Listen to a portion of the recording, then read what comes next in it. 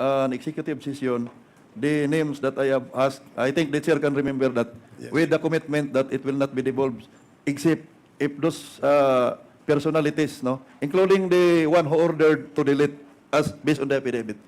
May I manifest, Mr. Chair, that it should be reflected. Thank you, Mr. Chair. Thank you, Congressman Dagook. Please take note of the manifestation of Congressman Dagook, Comsec. So there is a motion to dispense with the reading as amended by Congressman Dagook and consider having it approved. Is there any second? Duly seconded. Hearing no objection, the motion is carried.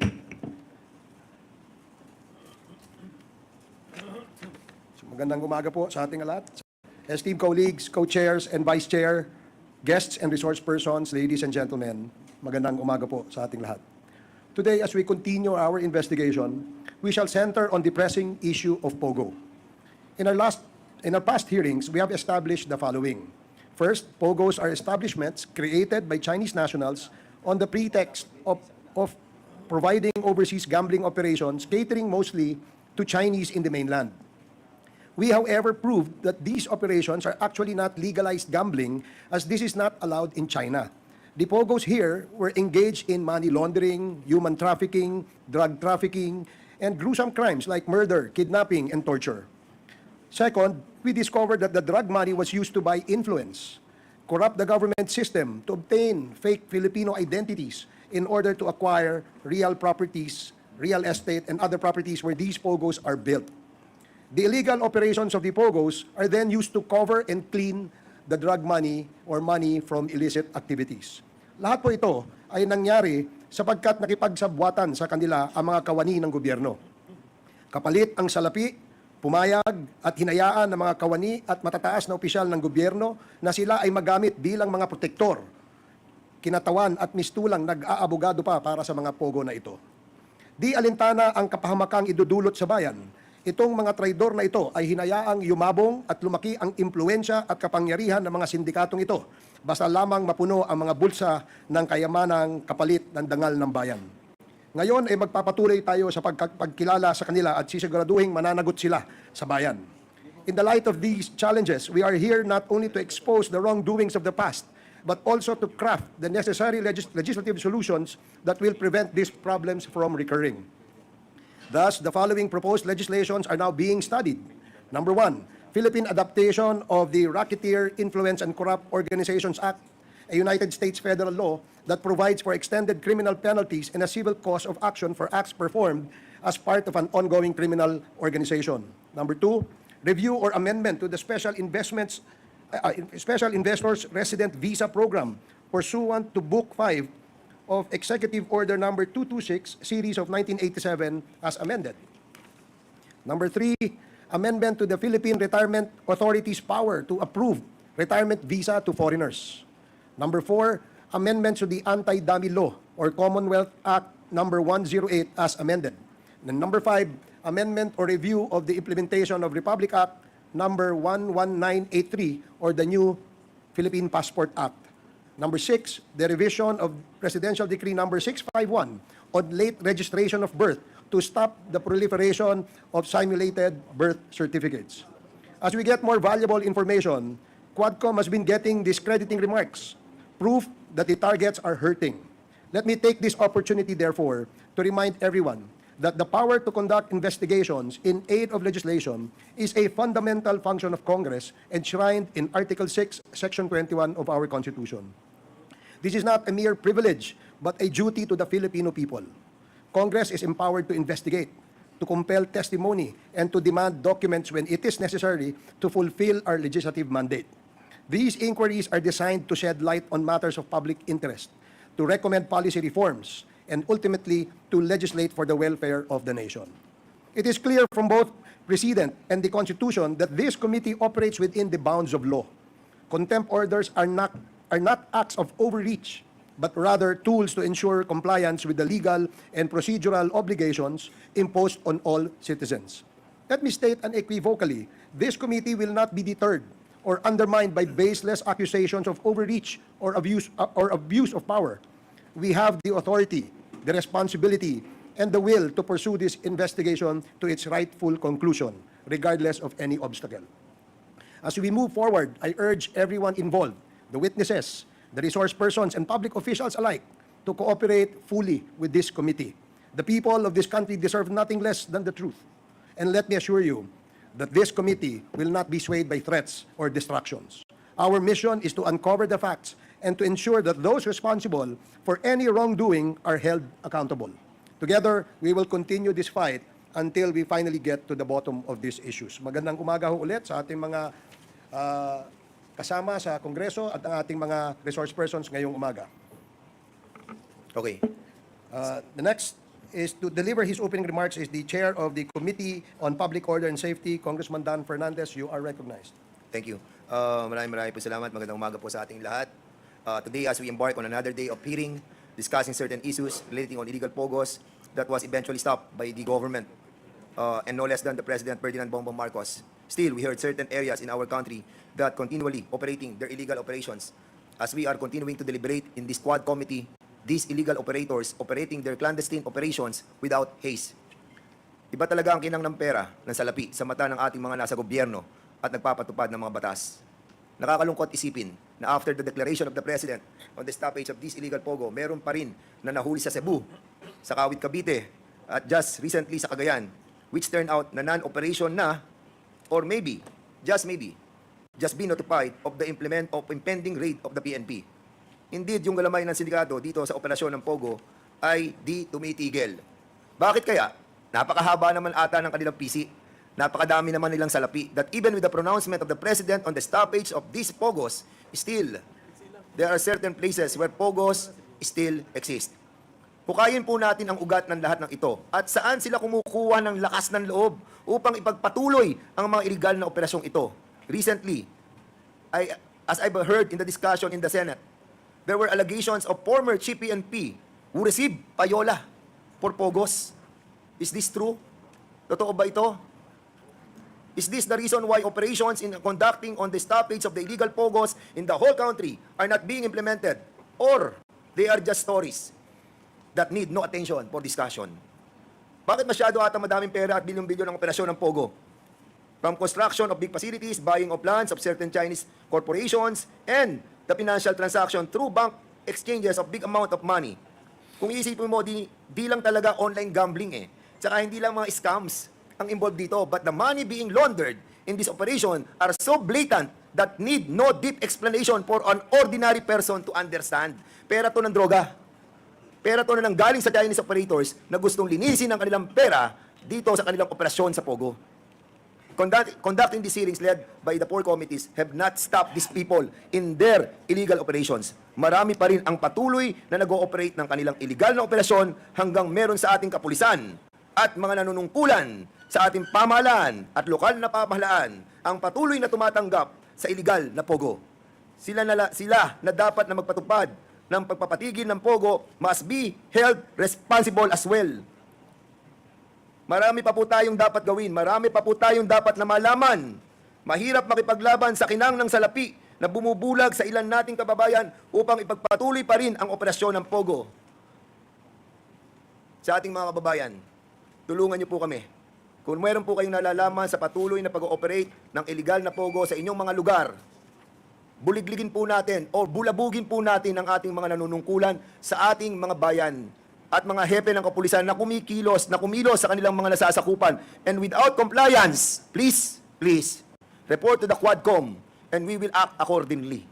Sama-sama po tayo sa pagsugpo ng kasamaan, sama-sama po tayo sa bagong malinis na Pilipinas. Salamat po.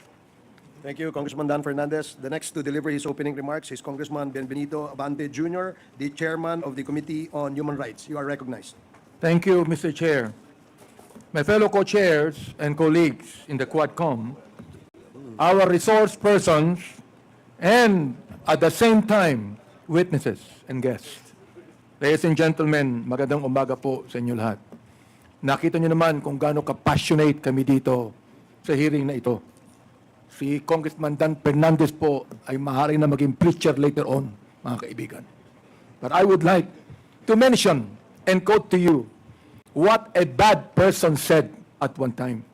Ang sabi niya, and I quote, "The world suffers a lot, not because the violence of bad people, but because of the silence of good people. Ang sabi po niyan, mga kaibigan, ay si Napoleon Bonaparte. Before we begin the Sixth Quad Committee hearing, this representation finds it necessary to reiterate our primary purpose, to uncover the truths so that we may produce legislation that will prevent the evils we have unearthed in these proceedings. We are here not only to shed light on past wrongdoings, but also to ensure that our laws will be fortified against future exploitation. There's an old saying that I quote, "The devil is in the details," end of quote. This phrase serves as a powerful reminder for us today. If we are to draft meaningful and effective laws, it is incumbent upon us to gather as many details as possible. The devil, in this context, takes many forms. It exploits the loopholes in our laws, uses gambling as a front for illegal activities, and uses a war on illegal drugs to justify the killing of thousands of innocents. Our duty here, as legislators and duty bearers, is to gather every fine detail so that we can craft legislation that will not only close these loopholes, but will also ensure that these evils can never take root again. In Ecclesiastes 12:14, it is written, and I quote, "For God shall bring every work into judgment with every secret thing, whether it be good or whether it be evil." End of quote. This passage should remind everyone that no wrongdoing can remain hidden forever. It is our role in this inquiry to bring these secrets to light so that justice can be served and righteousness upheld. We are tasked with shining light on every dark corner, leaving no detail unexamined. It is our solemn obligation to obtain the information necessary to deliver justice for the victims of Pogo, illegal drugs, and extrajudicial killings, and to shield future generations from these evils. However, there are those who seek to obstruct and hamper our efforts. Let us be clear, their actions are not only detrimental to this inquiry, but also the pursuit of justice and the rule of law. We must condemn those who having been involved and having profited from these illicit activities, now seeks to hide and cover up their wrongdoings. Their attempts to evade accountability must not and should not be tolerated. They can run, hide, and use semantics to camouflage their cowardice. Ultimately, they will be exposed for who they really are: enablers, accomplices, criminals, and deceivers. Kaya sa mga tumutulong sa amin with their testimonies, their candor, and their courage, maraming salamat po. You are doing your countrymen a valuable service, and more significantly, you are doing good deeds before God. In the face of these challenges, our resolve must remain firm. We conduct these hearings in aid of legislation because we know that without strong, enforceable laws, the evils we have uncovered will continue to drive. I'd like to remind everyone that we are a government of laws and not a government of men. We are here to ensure that no devil, in whatever guise it may appear, will be able to use gambling as a front for illegal activities, to endanger families with the spread of illegal drugs, or to carry out acts that claim innocent lives. In the end, the goodness that comes from the Lord shall prevail. Let me tell those devils who chose to attack us with demonic trolls. I would like to mention what a high official said. Ang sabi po niya, "You can skin us alive, burn us in the stakes, and throw our ashes with the wind, but we will remain unbowed." End of quote.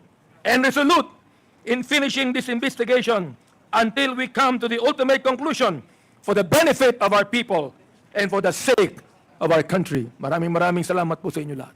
Thank you, Congressman Abante. The next to deliver his opening remarks is Congressman Paduano, the Chair of the Committee on Public Accounts and Good Governance. Thank you, Mr. Chairman. We have already consumed almost 1 hour of our hearing. And we have still a lot of admin matters to be discussed. And with that, Mr. Chairman, once again, I'll just submit my opening remarks to the COMSEC for purposes of records. Thank you, Mr. Chairman. Thank you, Congressman Paduano. The next to deliver his opening remarks is our Senior Deputy Speaker, Congressman Aurelio Dong Gonzales. You are recognized. Salamat, Mr. Chairman. May payabak po kay Katamungan. Magandang umaga sa aking mga mahal na kasama ating mga panauhin at sa lahat ng nanonood sa live stream. Bilang mga lingkod bayan, ginagawa po namin ang ating tungkulin na nakasaad sa ating saligang batas at mga patakaran ng mababang kapulungan. Nagsasagawa po tayo ng mga pagsisiyasat para makatulong sa paggawa ng mga batas at para malaman ang katotohanan na may layuning maging tapat at responsable sa ating tungkulin. Ang mababang kapulungan ay bumuo ng quadruple committee, a quadcom, as a principal proponent of this na binubuo ng 4 na komite: dangerous drugs, public order and safety, human rights, and public accounts. Ang layunin nito ay alamin at lutasin ang mga komplikadong issue tungkol sa paglaganap ng illegal na droga, mga illegal na gawain na konektado sa Pogo, human trafficking, at mga kaso na extrajudicial killings o EJKs na kaugnay ng kampanya laban sa droga ng nakaraang administrasyon. Mahalagang tandaan ang mga pagsisiyasat na ito na ginagawa ng Kongreso ay may 3 pangunahing layunin.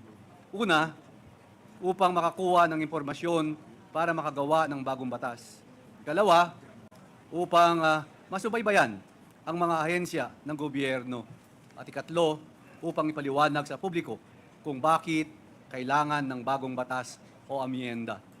Ang pagsisiyasat na ito ay hindi para magpakitang gilas o mag-usig, kundi para makapagpasa ng mga bagong batas gaya ng pag-amyenda ng Republic Act No. 9165, Comprehensive Dangerous Drugs of 2002, pag-aayos sa Anti-Trafficking in Persons Act, pagpapalakas ng Witness Protection Program at pagtulad sa RICO Act ng Amerika na layong parusahan ang mga grupong kriminal. Sa inyong pangunawa at pagtitiwala, determinado kaming patatagin ang ating pamahalaan at ipatupad ang batas at demokrasya para sa ating lahat. Maraming salamat po. Good morning po sa ating lahat. Thank you, Senior Deputy Speaker Gonzales. We shall now, before we proceed with the admin matters, may we direct the committee secretary to please acknowledge the members present in our committee hearing today, as well as acknowledge the resource persons we invited for today's committee hearing. Comsec? Thank you, Mr. Chair, Your Honors. Today, we have with us the following members. Representative Robert Ace S. Barbers, Deputy Senior Speaker. Representative Aurelio Dong Gonzalez Jr., Representative Dan S. Fernandez, Representative Benvenido M. Abante Jr., Representative Joseph Stephen Paduano, Representative Romeo M. Acop, Deputy Speaker Representative David J.J. Suarez, Representative Julian Jam Baronda, Representative Jervil Jinke Beatrix R. Luistro, Representative Johnny T. Pimentel, Representative Jonathan Keith T. Flores, Representative Emerson D. Pascual, Representative Ray T. Reyes, Representative Ramon Rodrigo Gutierrez, Representative Christine Singson Mihan, Deputy Speaker, Representative Zia Alonto Adjong, Representative Gabriel Bordado Jr., Representative Maximo Dalog Jr., Representative Francisco Paulo Ortega V, Representative Ricardo Cruz Jr., Representative Franz S. Pomaren, Representative Ching B. Bernos, Representative Sirio C. Daguok, Representative Seriaco Gato Jr., Representative Celso Regencia, Representative Ernesto Dionisio, Representative Alfred de los Santos, Representative Reynante Arrogancia, Representative Roberto Puno, Representative Lianda B. Bolilla, Representative Joseph Jojo Lara, Representative Jefferson Konghun, Representative Francisco Jose Matugas II, Representative Margarita Attorney Migs Nograles, Representative Chino Miguel Almario, and Representative Bonifacio Bosita. And for our resource persons, we have here from the Anti-Money Laundering Council, we have Attorney Adrian A. Arpon, the Deputy Director for its Investigation and Enforcement Department, and Attorney Mark Dan is Ligo, the Bank Officer, Investigation and Enforcement Department. From the Authority of the Freeport Area of Bataan, we have Attorney Percival B. Peralta, Ms. Donia G. Alonso, and Maria Jennifer Blanco. From the Bureau of Immigration, we have Attorney Vicente G. Uncad. From the Bureau of Internal Revenue, we have Attorney Scranton Orculio. From the Bureau of Quarantine, Dr. Ferdinand Salcedo and Dr. Edgar Maala. From the Civil Aviation Authority, or CAAP, we have Colonel Isaias Espino. From the Department of Foreign Affairs, we have Attorney Amer Tago. From the Department of Justice, we have Deputy City Prosecutor Benji Samson and Assistant City Prosecutor Wesley Jefferson Young. From the Department of Labor and Employment, we have Mr. Paulo Magtoto and Mr. Eric Gallardo. From the Land Registration Authority, we have Attorney Paulo Tamayo and Attorney Lorna D. From the Land Transportation Office, we have Mr. Francis Ray Almora. From the National Bureau of Investigation, we have Attorney Levi Omar Aurelie, Attorney Dennis Victor M. Asistio, Attorney Florendo Gamonac, Attorney James M. Erorita, and its Assistant Deputy Director, Attorney Angelito Magno. From the Office of the Solicitor General, we have Attorney Victor Napoleon Valeriano and Attorney Ruben Aison. From the Philippine Amusement and Gaming Corporation, we have Attorney Ancherena Paula Francisco and Attorney Joseph Lobo and its Vice President for Corporate Social Responsibility Group, Mr. Ramon Stephen Villaflor. From the Presidential Anti-Organized Crime Commission, we have Undersecretary Gilbert Cruz and Director Winston John Casio. From the Philippine Drug Enforcement Agency, we have its Director General, DG Moro Virgilio M. Lazo. Also from PIDEA, we have Attorney Hil T. Pabilona and Attorney Francisco S. Del Valle, Director Wardley Hemetalia, and Colonel Rolando I. Magno, retired. From the Philippine Statistics Authority, we have Engineer Marisa B. Grande, Attorney Precious Ann Eugenio, and Attorney Joyce Boyungan. From the Philippine National Police, we have Police Major General Romeo Karamat, Police Brigadier General Rul Tagaka, and Police Colonel Llanita. Also, Police Colonel Crescenciano Landicho and Police Colonel Domingo Soriano. From the Securities and Exchange Commission, we have Attorney Sherwin F. Guzon and Attorney Hali Oliver Labayo. From the local government units, we have the Honorable Lisildo D.Q. Kalugay of the Municipality of Sual, Pangasinan, and Honorable Eranio D. Timbang, the Acting Municipal Mayor of Bamban, Tarlac, and Honorable Leonardo D. Anunciacion. And from the PNP Region 7, we have Police Lieutenant Colonel Perjoy Gulayan. Also from the PNP Region 10, we have Police Colonel Salvador Radam, and Police Colonel Elmer Cinco, and Police Colonel Bacas. And for other key personalities that we invited who are here with us, we have the Honorable former Mayor of Cebu City, Honorable Tomas de la Rama Osmeña, and the former Mayor also of Iloilo, former Mayor Jed Mabilog. We also invited key personalities from the different corporations involved in this inquiry, from the Hongsheng Gaming, from Bianchang Holdings and Trading Corporation, Zunyuan Technology, and so far none has appeared in this hearing today. But from the Baofu Land Corporation, we have with us today Alice Lial Guo, also known as Guo Huaping.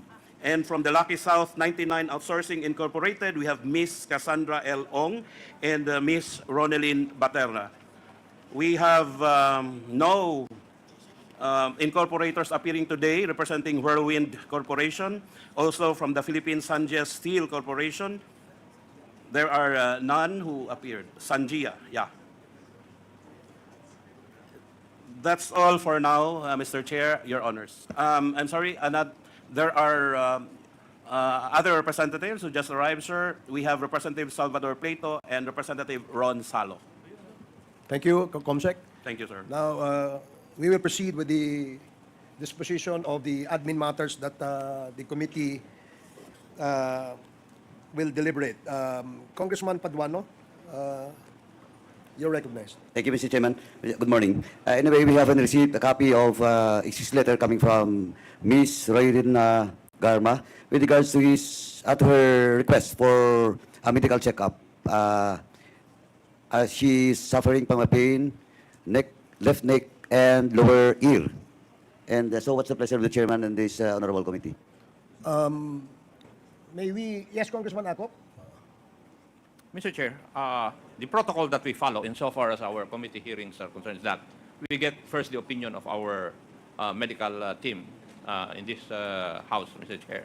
And after which, if there's a need for the resource person to be brought to a hospital, it should be a government hospital, Mr. Chair. Thank you for that information, Comsec. And You are may- directed to coordinate.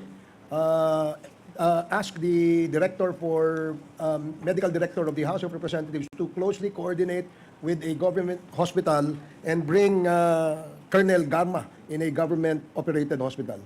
Thank you. Yes, Thank continue. you, Mr. Chairman. Congressman Paduano. We have also received a copy of an excuse letter coming from Mr. Froilan Clerigo. He suffered an asthma attack this morning. And when in fact, Mr. Kunanan was also suffered an asthma attack last hearing. And it was confirmed by our HOR physician, Mr. Chairman. So I think we'll grant this excuse letter for Mr. Kunanan, Mr. Chairman. Also, we have received a copy of the excuse letter coming from A.R. de la Serna and informing this committee that he has a flight schedule today in relation to his schooling as a pilot. And with this, Mr. Chairman, if the chair and this committee will allow, I move that we direct the COMSEC to secure a certificate from the school that indeed Mr. A.R. de la Serna has scheduled in today's hearing, Mr. Chairman. So move, Mr. Chairman. There is a motion to direct the committee secretariat to coordinate with the flying school where Mr. De La Serna was supposed to have a flight in conflict with our committee hearing today. Please inform the committee, COMSEC, as to the status of that particular activity of Mr. De La Serna. Please proceed. Also, again, Mr. Chairman, we have received a copy of the letter of excuse from Police Brigadier General Jose Hidalgo Jr., PRO 3 Regional Director, because today he has scheduled for the budget deliberation on the Committee on Finance in the Senate. But Police Colonel J. C. Dimandal, Provincial Director of Pampanga, and company is present in today's hearing, Mr. Chairman, representing PRO 3. And lastly, Mr. Chairman, with regards to letter of excuse, we have received a copy of an excuse letter coming from Froilan Cruz and Ronaldo T. Cruz, in which we have already tackled during the previous hearing that they wants to be accused in today's hearing for a schedule abroad. Now, Mr. Chairman, also, Mr. Chairman, we have received a letter coming from the Honorable Paulo Z. Duterte with regards to some queries addressed to the Quad Committee Chairman.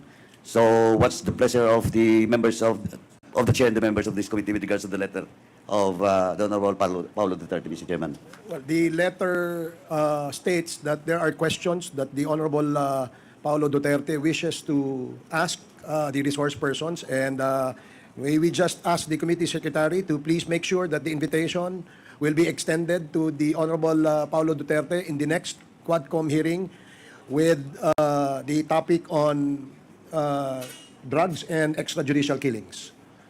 Please proceed. Thank you, Mr. Chairman. We have also received a copy of this letter coming from Ms. Stephanie Mascareñas. And I will read, unfortunately, due to my training at work, leaving or being absent might jeopardize my employment, as this is my only source of income. And going to the court hearing in Manila will require transportation expenses that I cannot provide as well. Thank you for your consideration.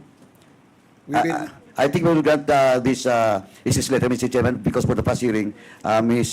Stephanie Mascareñas is also present. And we will just invite her once again to the next hearing, Mr. Chairman. Now, let me proceed with regards to the documents being ordered to agencies and some resource persons. Again, Mr. Chairman, documents that caused the contempt order for Atty. Harry Roque, until now, has not yet submitted, Mr. Chairman. And for the status of SPO4 Arturo Narsoles, I mean, ask, Mr. Chairman, the PNP, the NBI, and the BID if they have located or any travel records for Mr. Narsoles, Mr. Chairman.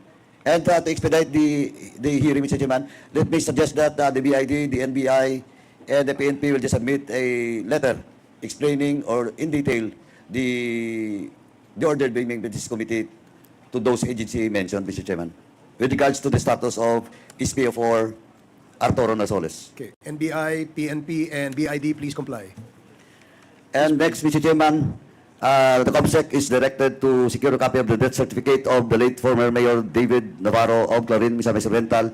It was already submitted, Mr. Chairman. The Bureau of Internal Revenue also submitted, Mr. Chairman, the taxation records of Ms. Catherine Cassandra Leong. And I hope a copy of that document will be given to all the members of this committee and includes the chairs. Ms. Cassandra Leong was ordered to submit taxation records, copy of his construction agreement, and building plans of Lucky South 999 and Whirlwind, copy of real property tax of Whirlwind, copy of deed of sale of Lucky South to Mr. Cheng, contract of lease between Cassandra Ong and Lucky South, to provide a copy of the land titles of Northern, no. And these 5 documents being ordered to Ms. Cassandra Ong until now as yet submitted, Mr. Chairman. So with that, Mr. Chairman, I move that we issue a so-called order for Cassandra Leong to submit these documents, Mr. Chairman. So move.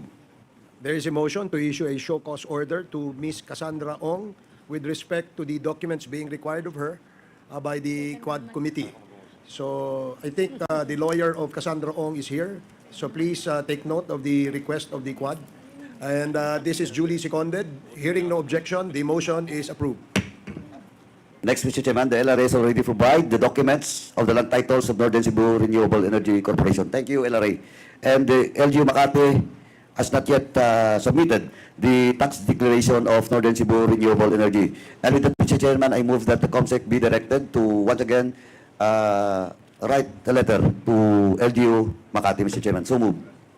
There is a motion to direct the committee secretary to write to the LGU of Makati City with respect to the documents that the Quad Committee is requesting. For the DIDM, PNP, Mr. Chairman, they have already submitted all the documents required from them during the last hearing. Thank you, DIDM, PNP. Now, PDEA was ordered to study on the origin of the drug list for second and third list. And for the information of everyone, we have now DG Lasso, and if given the time, they will present it today in an open public hearing, Mr. Chairman. And for the NBI, conduct a thorough investigation and submit a report on the deaths of 3 Chinese nationals who were killed inside the PBF by PDL, Stan, and Magdadaro. I think it is still ongoing, but please, NBI, submit to this committee a written report on that in today's, before the end of today's hearing. Yes, Chairman. Now, with regards to the CSR, list of cases being investigated relative to AJK until now, they have the checks submitted. Rise up, supplemental statements of the families of the victims not yet submitted. Police Colonel Galma, copy of assets, ASALN, during her incumbency as General Major of PCSO, not yet submitted. And NAPOLCOM, all pending cases, and those on appeal against PNP personnel from 2016 to 2022. And Civil Service Commission, pending cases against PNP personnel on appeal from 2016 to 2022, not yet submitted. So with that, Mr. Chairman, again, I would like to move that COMSEC is directed to follow up agencies that was mentioned to comply with all those documents being ordered to them. So move, Mr. Chairman. There is a motion, as stated by Congressman Paduano, and duly seconded. Hearing no objection, the motion is carried. COMSEC, you are directed to comply. Mr. Chairman, question of the report on the utilization of funds from PCSO for the PNP and for the PCSO. The PNP has already submitted, while the PCSO, Mr. Chairman, has not yet submitted. With that, Mr. Chairman, I move to issue a show cause order for this, for the PCSO to submit the documents being required to this agency. So move, Mr. Chairman. There is a motion to issue a show cause order to PCSO with respect to the documents being required of the Quadcom from their end. Duly seconded. Hearing no objection, the motion is carried. For the BGMP, Mr. Chairman, the committee ordered the BGMP to submit the records of all incidents of killings related to drugs under BGMP jurisdiction. Until now, that not yet submitted. With that, Mr. Chairman, I move to issue a show cause order for the BGMP to submit those documents being ordered by this committee. So move, Mr. Chairman. There is a motion to issue a show cause order to BJMP with respect to the documents being required of them by the Quad Committee. Duly seconded, and hearing no objection, the motion is carried. Mr. Chairman, for the information of the committee, the Bucor has already submitted all the incidents of killings related to high-value targets in the Bucor facility, especially cases involving Filipino and Chinese nationals. Thank you, Bucor.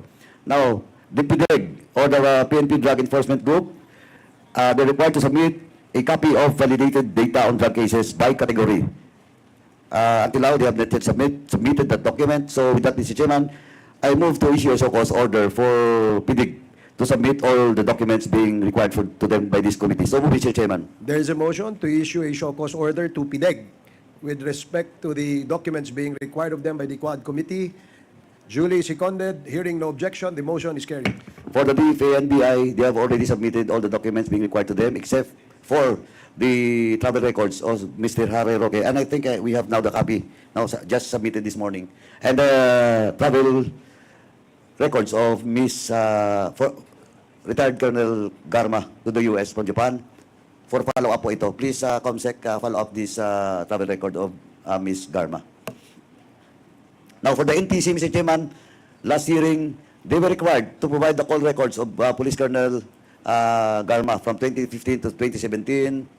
Until now, they have not yet submitted that document. So with that, Mr. Chairman, I move that we issue a show cause order for that documents for the NTC to provide this honorable committee that document, Mr. Chairman. So move, Mr. Chairman. There is a motion to issue a show cause order to NTC. What document is that again? All records. The call records of Colonel Garma From 2015 to 2017. from Mr. Chairman. 2015 to 2017 and duly seconded. Hearing no objection, the motion is carried. And for the PNP, Mr. Chairman, to locate a certain Police Colonel Rocamora, retired. This order was issued on September 12, 2024, and until now, the PNP has not yet reported to this committee. So may we ask, Mr. Chairman, for the PNP to explain why they have not yet locate or give a report for the whereabouts of a certain Police Colonel Rocamora, Mr. Chairman. So may So we, move, Mr. Chairman. may we ask the Philippine National Police to please submit a report on the whereabouts of Mr. Rocamora. Tama, no? Rocamora? Yes, Rocamora. Mr. Rocamora, as it is required by the Quad Committee in the last hearing held September 12, 2024.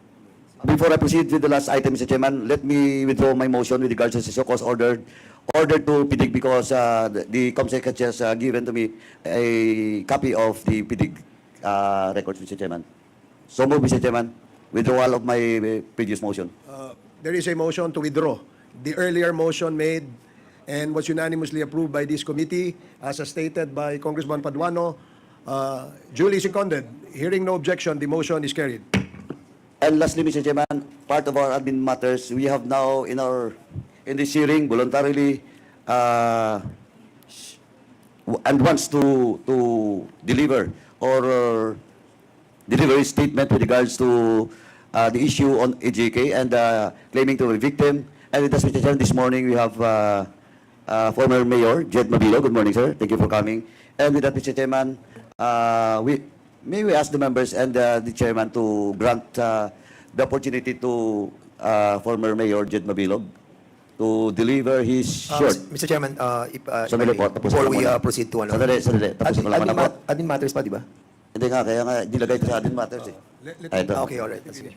Anyway, Mr. Chairman, once again, may we ask the chairman and the honorable committee to grant Mayor Jed Mabilog unless it will be argued by my co-chair, the future governor of Laguna, Congressman Dan Fernandez. Let us grant Mr. Former Mayor Jed Mabilog the opportunity to deliver his opening statement. Yeah, Mr. Thank you, Mr. Chairman. Yeah, Mr. Chairman, ano lang to, isang invitation natin that we forgot. Yung Philippines and GI Steel Corporation because they have not issued any excuse letter for not being present on today's committee hearing. So I move that we issue a show cause order to this corporation, Philippines and GI Steel Corporation, and the Yangtze Group Trade Company Incorporated, located at Barangay Baluarte, Taguluan, Misamis Oriental. Ayan. So I move, Mr. Chairman. Thank you so much. And also, the PBDEG, the Philippine Industrial Authority, which was headed before by Attorney Franklin Quijano and Admin Jose Pompi Labiña, and the incumbent PBDEG administrator as well. Thank you so much, Mr. Chairman. Mr. Chair. Mr. Chair. Mr. Chair. There is let me first rule on the motion. There is a motion, unless there are amendments you wish to make with the motion. Are there any amendments? None. So let me rule first on the first motion. The motion is to invite the Philippine Sangia Steel Corporation. Philippine Sangia Steel Corporation, PBDEG, PBDEG, and Yangtze Group and Yangtze. Trade Group Trade Company Incorporated. Duly seconded. Hearing no objection, the motion is carried, Comsec. You are directed to invite the said companies or representatives from these companies in the next committee hearing of the Quad. Yes, Parliamentary Congressman. inquiry, Mr. Chair. What is Yes, the Mr. inquiry? Chair. Yes. I noticed that among our guests invited resource persons, there are first-time attendees to this committee. I would just like to ask if, especially those who have attended first time to this committee hearing, if they have taken their oath before we proceed with the actual deliberation, Mr. Chair. Just like to ask and confirm from COMSEC if they have, in fact, taken their oath, Mr. Chair. Well, that is correct, Congressman Adjong, but we will proceed with the oath in a while after we dispose of other admin matters at hand. Yes, we will require them to take an oath before we allow them to speak. Earlier, there was a request by Congressman Paduano to allow one of our resource persons present today to deliver a statement. If the statement is in relation to the topics or germane to the topics being deliberated by the Quad, then perhaps we will allow him to deliver a short statement. So I think I just received a copy of his affidavit, and members are provided with copies of the same affidavit. Perhaps we'll give you time to look at it, read it, and before we rule on the request of Congressman Paduano. But before we rule on that, for orderly and smooth deliberation of this committee hearing today, there are ground rules that we wish to implement. And with that, may we ask Congressman, our Vice Chair, Congressman Akop, to please state for the record the ground rules that we will implement in our committee hearing today. You are recognized, Congressman Akop.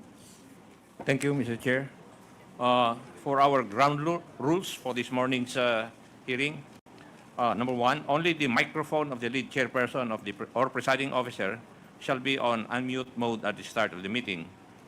During the period of interpellation, resource persons shall be given 5 minutes each to state their position or make a presentation in the meeting. Resource persons shall not be allowed to speak or make interjections unless and until they are recognized by the lead chairperson or the presiding officer. Committee members and other House members who want to make statements or ask questions to resource persons shall register with the committee secretary of the lead committee and shall be recognized by the lead chairperson or the presiding officer on a first-to-register basis. Members shall be given 10 minutes each for their interpellation, excluding the answers of the resource persons. No member, except the lead chairperson or the presiding officer, shall be allowed to speak or make interjections during the course of the interpellation of a member unless and until recognized by the lead chairperson or the presiding officer. Now, on the rule on examination of witnesses, the witnesses before the joint committee shall be examined in the following manner. The testimony of all witnesses before the joint committee shall be taken under oath. Questions to witnesses may be propounded by any member of the joint committee upon approval of the lead chairperson or presiding officer. A witness may present for ruling by the lead chairperson or presiding officer objections on constitutional grounds to questions propounded to the witness or to the production of documents of things required by a subpoena duces tecum. A witness and the counsel shall not have the right to examine or cross-examine any witness before the joint committee, but may ask leave to submit to the lead chairperson or presiding officer proposed questions which the latter may propound if, in the chairperson's or presiding officer's opinion, the same are necessary for clarificatory purposes. Thank you, Mr. Chair. Thank you, Congressman Akop. Mr. Chair. Yes, Congressman Abante. For anything else, I just would like to find out if Colonel Garma is detained in the House. Yes, she is. She Perhaps is we could present. be able to tell the medical director now to go to her and examine her if she is fit to be able to come to this committee. Today's topic, Your Honor, is the topic on illegal pogos. Okay. Now, secondly, Mr. Chair, do we appreciate the letter of Congressman Pulong to this committee? I think it is his solemn duty to attend this committee hearing, being a member of the House, Mr. Chair, unless otherwise he would like to be a resource person or a witness, Mr. Chair. Well, we will make sure, Your Honor, that the invitation will be extended to Honorable Paolo Duterte in the next Quadcom hearings on the topic of dangerous drugs and extrajudicial killings. So before we proceed, pwede bang mag-request sa ating mga resource persons na pwede bang tanggalin nyo ang inyong mga mask nang sa ganun magkarinigan po tayo at makita po ang inyong magagandang mga mukha dito sa committee hearing na ito. Comsec, please administer the oath of the first-time attendees in this committee hearing and invited resource persons. Comsec. For all those who attended this public hearing for the first time, please stand.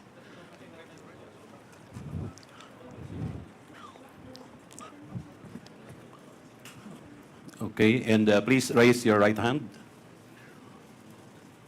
Do you solemnly swear to tell the truth, the whole truth, and nothing but the truth in this public inquiry?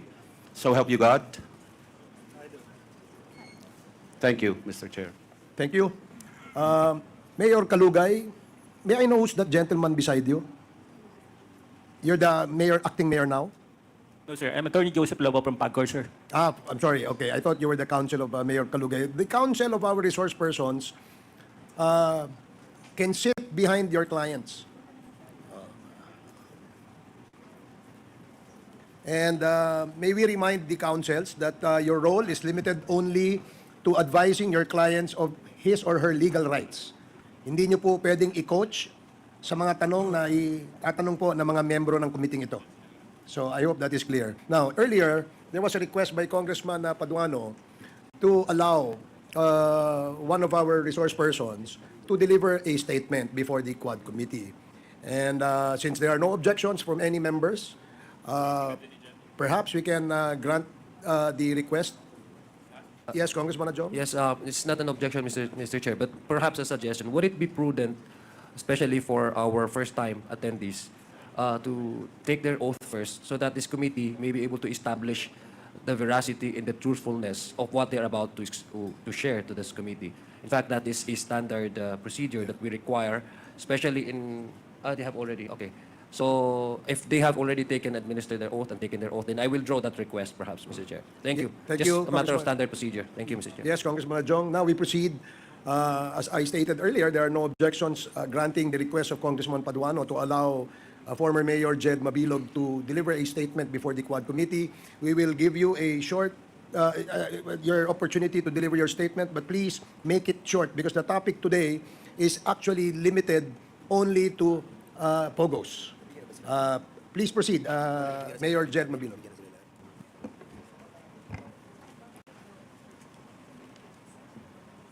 Mga iginagalang na mga miyembro ng Kamara de Representantes, Your Honors, good morning. Noong mga nakaraang linggo, nabalitaan ko po ang pagnanais na makapagsalita ako na maging resource person sa hearing ng Quad Committee. And I would like to take this opportunity to thank each one of you for allowing me to speak. Maraming salamat po. Napaisip ako nang marinig ko ang balita. Sabi ko sa sarili, ito na siguro ang tamang pagkakataon na malaya akong kukuha ng lakas ng loob at magsasalita ng katotohanan kahit ako pa ay natatakot at may pangamba sa aking buhay. Una po sa lahat, I declare that I was not and never will be a drug protector. I don't know personally nor did I benefit in any way from any illegal drug personality in Iloilo or anywhere else. After 7 years of exile, dahil sa napolitika at walang basihang mga akusasyon, kaliwat ka ng mga paratang at higit sa lahat mga banta sa aking buhay at sa buhay ng aking pamilya, narito po ako ngayon at humaharap po sa inyo. Naging kabataang barangay chairman, number 1 city councilor, vice mayor, at mayor in 2010, 13, and 16. And was fortunate to have been chosen as the top 5 world mayor in 2014. That also included the former president as a nominee. In the campaign against illegal drugs, as mayor and as mandated by law, I am aware of my authority to set local policies and priorities related to crime and drugs. I'm also aware that under the law, the PNP and PIDEA handle crime investigation and response and the combating of drug trafficking and enforcement of drug laws, while the mayor relies on the police and PIDEA to implement them. And so when I became mayor, and having made aware that there were existing drug groups in the city, I immediately initiated anti-illegal drug activities, campaign and policies, among others, multiple programs, one of which is to activate the Barangay Anti-Drug Abuse Councils. In 2014 po, according to PIDEA, Iloilo City was the first in the country to have 100% of its BADAC activated. In the 6 years that I have been mayor of Iloilo City consistently received national recognitions from PIDEA and the PNP in the years 2014, 2015, 2016, and even in 2017 for the comprehensive programs including rehab, logistical support to the PNP and PIDEA in their drive against illegal drugs.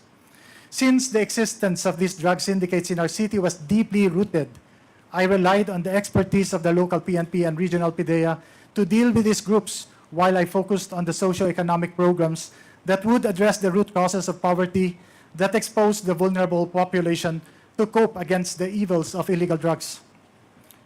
But all of these efforts were ignored by the Duterte administration. Kung matatandaan po ninyo, nagsimula ang lahat ng ito nung bigla na lamang na isama ang mga pangalan sa PRRD narco list ng administrasyong Duterte. Isang listahan naglalaman ng mga pangalan ng mga kilalang public official na di umano ay sangkot sa illegal na droga, mga paratang na walang basihan, at kahit kailan ay hindi naman napatunayan. As a matter of fact, until today, there are no drug-related cases that have been filed, especially in the legal courts, against me and my person. Pero kung inyong titingnang maigi, isinama ang pangalan ng kalaban sa politika sa isang validated list ng mga drug personalities sa kasunod na PRRD list. Sa kabila ng mga questionableng impormasyon, walang validation o confirmation man lang na ginawa kahit na anumang ahensya ng gobyerno sa Malacanang initiated list. Itong PRRD list, di umano, ay naging hit list. Sa isang public forum ng PIDEA noong 2018, mismo ang Regional Adjudication Committee o tinatawag na RAC ay nagsabi na wala yung pangalan ko sa kanilang listahan. While in the Iloilo City Anti-Drug Abuse Council meeting, then PIDEA 6 Regional Director Hil Pabilona and Iloilo City Police Director Colonel Remus Canieso officially ang nagpatotoo na wala rin ang pangalan ko sa drug list. Ngunit, nanatili ang listahan sa kanilang mga record. Hanggang ngayon, lahat ng mga paratang at akusasyong ibinabato sa akin ay patuloy na sumisira sa aking reputasyon at pati na rin ang reputasyon ng minamahal kong Iloilo. Dahil sa seryosong banta sa aking buhay, napilitan po ako na hindi bumalik from an international speaking engagement in Japan at lisanin ng aking pamilya ang bayang buong pagsisikap naming itinaguyod ng may dangal. PRRD even assigned Lieutenant Colonel Espenido to Iloilo and announced with a threat, mabubuhi pa kaya siya? Ibig sabihin, in Tagalog, mabubuhay pa kaya siya? Referring to me. Pinalad po ako na meron akong speaking engagement sa isang international conference sa Japan, kaya nakaalis ako ng bansa. Paulit-ulit ang pagbabanta ni Presidente Duterte sa media, harap-harapang sinasabi, papatay daw ako. So when government killed him, we started to dig, and we found the bones of the policeman still in their uniform. And so we had to take him out. I said, go and take him out. The mayor of Iloilo City, I identified him. This is broadcast. I said, you're next. You're next. Saan ang mayor ninyo dito? Sana yung pinalitan mo, mayor? Saan ba si mayor? Hanapin ko sa kanila, balik ka dito. Patayin talaga kita. Julius Ronald Pacificador, Amtek Antique, Jed.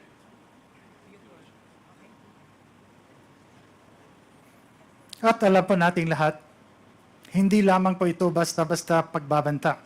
Kayang-kaya niya pong totohanin ito. Labag man sa kalooban, kinailangan po naming lumisan at wag na munang bumalik sa Pilipinas. On August 28, 2017, I received an unexpected call from former PNP Regional Director Bernardo Diaz. He invited me to meet with PNP Chief Ronald De La Rosa, now Senator, at Camp Crame, Quezon City, at noon the following day. The next morning, on August 29, I arrived at the Ninoy Aquino International Airport at 10 a.m., ready to proceed. But then the call started. First, they moved the meeting to 3 p.m., and then by 5 p.m., it was delayed again, this time to 6 p.m. At around 5 p.m., a PNP colonel called me and, in a voice that sent shivers down my spine, literal po yun, warned me not to go to Camp Crame because my life was in danger. The fear that had been simmering now erupted. Soon after, at 6:32 p.m., my wife, Marivic, received a chilling text from a PNP colonel's wife. Do not proceed. There are 20 men surrounding your house, and if you go to Camp Crame, they will kill you.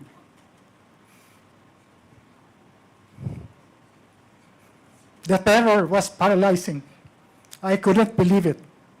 My life and my family's life was hanging by a thread. The next day, on August 30, I took the first flight out to Japan, not knowing if I would ever return. Upon arrival, I received a message from General Diaz to call a number.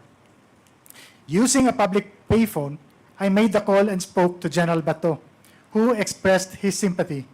He was talking to me in Bisaya. He told me he knew I was innocent, that I wasn't involved in illegal drugs, and he promised to help me. His words brought a brief moment of hope. I told him I would finish my work abroad and return to meet him, but he urged me to be careful, repeating his pledge to help. Just after that call, my Philippine cell phone rang. This time, it was another general. His voice was grim. Mayor, do not return. Your life is in danger. The accusations against you are all fabricated. But if you go to Crame, you'll be forced to point fingers to an opposition senator and a former presidential candidate as drug lords. The weight of the conspiracy against me was unbearable. This general couldn't live with the guilt of seeing me killed, he said, and warned me to destroy my Philippine SIM card and phone immediately, and told me because my phone is going to be wiretapped. My hands trembled as I realized how close death had come. I knew then that I was no longer just a target. I was in a battle for my life. Dumiretso po kami sa US at nag-apply ng political asylum. Mapalad po kami na pinagkalooban kami ng US ng political asylum. It took 15 months for them to investigate and see the validity of us not being involved in illegal drugs, and all these accusations are all false. Ito ay isang patunay na walang nakitang kadahilanan na ibinigyan kami ng political asylum in March 2019. Masakit at malungkot, ngunit napilitan akong lumisan mula sa aking sinumpaan tungkulin sa aking pamilya at sa kababayan kong Ilonggo, na sinumpaan kong pagsilbihan, hindi dahil sa nagkasala ako, kundi dahil nanganganib na po ang aming buhay. I come before you today not merely to recount my sufferings, but to highlight a critical flaw in our system, one that allows law enforcement agencies to be weaponized for political purposes. That illegal drug trade stems from the ills of our society, from poverty to corruption of government institutions, including our law enforcement agencies. By using state institutions to carry out personal vendettas or silence perceived enemies, undermine the foundation of justice and democracy in our country. Sideline. No individual should be allowed to wield such unchecked authority regardless of their position or power. Ang karanasan at ng iba pang mga katulad kong biktima, lalong-lalo na ang mga mayors na pinagbintangan, ay ang nagmulat sa amin sa mga pagkukulang at kakulangan ng ating law enforcement agencies. Kailangan mapatibay pa ang mga institusyon ito upang hindi basta-basta magamit o maimpluwensyahan ng politika. Masigurong makakapagsilbi ng may integridad, walang kinikilingan at may respeto sa batas. Ang panawagan po namin sa inyo, manguna po ang hustisya at magkaroon ng reforma sa ating sistema, partikular sa pamamalakad ng ating law enforcement agencies. Accusations must be duly validated and authenticated first before any public announcement to avoid shaming and destroying the honor, reputation, and good image of hardworking and innocent persons. Higit sa lahat, panagutin ang mga umaabuso sa kapangyarihan. Sana ang nadanasan naming paghihirap na durog, persecution, trauma, at saka walang-wala ay hindi po mararanasan ng iba.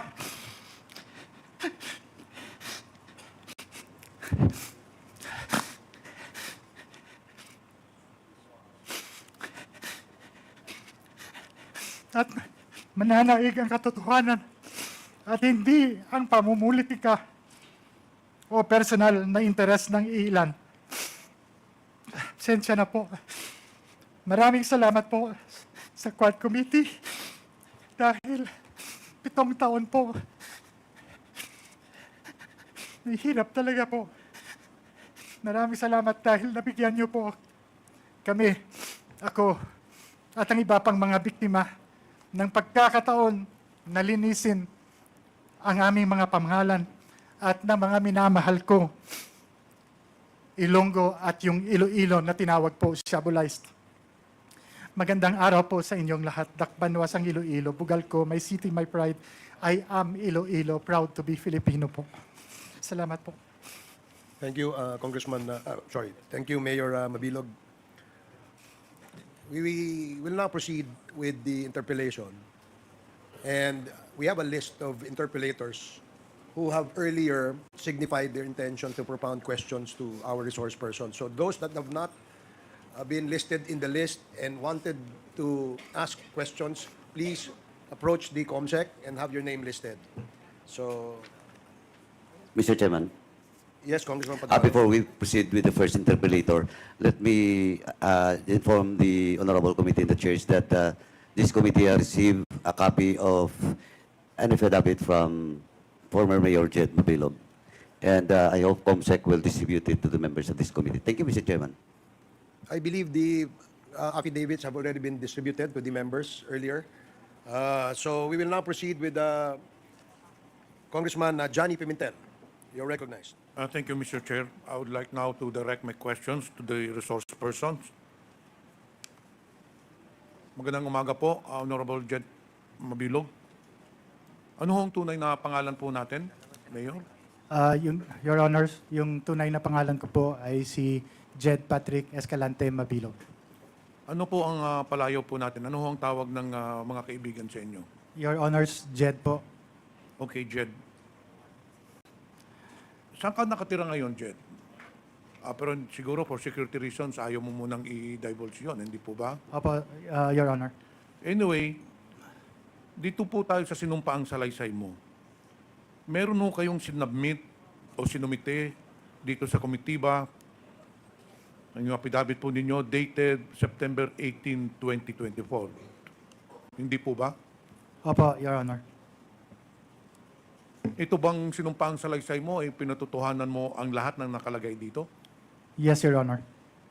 Wala po bang nag-udyok sa'yo? You have done this on your own free will and accord? Yes, Your Honor.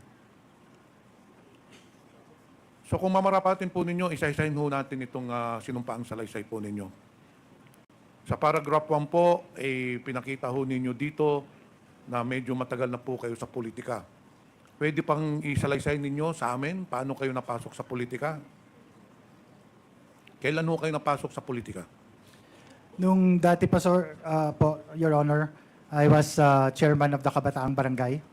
And then ito po ang umudyok Anong taon po yun, Mr. Chair? in, Your Honor, in 1984 until 1986, Your Honor. Ilang taon po kayo noon?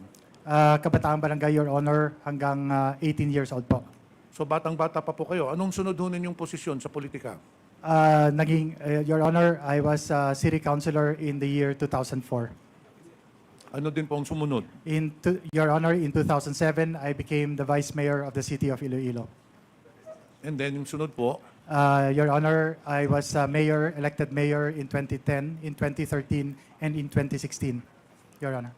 so hindi na ho ninyo natapos yung termino ninyo doon sa third term kasi according sa inyong salaysay, nung 2017 umalis na po kayo, hindi po ba? Yes, Your Honor, umalis po ako noong 2017.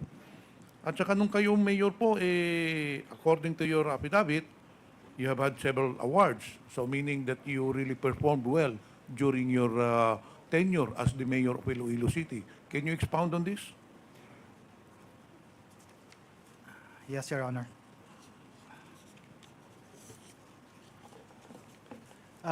Your Honor,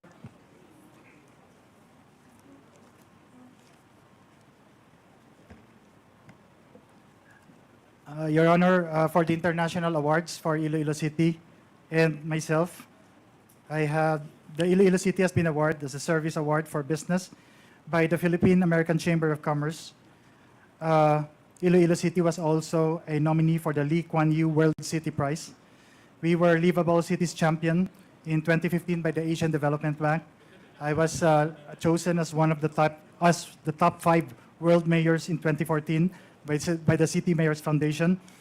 The city was also awarded for bringing Dinagyang Festival to New York. Iloilo City was also given the Gold Award for the Iloilo River Development Project by the 2010 International Livable Communities in Chicago, USA. Iloilo City has a Silver Award for Iloilo River Development Initiatives, Silver Award for the Iloilo Dinagyang Festival in the 2011 Livcom Awards, a second in the Thies River Prize Awards in Brisbane, Australia, and was shortlisted as top 77 in the 2012 New 7 Wonder Cities of the World. Those are the international awards, Your Honor. For the national awards, we have 33 awards, national awards, and among which are the being recognized by PIDEA for our illegal drugs, illegal drugs campaign, Your Honor, for the years 2014, 2015, 2016, and 2017, Your Honor. Among others, Your Honor, would you like me to read the 33? No, I think Yes, Honor. that is enough. Yes, Mr. Honor. Chair, the fact that the statement of Jed Mabilog has proved that he was indeed a performing mayor. The fact that he has received international awards, local awards, nagpapatunay lang po na ginampanan ni former Mayor Jed Mabilog ang his role and duties and obligations as a mayor. So there is no question, Mr. Chair, based on the awards that he has told us, that he was indeed a good public servant. Ngayon, dito po tayo sa paragraph 3. Kung babasahin ko po at kung pwede, paki-explain po sa amin. Despite my hard work and dedication to public service, I was unjustly and baselessly included in former President Duterte's so-called narco list. This inclusion was made without any evidence, investigation, or due process. Mr. Mabilog, Yes, Your sa Honor. tingin ho ninyo, bakit kayo nasali doon sa narco list? Thank you, Your Honor. Actually, Your Honors, I really made several attempts to see then President Duterte just to ask kung ano po talaga ang reason kung bakit po ako naisama sa lista. So, Your Honors, So nakausap mo pa si... hindi ko, never ko po siya nakausap. Okay, so tuloy mo. So, gumawa na lang po ako ng assumptions ko for what these reasons are. Kasi there are several instances, Your Honor, that could probably lead to this. Number one, Your Honor, is I am a relative or second cousin of then Senator Frank Drilon. Number two is nung nagkaroon ng rally sa Iloilo City during the campaign, namatay po yung nagkaroon sila po ng brownout. And isinisisi po sa mayor, sa akin po, Your Honor. Third po, there was an attempt before na gusto niya po makipagkita sa akin during the campaign. But unfortunately, I was not able to meet him because I was on official travel to Manila for a big project, which is the expansion of the National Highway. And one of the big projects there was to bring down the black spaghetti wires along the highway. And so I have to meet the PLDT executives to request them to finance the bringing down of their lines. Kasi malaki po yung amount na mag-i-involve. Kanila naman po ang linya, so sila na po nakaset na po yun to meet po the executives of PLDT. So I wasn't able to meet him, sir. Bakit, Mr. Chair, Mr. Mabilog, bakit sa tingin nyo gusto makipagkita sa inyo the former president? I think, Your Honor, I think gusto lang po na sa pagkakaalam ko po, Your Honor, he was going around and was trying to meet with all the other local chief executives. Ito ba ay presidente na po siya Hindi o sa panahon pa ito ng eleksyon? Sa panahon pa po ng election, Your Honor. Yung isa pa po, Your Honor, is that Iloilo City, hindi pa po siya presidente, Your Honor, Iloilo City was always compared to Davao City. I have here po all the newspaper articles with me that would show that even Solita Monsod compared myself to then Mayor Rodrigo Duterte. So palagi po kino-compare kami po. So again, these are only my assumptions and presumptions, Your Honor, because I never had I never really knew what was the main reason. So in kung short, bakit ganun po. Mr. Chair, in short, Jed, you're trying to say to this committee that the reason why your name was included in the narco list of the former administration is that it is because purely of politics. Dahil po ba kayo ay hindi sumuporta noong 2016? Yung po ba ang sinasabi ninyo dito sa committee ba na sa tingin ninyo, sa opinion mo, kaya ikaw bineltahan, ikaw ang binilikan, nilagay ka sa narco list dahil hindi ka sumuporta during the 2016 presidential elections. Ganun po ba? Yes, Your Honor. Kasi ang resulta po, Your Honor, ng elections na yon, President Rodrigo Duterte got only po 13.7% in the total number of votes in Iloilo City, which is his lowest percentage votes Sino po all bang over the country. nanalong presidential candidate doon sa Iloilo at that time? Your Honor, si Manuel Rojas po. Okay, dito po tayo sa paragraph number 4. So, nung nalaman mo, Mr. Mabilog, Mr. Chair, na ikaw kasama sa narco list, ano hong ginawa ninyo? Did you try to reach out to the police authorities to clear your name? Or did you ask some of your friends, dahil ikaw ay isang mayor, natural, may mga kakilala ka doon sa regional police office, meron kang kilalang mga police doon sa provincial police office. Hindi ka ba nagtanong-tanong bakit nasali yung pangalan mo doon sa narco list? Ano hong ginawa ninyo nung nalaman ninyong kayo ay kasama sa narco list? Your Honor, una po ay meron pong instructions from the Chief of Police to surrender all firearms. And then the next thing... Sandali, Mr. Chair. Sorry, Your Honor. Sinasabi mo ngayon na pinuntahan ka ng Chief of Police para isurrender ang mga firearms mo. Was this after na ikaw ay nasali sa narco list or before ka nasali sa narco list? After nasali sa narco list. After nasali. PRRD narco Okay, list, please Your Honor. proceed. And then, yung lahat na security personnel na naka-detail po sa mayor ay tinanggal. So, yung ginawa ko, Your Honor, is pumunta sa then PNP Regional Director na bagong assigned. At saka kinausap ko po siya kung ano po ang dapat gagawin. And then I explained to him all these programs that I have undertaken and the City of Iloilo's programs against illegal drugs. Pinapaliwanag ko po na ito po yung mga programa namin, and that is why I was really wondering kung bakit po ako na isama sa lista po. Mr. Mabilog, hindi nyo pa po tinanong yung regional director nung nagkita kayo, Director, bakit ako nasali dito? Hindi ka ba nagtanong sa kanya? Your Honor, I think I did. Kasi yun po, dala-dala ko po ito. Meron po akong compilation po, executive summary of the Iloilo City anti-illegal drug programs from 2010 to 2016. Ibinigyan ko po sila ng kopya kasi I always have this. This was a requirement by PIDEA that we submit reports to them annually. So, kumpleto po kami ng data, ng data to, at saka yun po sinabi ko, sir, bakit po ako nasali?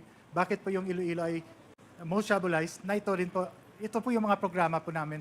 So anong sagot niya sa iyo, Mr. Chair? Anong sagot sa iyo? Nung tinanong mo siya, bakit nasali ako sa narco list when in fact, I am the one heading the anti-illegal drug campaign in Iloilo. So ano hong sagot ng regional director? Your Honor, sagot niya po, yung nanggaling sa taas, yung lista, yung in-announce ng Presidente, wala pa pong lista nun, sir, na, Your Honor, na So in short, ibinaba. Mr. Chair, yung binabasihan lang ng regional director doon sa listahan na sinabi ng former president. Doon lang po niya nakuha yung pangalan ninyo without any validation. Ganun po ba? Yes, Your Honor. Dito po sa paragraph 6, Kindly wrap up, Congressman Pimentel. mahaba pa sana ito, Mr. Chair. Can I have another 3 minutes na lang? Dito po dito na lang po tayo sa paragraph 7. Since the announcement of my inclusion in this list, I was subjected to repeated threats to my life. Former President Duterte publicly singled me out numerous times. Kailan ho nangyari ito? Yung pinakita ho ninyo? Yes, Your Honor. Meron ka pang binanggit dito na during in one forum, ito ba ay pinatotohanan mo? Doon sa isang event na sinabi niya, the mayor of Iloilo City, I identified him. Ito po ay sa sinumpaang salaysay ninyo on October 25, 2017 during the commemorative session and concert program of the ASEAN Law Association. Tama po ba to? Sinabi po ni former President, the mayor of Iloilo City, I identified him. This was broadcasted. I said, you are next. You're next. Totoo po ba ito? Yes, Your Honor, as have been shown in the video earlier po. So, for several times, nung nandito ka pa sa Pilipinas, you have been threatened by the President, napapatayin ka, you're included in the narco list, and you deny this. Yes, Your Honor. I did deny it, Your Honor. So, Mr. Chair, since my time is up, I just want to establish that indeed, probably, or highly likely, Mr. Mabilog was just a victim of unfounded, baseless accusations which was part of the drug war of the former administration. Isa po siya sa mga biktima. In fact, nandyan po sa affidavit niya, because of the several threats and because of several calls from different police authorities telling him, in fact, police colonels and police generals telling him na ikaw ang susunod na papatayin. And that is why Mr. Jed Mabilog left the country to save his life and to save his family. That is all, Mr. Chair. Thank you, Congressman Pimentel. Be assured that in the next round, or perhaps in the next committee hearing where the EJK topic will be deliberated, you will be given the priority to ask questions to former Mayor Jed Mabilog. Before we proceed with the next interpellator, let me acknowledge the presence of our honorable members, Congresswoman Daphne Lagon, Congresswoman Ria Gullas, Congressman Peter Juan Calderon, Congressman Lord Ansuan, Congressman Eddie Bong Plaza, Congressman Ambrosio Cruz Jr., Congresswoman Marlene Primicias Agabas, Congressman George Patrol Bustos, Congressman Richard Gomez, Congressman Arnan Panaligan, and Congressman Gaston Bunting. Welcome to the committee hearing of the Quad Committee. So the next to interpolate is Congressman, let me remind the members that the topic for today is Pogo. We just allowed former Mayor Jed Mabilog to issue a statement which was granted upon the request of Congressman Paduano. But we will proceed with the Pogo issue later on. So to give our members the opportunity to ask question, the next in the list is Congressman Benny Abante, the chair of the Committee on Human Rights. You are recognized. Thank you, Mr. Chair. Magandang umaga po, Honorable Jed. Good morning, Your Honor. We should have invited you in our hearing in the Committee on Human Rights a long time ago. But palagay ko wala pa po kayo rito at that time. Yes, Your Honor. But let me ask a very important question to you, Mayor. Are you a religious man? Yes, Your Honor. How religious are you? I go to church every day, Your Honor. I regularly do the things that need to be done by a Christian I follow what our Lord, Your Honor. So you tells us believe? to do. So you believe in God, Mayor? Yes, Your Honor. I believe Okay. in God. Now, you know what the Bible says: "Justice is mine, saith the Lord. I will repay." Do you believe that? Yes, Your Honor. And I would even think that this Quad Committee can be used of God to exact justice to those that are guilty. Am I right? Yes, Your Honor. Now, you said in your speech today that you were included in the Malacanang initiated list. Am I right? Yes, Your Honor. So what do you mean initiated list? Your Honor, I received valid information that in 3 lists, my name did not appear there, Your Honor, and my name only appeared when it came from Malacanang. That PRRD list, I consider, Your Honor, as the Malacanang list. It means in the first 3 lists, your name was not included. Yes, Your Honor. Therefore, when you speak of the Malacanang initiated list, it means that your name is just placed in that list without even investigating if you are ever guilty of that. Yes, Your Honor. As a matter of fact, as what I've said earlier, that till today, I don't have any drug-related case that has been filed to me in any court or any office for that matter, Your Honor.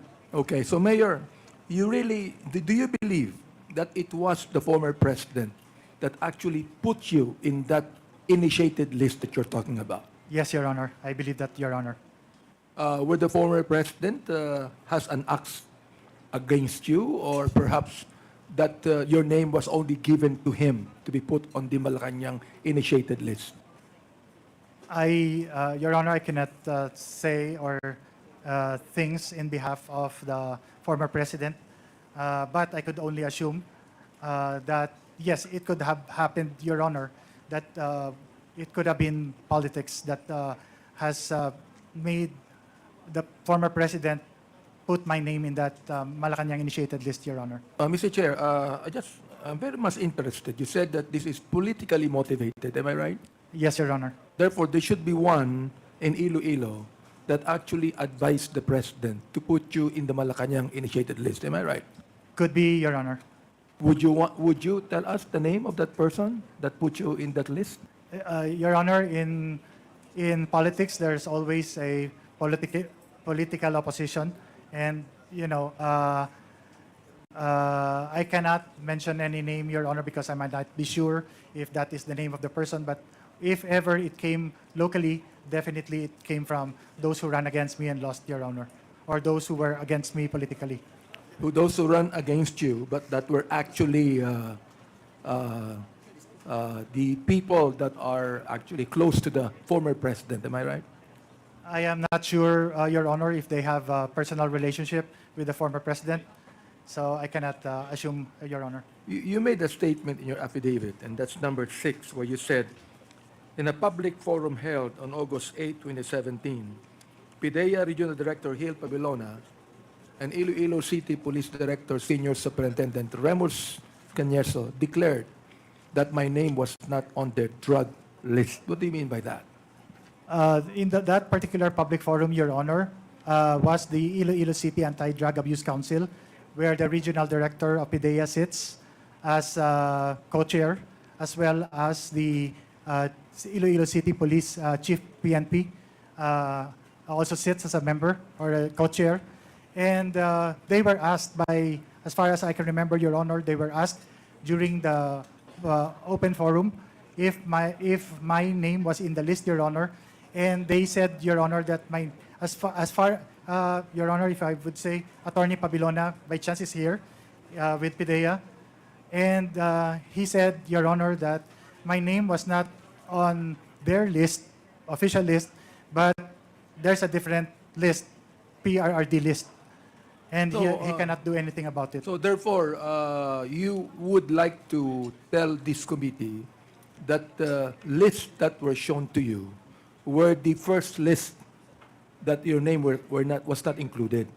But then, as you have said, there is another list where your name is included, Yes, Your Honor. And that is the Malacanang initiated list. and that is the Malacanang initiated list. Yes, Your Honor. So what did the police director, Senior Superintendent Cañeso, do?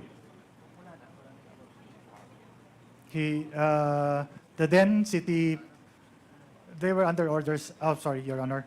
I believe that they were under orders and they cannot do anything.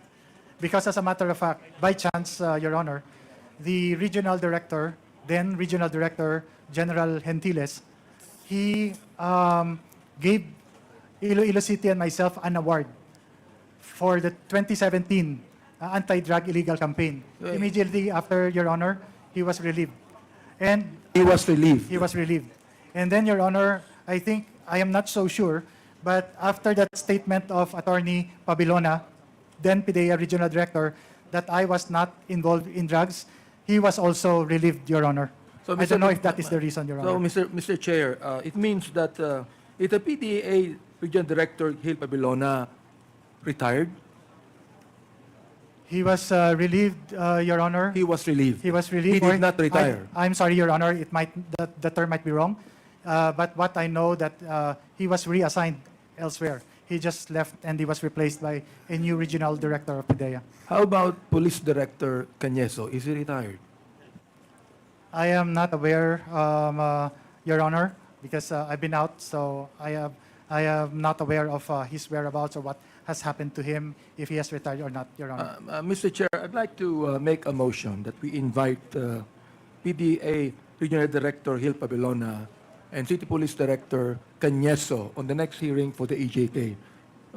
So I move, Mr. Chair. Mr. Chairman. Yeah, Comsec, you are directed to invite the personalities mentioned by Congressman Abante in the next hearing of the EJK. Yes, Congressman Paduano? Mr. Chairman, just for the information of Co-Chair Abante and this honorable committee,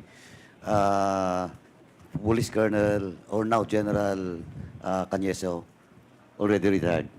He's a class 89 of the PNPA. Retired na siya. Yeah, retired na po. Kasi kababayan ko po, si So, but General Cañeso. we can still call him, di ba? And I think Attorney Pabilona was already also retired. No, early retirement po. Thank you. Thank you for that. Mr. Chairman, Yes, Congressman Pumara. you mentioned a while ago that we will be focusing our main agenda, which is Pogo. But upon the request of the Chairman Paduano, we allowed Mayor Mabilog to make his statement. Now, my main question is here is how many more of our colleagues that will be asking questions for Mayor Mabilog? Well, based on the list that we have, we still have 3 more. Okay, so then after that, we can go to our main... That is correct, yeah. Okay, thank you. Thank you, Congressman Pumare. May I continue, please Mr. Chair? proceed. Okay, so ito po, no? You also said that is Director Lasso here with us of the PIDEA? He is present. Director Lasso, DG Director Lasso here with us, please. Okay, can we call him? I'd like to ask him just one question. No? Anyway, you said in your statement here number 11, that on August 28, you received an unexpected call from former PNP Regional Director Bernardo Diaz. And this Director Bernardo Diaz invited you so you could be able to meet with the then PNP Chief Ronald De La Rosa. Am I right? For what reason? Yes, Your Honor. The reason, Your Honor, was the information that I got was the then PNP chief was willing to help me clear my name, Your Honor. So it means that the PNP Chief Ronald De La Rosa believed that you are innocent? That is the statement that was given to me by then General Diaz, Your Honor. So it was not PNP Chief Ronald De La Rosa who told you that he believes that you are innocent? Your Honor, on a separate venue when I was already in Japan, and I called General Diaz. I spoke to General, then Chief, PNP Chief, General De La Rosa, and he told me to come home, that as soon as I come home from my international speaking engagement in Japan, that I go to Camp Crame to see him, because in his words, Your Honor, he said, if I can say it in his words, quote unquote, Mayor, naawa na ako sa'yo. Tutulungan kita. Inosente ka. That was the statement. Yes, Your Honor. He told you to come home. But he told me to come home. Yes, And then Your Honor. there is another general, Bata, who expressed sympathy to you, and he told you to don't come home. Your Honor, yes, that is true, Your Honor. Immediately after that call with General Bato and General Diaz, I got a call on my Philippine cell and phone, and this was the general who introduced himself, and then he said, I'm just going to talk to you short lang, and then he told me not to come home, Your Honor. Yeah, he told you his voice was grim and said, do not return. Yes, Your Honor. But then PNP Chief De La Rosa told you to return. Yes, Your Honor. So you still believe that PNP De La Rosa is quite honest in telling you you are innocent when he told you to return, and the other general told you not to return? Your Honor, yes. As a matter of fact, I really did wanted to return. So that because this is my opportunity that then Chief PNP General Bato told me that he's going to help me. And Mayor Mabilo, you still have words. So then, Mayor Mabilo, PNP Chief General De La Rosa was not quite honest in his statement. At that time when I was talking to him, Your Honor, I believed in him. But after, Your Honor, I received that call from that general, then I did not believe him anymore. Okay, so we could be able to establish here, Mr. Chair, that the PNP Director General who told him to come home, and later that day or the next day? What do you mean, Your Honor? When another general told you not to return? Immediately about Immediately? 10 minutes or 15 minutes after that call, Your Honor. So ibig sabihin, nalaman kagad nung general na yan, na ikaw ay pinapabalik ni Director General De La Rosa, and then all of a sudden, he said, huwag kang babalik.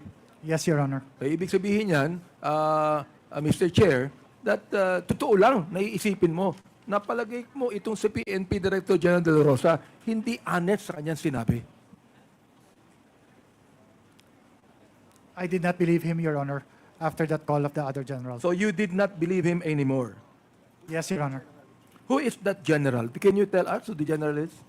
Your Honor, if you would allow me, if you could do that on executive session, because, Your Honor, I actually, when I first came in, I called I called them to thank them for that call.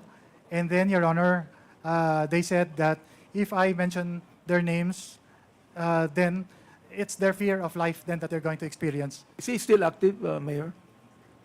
No more, Your Honor. I would like to move, Mr. Chair, that we have an executive session with him later.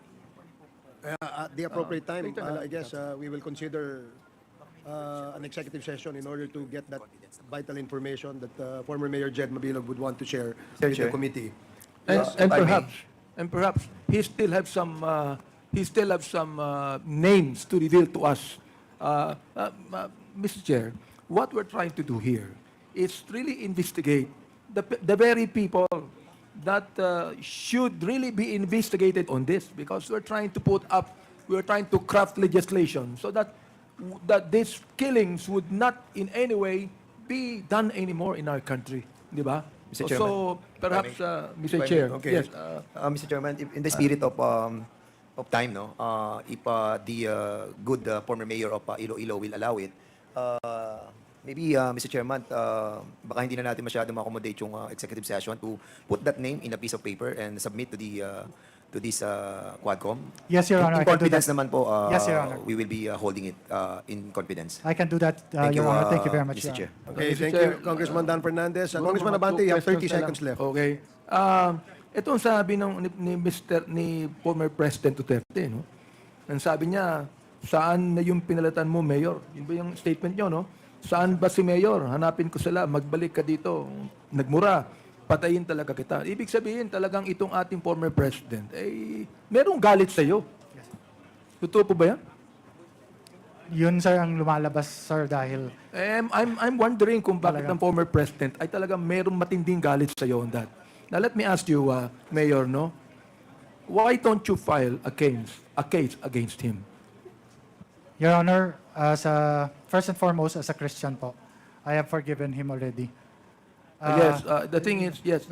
And Your Honor, I will discuss that with my lawyers, because I am made to believe that if a person is a president of then he is immune to cases. So I don't know, Your Honor. He is now a private citizen, Mr. Mabilog. And the thing is this, I do believe you that as a Christian we ought to forgive. Yes, Your Honor. Yet I still believe that we have laws in this land so that any crime committed should be paid for. Yes, And Your that is what the law says. Yes, Last Your 10 Honor. seconds, Congressman Abante. So, therefore, Mr. Chair, I would like to just resolve this issue now, and I hope that Mayor Mabilog would be convinced in his own heart to file charges against those people that he believed would be, because, Mr. Chair, more than 7 years he left the country, and he was emotionally disturbed and very much depressed, Mr. Chair. So, I would like to suggest that he should file a case against the former president, being a private citizen now. Thank you, Mr. Chair, for that. Thank you, Congressman Abante. The next to interpolate is Congressman Paduano. You are recognized. Thank you, Chairman. I thought it was Chairman Nakap. But anyway, Mr. Chairman, just to go back to some clarity lang po with regards to the statement or the affidavit. But before that, let me acknowledge the presence of Congressman Edward Maceda. Welcome to the committee hearing, and Congressman Ernix Junicio. Thank you, Mr. Chairman. Mr. Chairman, in the Duterte's list during the previous hearing, it was already confirmed and established by retired Colonel Espinido. Now, when I asked Colonel Espinido about what happens in Bacolod City, in my home city, in which one of our councilors was ambushed, no? And after a few months, dahil dun sa recommendation ni Espinido, it was the name of that councilor was delisted. Now, question of the Duterte's list. Ito lang po, para malinaw, either na totoo po ba yung Duterte's list? Validated ba yung lahat nandun?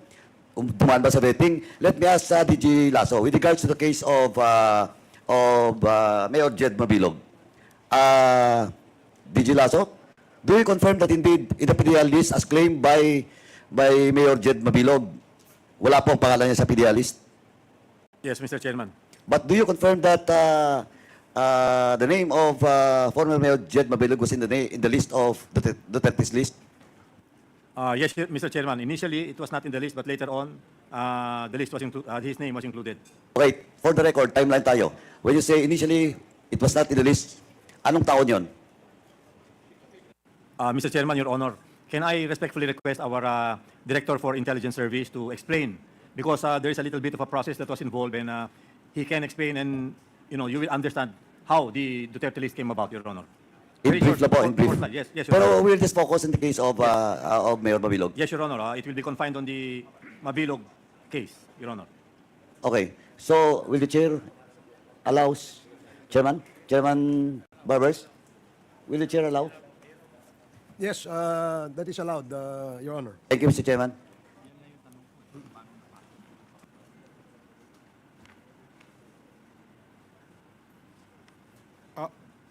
Mr. please Chair, proceed. Your Honor, sir, I think I have a 2 slides presentation for this, if you would allow. Gaano katagal yan? Baka matagal 2 ubusin yung slides. time ko. That is already the slide, sir. So I will, Actually, sir, I can go directly to the August 7. And on August 7, 2016, this is the same presentation that was earlier shown by Mayor Mabilog, and it can be played, please.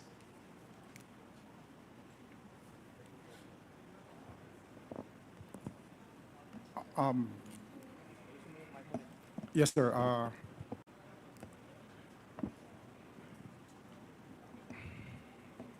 Julius Ronald Pacificador, Amtek Antique, Jed Mabilog, I think is the mayor, Iloilo City, Ifredo Salangotin Beta, Carles Iloilo, Marciano Malones, Okay, Maasin Iloilo.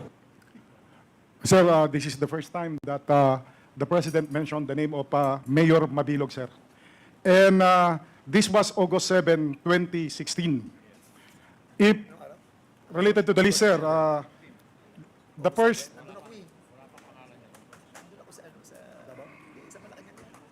list, sir, actually was obtained by PIDEA on August 20 to 21, sir. And it contains 3,363 personalities. That is the first list. You're talking about the PRR list, ah? Yes, sir. It is officially called President's Drug List in paper, but then it became popularly known to be PRRD list. Please proceed. And only on, let me just mention first that the second list that you mentioned, sir, was obtained from the Office of the President, dated August 29, 2017. This was merged with the first list. And the number is 6,191. It was only on October 19, 2017, when the names mentioned earlier by the President, these were 159, including the name of Mayor Mabilog, but the rest were already earlier included. So it only 30 that was not yet included in the earlier list that were added. And that's why the number is from the second list of 6,191, it became 6,221. Next. Mr. Chair. Before we proceed with Mr. that, Chair, Mr. Chair, Chairman. Mr. Chair, can the PIDEA submit to us this list? Okay, let me again remind the members that the topic for today's committee hearing is on Pogos. And if you would like to discuss and deliberate issues pertaining to drugs and EJK, then we will have to schedule it for the next committee hearing. However, we only allowed PIDEA and former Mayor Jed Mabilog to discuss only for briefly the issues related to extrajudicial killings and others. So if we can just probably ask PIDEA to submit to the committee the presentation you just made, so that in the next committee hearing of the Quad Committee, we will include that in the deliberations. So I hope the honorable members are well informed on that particular manifestation by the chair. So Congressman Acop. With the indulgence of the Honorable Paduano, Yes, one Chairman. clarificatory question. PIDEA, noong in-announce ni former President Duterte yung pangalan ni Mayor Mabilog, wala pa siya sa listahan. None yet, sir. So nung pagka-announce, saka lang nailagay yung pangalan ni Mayor Mabilog. Yes, sir. Long after. Long after. Yes, Okay. Thank you, Mr. Chair. Thank you, Honorable Paduano. Thank you, Mr. Chairman. Mr. Chairman, can I proceed? Proceed. Thank you. So yung PIDEA, at least na-establish na the name of Mayor Mabilog was not listed in the original list. Yes, sir. Okay. No. It was only listed to the question of Congressman Acop that after, long after. Kasi 2016, yung statement of the former President, October 2017. Correct, sir. Na ilagay. And kasama doon yung mga, sabi mo, kasama doon yung mga additional 30 names. Yes, sir. Okay. So it was already established. Now, going back to, so do you confirm now that Mayor Mabilog name is not listed in the official, vetted, validated list of the PIDEA? Let me explain, sir. After that pronouncement, sir, that would automatically trigger the law enforcement to conduct validation, sir. And so there were reports already after that. By 2018, sir, we were receiving reports, although I am not saying that this actually confirms. These are reports, sir, about Mayor Mabilog, not necessarily confirming. But direct na lang po, diretsong pagkatanong, diretsong pagkasagot. Is the name of Mayor Mabilog was officially in the list? Kahit anong taon, in the list of the PDEA? Yes, now, sir. Now? Yes, sir. When was that? Now? After, because we now have the... Hindi, ganito lang po, para hindi tayo para mabilis. Please submit na lang to this committee. Kasi gusto ko makita yung timeline. Ngayon, established na po na in the first list of PRD's list, wala po. Di ba? Then October 17, saka po inilagay yung pangalan ni Mayor Mabilog. Yes, sir. And balikan ko lang po, the statement, again, Mr. Chairman, I would just like to manifest the statement that was confirmed by Colonel Espinido during the previous hearing na lahat po ng pangalan na inilagay doon sa PRD's list, hindi po validated, hindi po dumaan sa vetting because in the case of former Councilor Kanutan, which was ambushed, and after few months, through the recommendation of Colonel Espinido, tinanggal po, pero na-ambush na po yung councilor namin sa Bacolod City. Yun po ang statement coming from Colonel Espinido because, yun po, he has direct knowledge because he is the one that recommends to delist the name of former Councilor Kanutan. Yun po ang established. Now ngayon, dito kay former Mayor Mabilog, please submit to us those bases and documents that indeed, from the PDEA, pinasok po ang pangalan niya. May, Your Honor, sir. Please proceed. Yes, sir, because I have to say yes because there are PRR degrees. We have the first, second, and then the consolidated, and then we have the NDIS. In the NDIS, sir, that is where the name now exists. But in the DIS, it is the official document or list from the PDEA. Tama? Yes, sir. Pero ipinasok nyo ang pangalan pero hindi pa validated yon.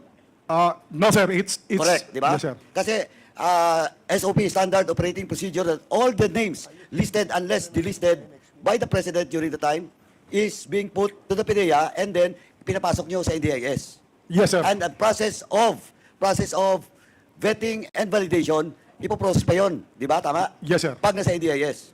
Tama? Yes, sir. So, ngayon, it only concludes that all names in the PDEA na galing doon sa PRRD list is not yet validated. Tama? Process of validation dapat. Sir, at some point in 2019, the remedy was approved, so that was validated already. The remedy, meaning this was already approved. The guidelines was approved by the Malacanang, so it became now the official validated list, sir. It's Malacanang during the time of PRRD. yes, sir. Okay, but now? We have already submitted that this be deactivated because this was created by Malacanang, so we have to also seek their approval, sir. It's been submitted. Now of the DILG. Yes, sir. Chaired by the Okay, DILG, at least malinaw. Anyway, Mr. Chairman, let me proceed with the next question to Mayor Mabilog. Mayor Mabilog, as you mentioned in your affidavit and was asked by the members of this committee, sabi mo po, tinawagan ka po, you talked to General Bato. And 10 to 15 minutes after, tumawag po yung isang general na hindi mo po ngayon mapangalanan, but you will name that general during the executive session. Now, question, bakit mas naniwala ka sa tumawag sa iyo na general kaysa assurance na binigay sa iyo ni General Bato de la Rosa at the time? Because any shade of doubt should be considered seriously. At saka alam ko, sir, na alam ng general na yon na pinapabalik ako ng Chief PNP. So I really didn't take the chance no more, Your Honor. Ay, di po. Tanong po, ganito. Kasi, of course, maniwala ka lang kung kilala mo, kung malapit sa'yo, kung you have acquaintances in the past, no? And in your affidavit, you also mentioned about texting your wife, no, na wag pumunta sa krame. Is it the same person? No, it's different, sir. Different? Different. So, yung nag-text sa wife ko ay asawa po ng isang PNP colonel. Tapos yung nakausap ko ay yung colonel. Tapos yung this is a different person from the general who called me. So the general who called you, kilala mo talaga. That's why you believe in his warning compared to the assurance given to you by General Bato de la Rosa. I believe in the credibility of that general. Okay, at least it was a service. And the wife of that certain colonel, Close ba sila ng wife mo? Magkakilala? May kwenta siya? Magkakilala siguro, sir, because, but I don't know how close they are. Okay, anyway. Now, you mentioned about if you went to Camp Crame, dalawang pwedeng mangyari. Based on the accounts in your affidavit, anyways, you were told na you will pinpoint a certain former senator and a certain presidential. Can you mention again the name of that senator and that presidential? Your Honor, if you would allow me, I can write their names also. Your Okay. Honor. So you cannot mention now, Mayor? If I ask you, better you answer yes or no. Is it Senator Maroas, former Senator Maroas? Yes, sir. Oh, is it former Senator Drilon, which is your cousin? Yes, sir. Oh, ayun. So, Mr. Chairman, kaya ko tinanong yon kasi from the very start in the statement, affidavit of Mayor Jed Mabilog and these preliminary remarks, it is all about politics. It is all about politics. Kaya, yung Duterte's list, again, from the statement of Colonel Espinido, napakalinaw po na it was not gone through vetting and validation. Pagkalaban sa politika, nasa listahan ka. Yun po. Now, and lastly,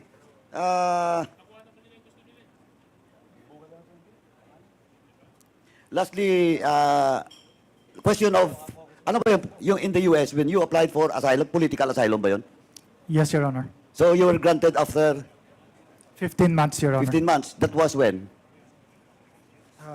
March March of what year? of 2019, Your Honor. 2019. Of course, if you were granted political asylum in the US, they have the basis for granting you political asylum. Yes, Your Honor. And what is the basis? In jest lang po.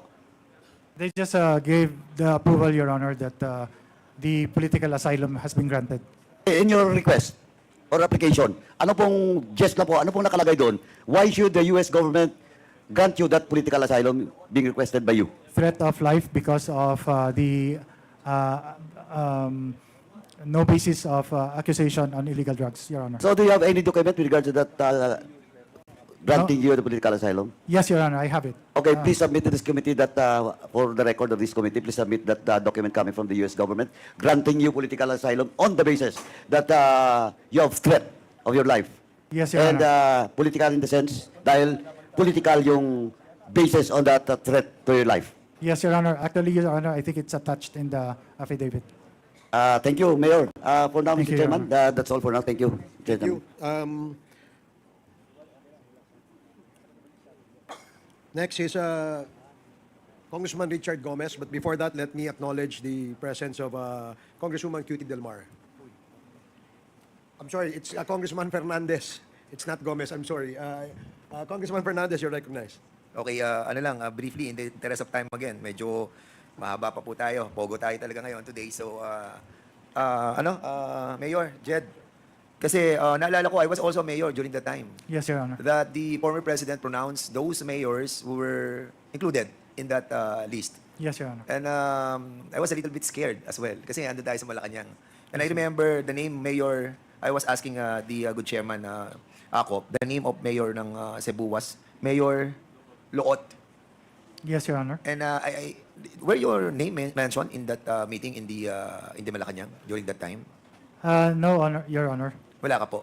Pero do you remember the time that you were called in ano po sa PNP where there were a lot of mayors as well? Yes, Your Honor. Kasi I saw you in the video during that time. Yes, Your Honor. Can you recall those names of those mayors?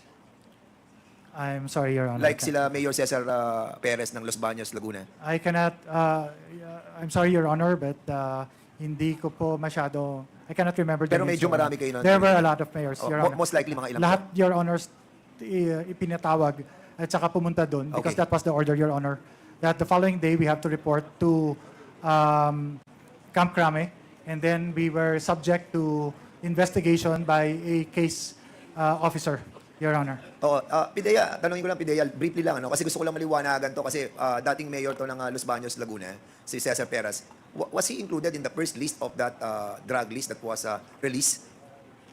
If you can give me 3 minutes, Your Honor, we can... Sige, take I'll come it back immediately. with you. No? Yes, Your Just Honor. please educate me on that matter. Mayor, you were saying a while ago that the reason why you being included in that list of the narco was because of politics. Yes, I believe, Your Honor. But me also, I was a Marojas sympathizer. I voted for Marojas. But I was not included in the narco list. Probably, Your Honor, I would say that because then Senator Frank Drilon is my second cousin. And number two is the former president got the lowest percentage votes all over the country in Iloilo. So I really couldn't prove this, Your Honor, but I just think that that is the reason, Your Honor. In other words, you cannot think of any other reason to justify why you were included in that narco list. Yes, Your Honor. Okay. Meron pa ako isang tanong lastly, no? Yung pong tinatawag po nating moment that a certain a general called you, no? Yes, Your Honor. 10 minutes lang po yun, di ba? Na magkasama. About 10-15, yes, Your Yes. Honor. Are you with somebody when they called you in Japan? I was by myself, Your Honor, because I was on my way to the international conference. Oh, and you believe also that General Bato, who called you 10 minutes before, he was with that certain general when he called you? Yes, I would think so, Your Honor. Dahil ganun kabilis yung, Yes, Your Honor. yung information that was given to you. Anyway, siguro kay ano na lang, no, PDEA, can you kindly give us the list kung kasama yung ano? Kasama ba? Mr. Chairman, yes, the name is listed. Right from the very start of the Duterte administration, he was already listed as a high-value target. And also, yung kay Mayor Tony Halili. And also the Mayor of Navarro of Zamboanga. These are the things that we need to clarify. Siguro ganito na lang, bigyan na lang lahat ng listahan kung kasama sila sa first list or pag hindi sila kasama, yung second list.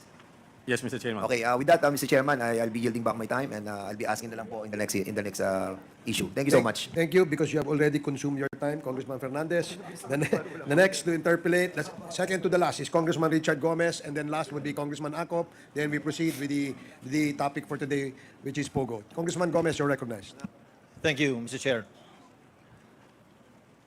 Mayor Jad, will it be okay if I ask you some questions? Yes, Your Honor. Thank you. I was also mayor during the time that you were mayor on your last term. Yes, Your Honor. And there are just some things that I'd like to ask. First, are you convinced that during the year 2016, our country, the Philippines, was already in a narco state? Do I recognize it? Do you think that the country was already in a narco state at that time? Your Honor, I was mayor of the city of Iloilo. What I could speak of, Your Honor, because I don't have the data in the national level. Yes. So all that I have is as far as the city of Iloilo is concerned, Your Honor. With regards to Iloilo, during your term, was Iloilo drug-free or drug-cleared? Your Honor, there were existing drug personalities in the city of Iloilo. But as what I've stated earlier, Your Honor, that as far as being mayor is concerned, the function is for policies and Yes. guidelines, while the enforcement is based on PDEA and the police and the PNP, Your Honor.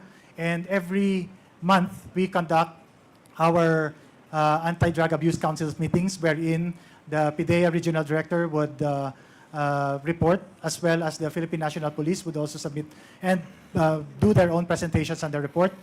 And while Iloilo City recognized, but as I've said, Your Honor, the report of the PDEA then regional director, Paul Ledesma, said that Iloilo was only number third least affected in the country, Your Honor. So, and since they are in charge of all the data, I believed in him, Your Honor. So, Mayor, will you agree with me if I say that a city can be drug-cleared or drug-free if the mayor wants it to be, together with the help of the PNP? Yes, Your Honor, but again, enforcement, and the enforcement, as mandated by law, is done by PDEA and the PNP. And yes, Your Honor, this representation has, in several meetings, which is in our, in the agenda, in the minutes of the meeting, that I have called the attention of both PDEA and PNP to address this matter, Your Honor. And again, the reports are that, especially from PDEA, that Iloilo City was the third least affected.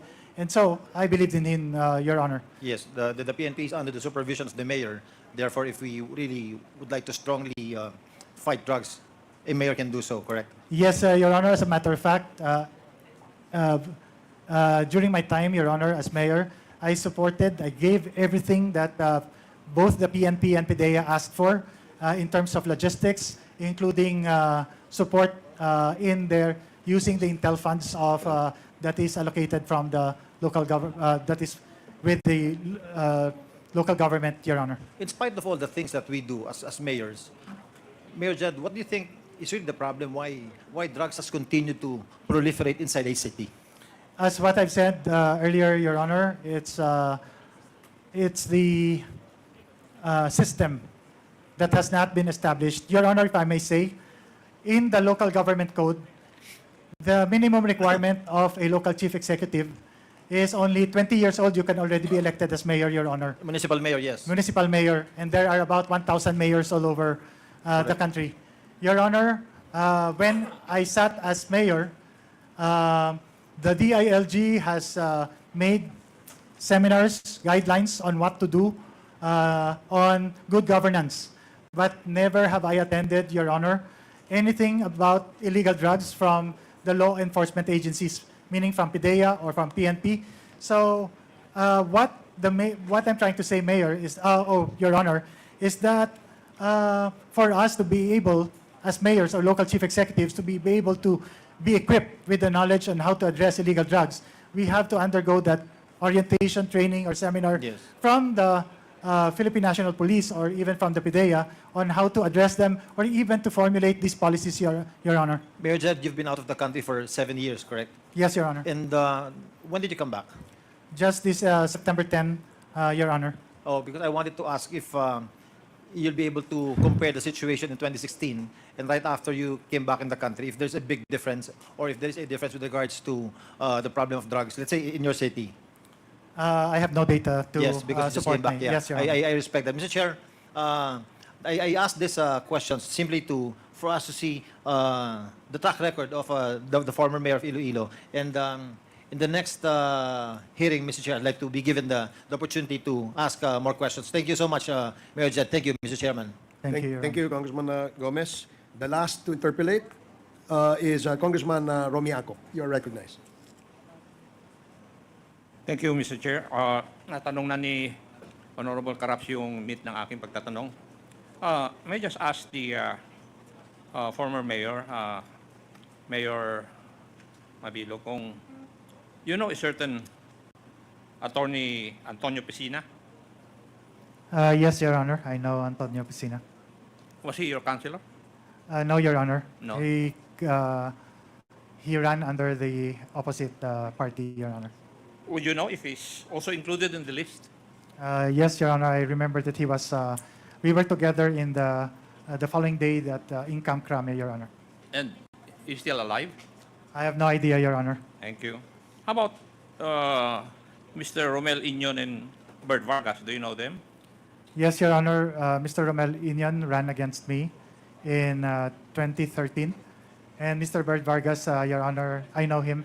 He is the husband of a schoolmate from UP, Your Honor. And would you know whether it's true that he was arrested for alleged possession of illegal drugs at a checkpoint in La Paz District in Iloilo City? I was informed, Your Honor. Thank you. At that time. And he was also a mayoralty candidate. Oh. Would that be true? Mr. Bert Vargas, Your Honor. Are you referring to Mr. Bert Vargas, Your Honor? Yeah, Mr. Inyon. Mr. Inyon was a mayoralty candidate who ran against me in 2013, Your Honor.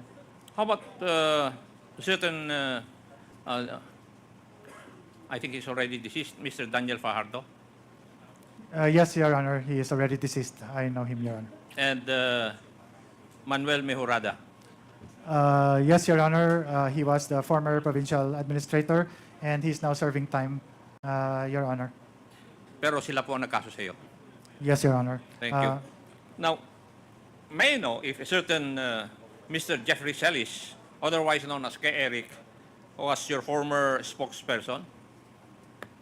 Yes, Your Honor. Mr. Jeffrey Celis was my spokesperson in the year 2012. But upon information of a city councilor in 2013 that he and his family went to Boracay and used my name to spend his vacation in Boracay, upon learning that, Your Honor, I terminated his service. So since 2013, he was no longer connected with me, Your Honor, and I don't know what happened to him after that. It is his own thing, Your Honor. In paragraph 5 of your affidavit, you said one name was described to be a member of the House of Representatives despite not having been elected to any public office. Were you referring to Mr. Celis? Yes, Your Honor. His name was mentioned during that fateful night that he is a member of the House of Representatives, Your Honor. And his name was included in that list also where your name was included. Yes, Your Honor. Magkasama po kayo according to the list. Okay. May no, yung mga sinabi ni Mr. Celis, siya nagpatotoo lahat ng paratang po sa inyo ni Mr. Romel Inyon na kasangkot po kayo sa illegal drug. This is the first time that I've heard of it, Your Honor. Hindi, tinatanong ko lang kung alam po ninyo yun. No po, Your Honor. Thank you, Mayor.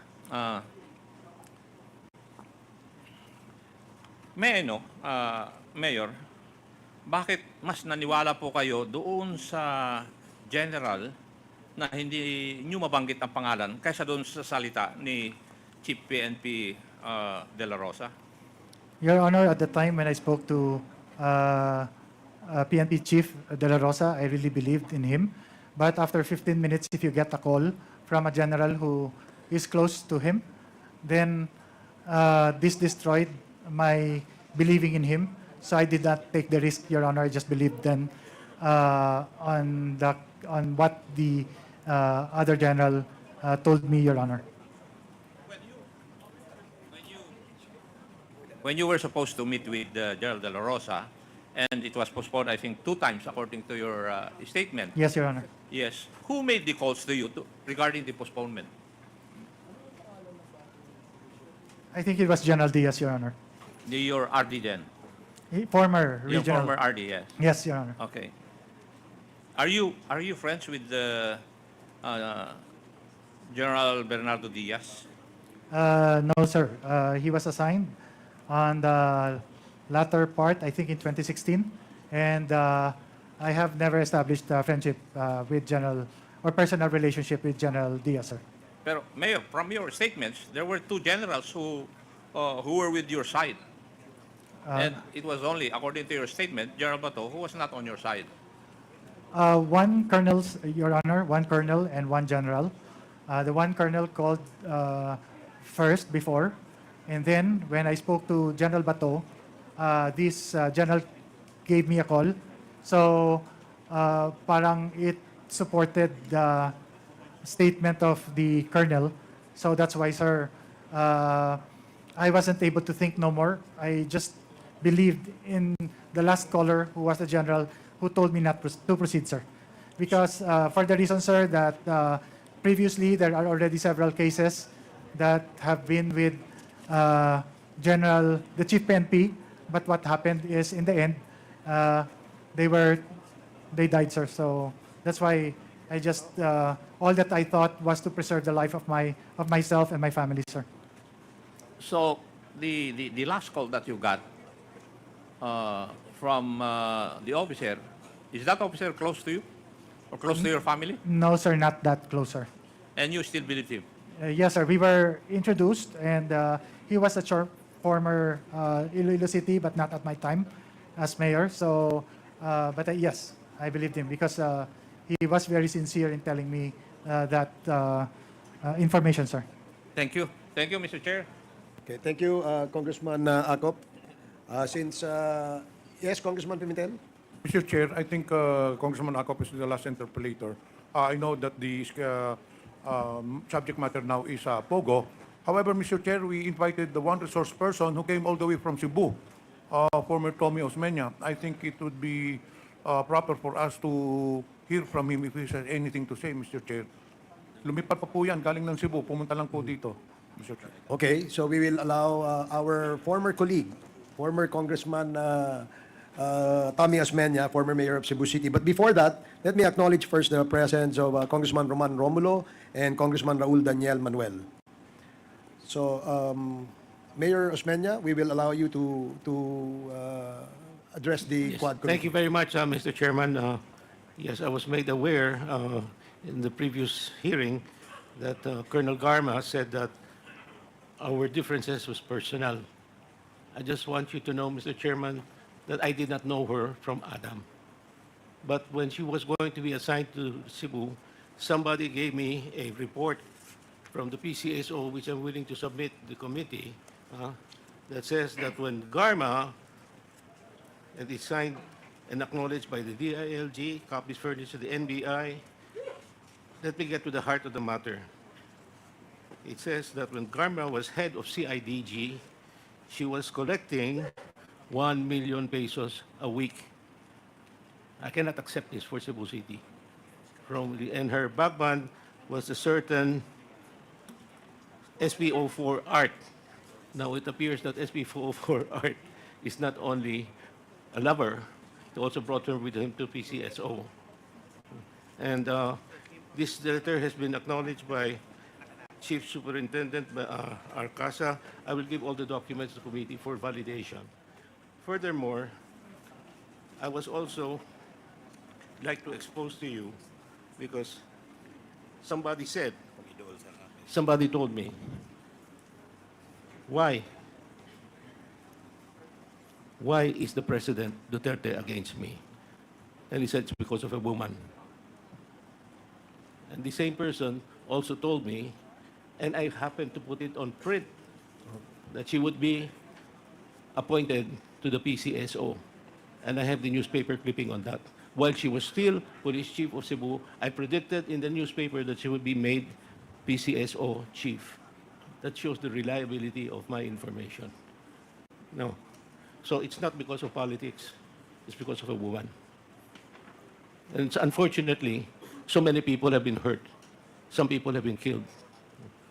And there's only so far, I'm very happy that this committee is giving us the opportunity to air these things, which you can further investigate.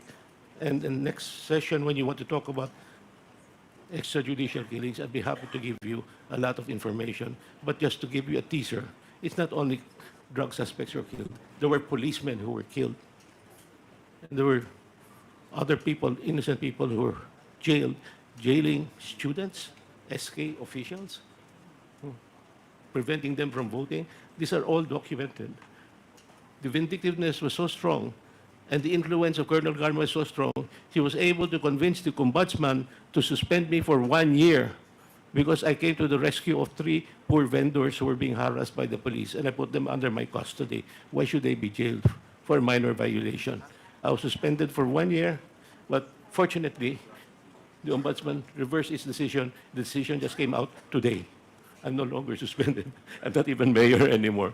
But this is the kind of situation that many people in Cebu are so relieved that there is a group like this committee who is making them aware, and they're cheering that justice will prevail.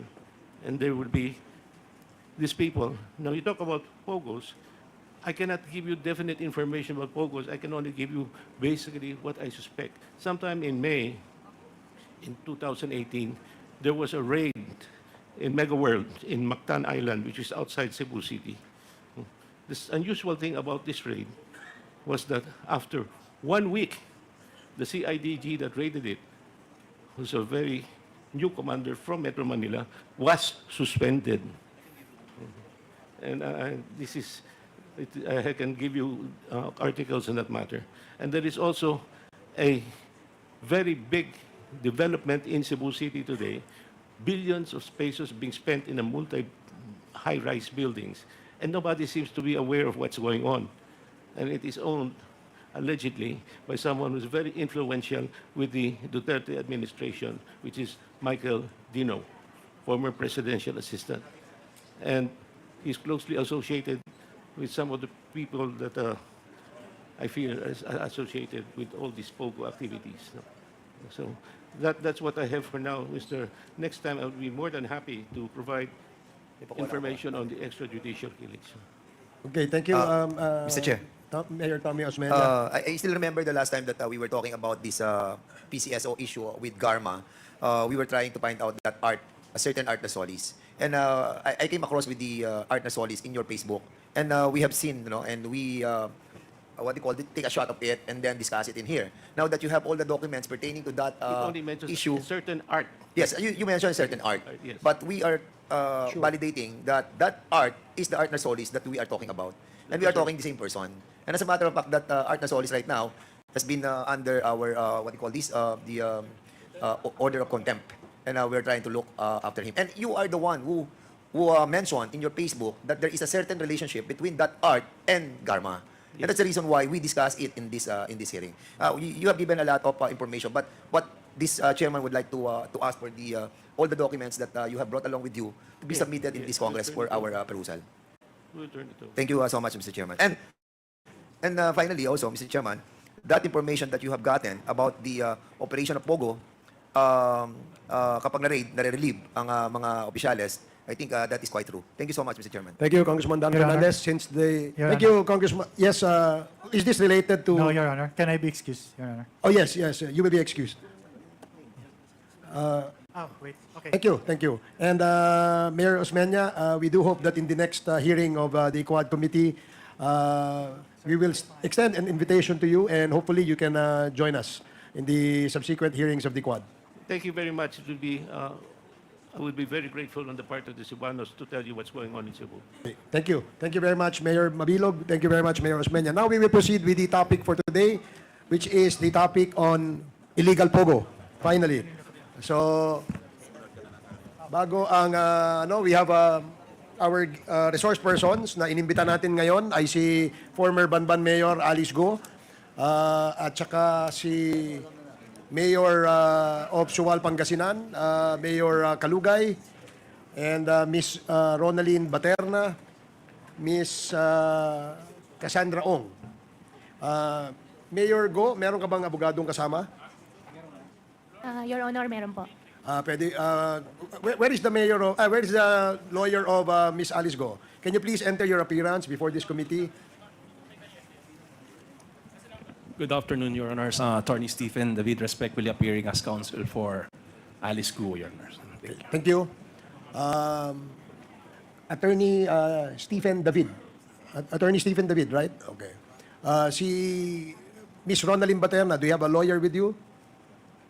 Yes po, Mr. Chair. Siya ba yung dati mong lawyer kasama rito? Iba na po, Mr. Chair. Iba lawyer mo ah. So, may I ask you to please, where's the lawyer of Ronaline Baterna? Can you please enter your appearance before the committee?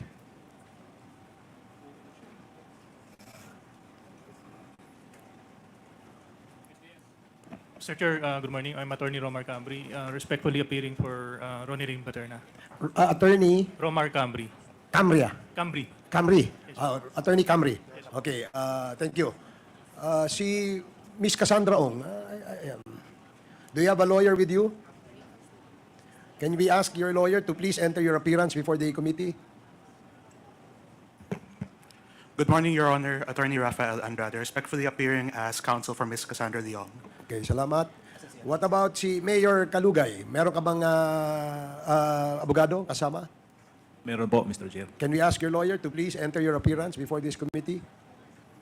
Good afternoon, Your Honor. I'm Attorney Gerald M. Velasco, respectfully entering appearance as counsel for Mayor Rizaldo Calugay. Okay, maraming salamat po. Let me remind the councils of our resource persons that your role in this committee hearing is limited only to advising your clients with their legal rights. Okay? Hindi ho kayo pwedeng mag-coach. Kung meron po silang sagot, pabayaan niyo po sila sumagot. And the members would appreciate if our resource persons will cooperate with this committee.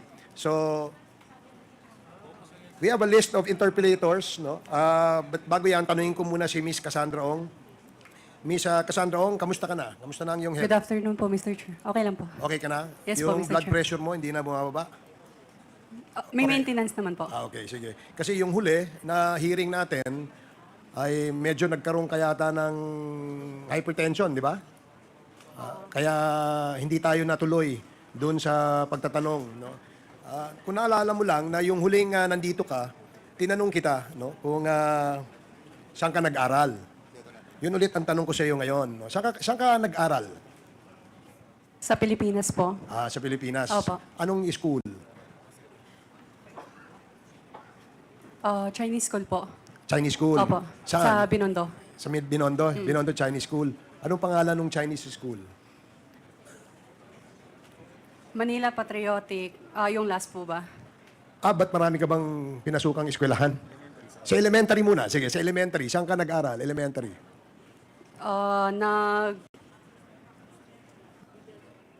Pinakalas ko po is Manila Patriotic School po. Manila Patriotic School sa Binondo. Yes po. Hindi kasi ako familiar dun sa school na yon. So, maybe Comsec, can we ask yung registration ng Manila Patriotic School na yon? Elementary, doon ka rin ba nag-aral? Elementary lang po yung inaral ko. So high school, hindi ka na tumuloy. Hindi po. Nag-aral ka na sa China. Hindi po. Hindi ka ba nag-aral sa China? Hindi ka. So dito ka lang sa Pilipinas, elementary lang. Hanggang anong grade? Grade 6? Grade 6? Hindi po yata natapos eh. Grade 5. So, meron akong picture dito. Nakatoga ka ng graduation. Ito, mukhang high school graduation yata to o college. Can we ask the page to please show this to Miss Cassie Ong? Anong school to? Public school po yan, ALS po. Pero po, hindi po yan natapos. Bali, parang pumunta lang ako ng ilang beses. Pero yung ALS, di ba, high school yan? Di ba yung pang high school yung ALS, di ba? Parang, Alternative Learning System, di ba? So, meron kang, nakarehistro ka no, sa DepEd na nag-avail ka ng ALS. hindi ko po sure, Hindi. Mr. Chair. Kasi, paano ka naka-enroll sa ALS kung hindi ka, kasi pag nag-enroll ka, syempre, mariregister yung pangalan mo ron, di ba? Di ba? Opo. Mr. Chair. Ganda nga ng picture mo rito, graduate ka, oh. Sabi ni Ronaldin Baterna, di ba? Sa sa Manila ito. Di ba ikaw nagsabi noon? Akala ko si Ronaldin eh. So di ba? High school graduation picture nyo to. So, Sa ALS po yan, Mr. Chair. Tapos, nakipicture lang po ako dyan.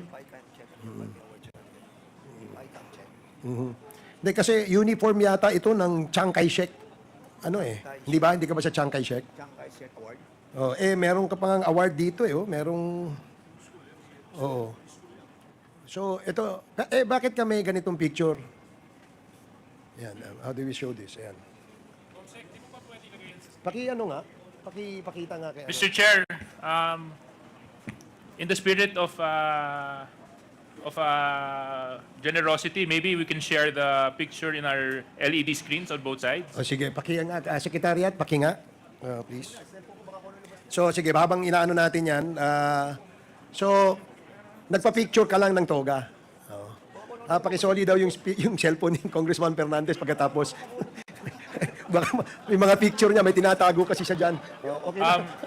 Mr. Chair, I would like to... Mr. Chairman, I refuse to surrender my cellphone. Okay. Because there are a lot of pictures in here that might incriminate myself. Okay, I perfectly understand your situation, Congressman Fernandez. So, And if the resource persons have manifested that this toga that she was using was used not really as a manifestation of her being a graduate of that school, then we tend to believe her. Okay. Believe her. So, No more taking this picture and be put in that monitor. Mr. Chair, okay. Yes, Congressman Akop. nung una po, may mga impormasyon si Honorable Fernandez na hindi ko alam eh. Ngayon, ito na naman. May kung si Madam Cassie ang nagpadala sa kanya ng picture na yan? Kasi ikaw ba nagpadala ng picture na yun kay Congressman Fernandez? Hindi po, Mr. Chair. Sige. So, gaya ng tanong ko kanina, nasagot mo naman, sabi mo naman ay elementary, no? Pero yung picture na yan pang high school, nagpa-picture ka lang, di ba? Okay. Saan mo ginamit yung picture na yan? Na naka-toga ka? Wala lang, para lang meron ka lang profile pic. Bali po, I think graduation po ng ALS noon. Tapos pumunta lang po ako. Tapos sakto may dang. So sumali ka lang sa picture. Opo. Oo. Tapos, Pero hindi mo natapos yung ALS mo. pumasok lang ako 2 beses, 3 beses kasi gusto ko lang po i-try. Natatandaan mo yung pangalan ng teacher na napasukan mo? Ma'am Daisy? Daisy. Opo. So wala ka ring teacher na Rubilin na pangalan? Wala, no? Sige. Okay, sige. Before we proceed, let me acknowledge the presence of Congresswoman Glona Labad-Labad, Congressman Wilter Palma, and of course, Congressman Janice Salimbangon. Welcome to the committee hearing. So, the next to interpolate in the list, for those of you who have not signified their intention to propound question to our resource persons, please ask the committee secretary so that you will be listed in the list. So, ang unang magtatanong ay ang ating Congresswoman Jinky Luistro. You are recognized. Thank you, Mr. Chair. I wish to address my questions to Alice Goo. Ma'am, pwede po bang malaman yung totoong pangalan ninyo? Your Honor, ang pangalan ko po Alice Lialgo. Alice Lial Goo. Would it be okay with you kung tawagin kitang Alice? Yes po, Your Honor. Alice, before ka na naging mayor ng Banban, gaano katagal ka nang nakatira sa Bamban? Your Honor, hindi ko po maalala yung exact years, pero matagal na po ako sa Bamban. Can you at least give me an approximate length of years? More than 10 years ba o more than 20 years? More than 20 years po. More than 20 years. And you will agree with me that 20 years stay in Bamban is really long enough. Diba? And I would assume also na imbibe mo na ang kultura, ang pamumuhay, at maging ang ugali ng mga taong nakatira sa Bamban. Tama ba ako? Can you please enlighten us? Ano ang kabuhayan doon sa Bamban 20 years ago? Your Honor, nakatira po ako sa Bamban, pero as what I mentioned din po sa Senate before, nasa loob lang po kami ng farm ng piggery, hindi po kami masyado lumalabas, pero as what I understand naman po sa municipality po ng Bamban ay farming po. Farming is the main industry in Bamban. Ma'am, if I'm not mistaken po, farming and quarry. Farming and quarry. Alin ang mas lamang? Yung bang farming or yung quarry? Your Honor, tingin ko po farming. Kasi And marami pong farmers. Mas marami ang farmers kesa sa mga quarry workers. Tama ba? Yes po, ma'am. That was 20 years ago. Now let's move a little forward. 10 years ago, kumusta ang buhay sa Bamban? I believe 10 years ago, ganun pa rin po, Your Ganun Honor. pa rin. So would you agree with me if I would say, kung anong buhay ng mga taga-Bamban 20 years ago, ganun pa rin ang buhay nila 10 years ago? Yes po, Your Honor. How about before you became a mayor? Anong kabuhayan sa Bamban? Ang kabuhayan po sa Bamban, maliban po doon sa na-mention ko po na farmer, ay meron din po ibang nagtatrabaho po sa Clark as workers po. And would you say na ang buhay sa Bamban for the length of 20 years, madali ba o mahirap para sa mga mamamayan ng Bamban? What do you think? From the point of view of an ordinary resident of Bamban, bago ka naging mayor, how do you appreciate the life in Bamban? Madali ba? Masagana ba? Mahirap ba? I believe, Your Honor, hindi po madali para sa kanila at tingin ko rin po, marami pa rin po yung mahihirap. So, you will agree with me if I would say, mahirap ang buhay sa Bamban. Your Honor, tingin ko po hindi naman po lahat, pero for sure po meron po. Alin ang mas lamang, ang mahirap o ang mayaman? Your Honor, mas lamang po ang mahirap.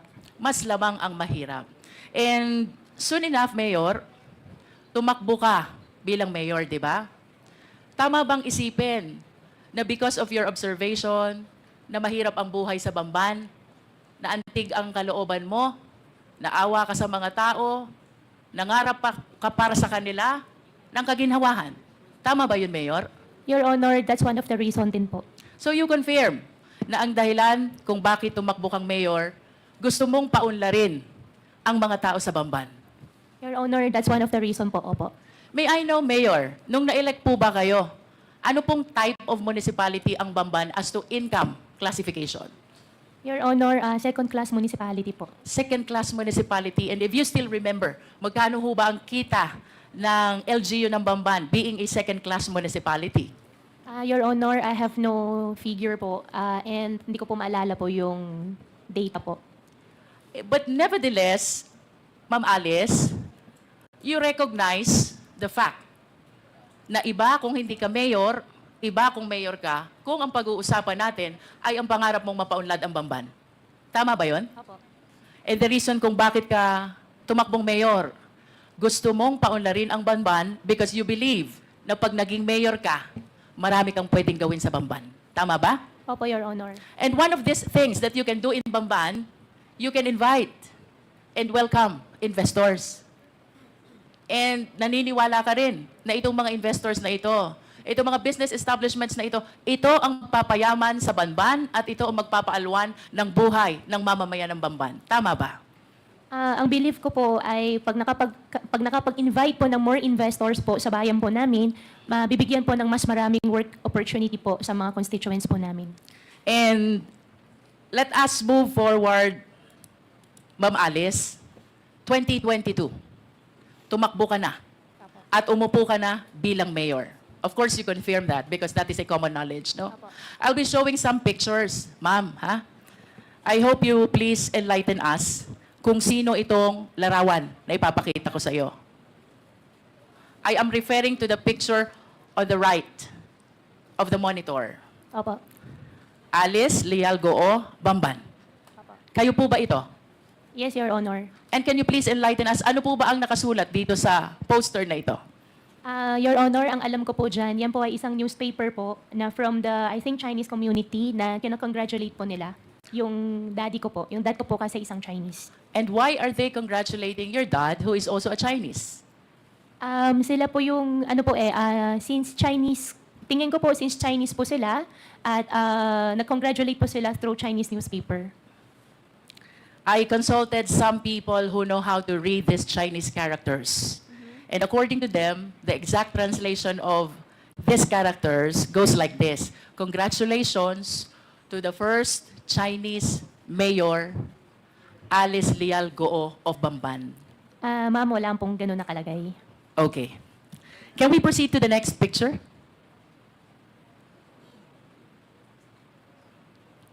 Can you please enlighten us who is in this picture? Ma'am, for that question po, I think I cannot answer. I invoke my right against self-incrimination since may pending case po sa akin about the citizenship. About the citizenship. But would you agree with me if I would say, kamukha mo yung nasa picture? Ma'am, I will not confirm po. Let us proceed to the third picture. The third picture is your passport from the Republic of China. Do you confirm this? Ma'am, I'm not confirming it. I have 8 pending cases on the court. I invoke my right against self-incrimination po, ma'am. Sorry po. Nonetheless, Mr. Chair, I wish to manifest that the third picture is the picture of the passport of Alice Goo, issued by Chinese government, where the name of her mother, Lin Wenyi, is indicated, and she is described as the dependent of a holder of special investor resident visa. The mother is even described as from Fujian province. And I wish to go back to the first picture. Miss Alice Goo was described also as from Fujian province.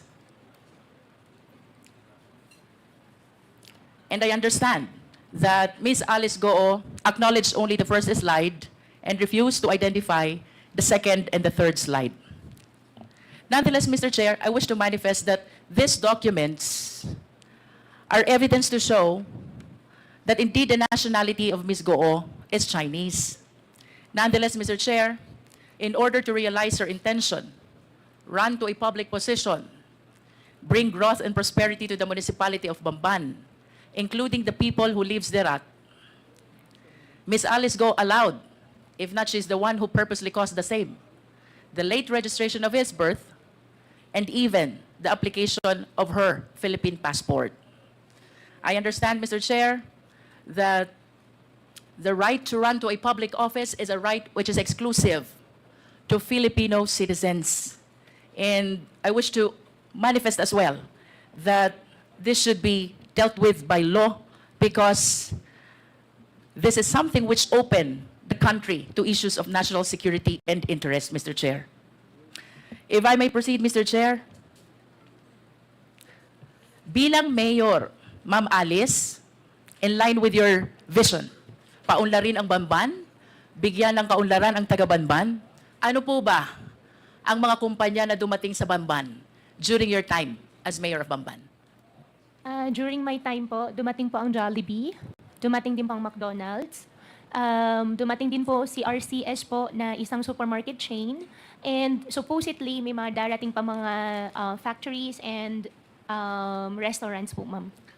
And would you confirm that it was also during your time nung dumating ang Baofu? No po, ma'am. You don't? Ang Baofu po is not 2022 po, ma'am. But the business permit signed by you shows the date October 25, 2022. Ma'am, I think may previous po na mayor's permit. Nag-start po Let yan me rephrase my 2000. question. Yeah. Therefore, it was during your time nung na-renew ang business permit ng Baofu. Do you agree to that? Sorry, Your Honor, anong year po? 2022, October 25. October 20. I think po, opo. You are the mayor already. As a matter of fact, if the Secretariat can show the business permit of Baofu was signed by Miss Alice Goo in her capacity as mayor. And would you confirm as well na yung Zone U1 Tech dumating din at naisuhan ng business permit during your time?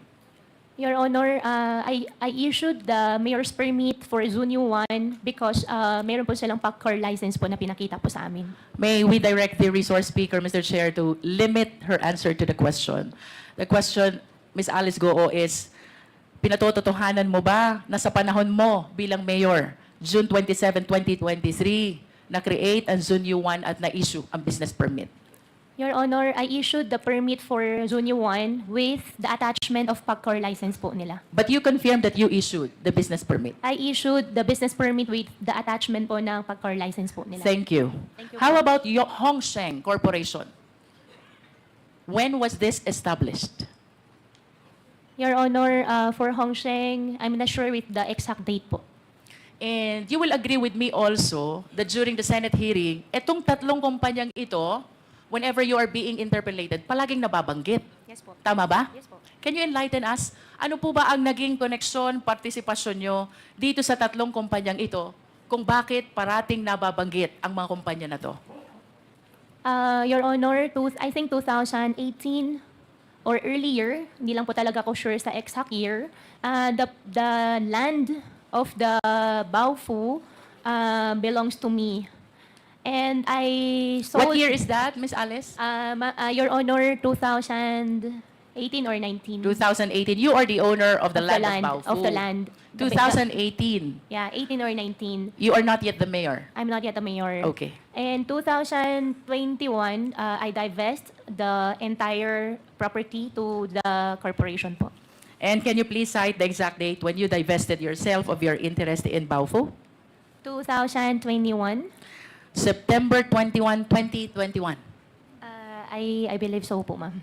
And that is 7 days before you filed your certificate of candidacy for mayor of Bamban. Okay.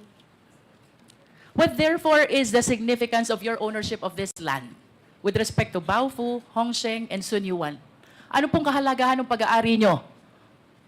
Your Honor, after year 2021, I owned the land before year 2021. After year 2021, wala na po ako pag-aari. Hongsheng, I don't belong. Zunyu 1, I don't belong din po.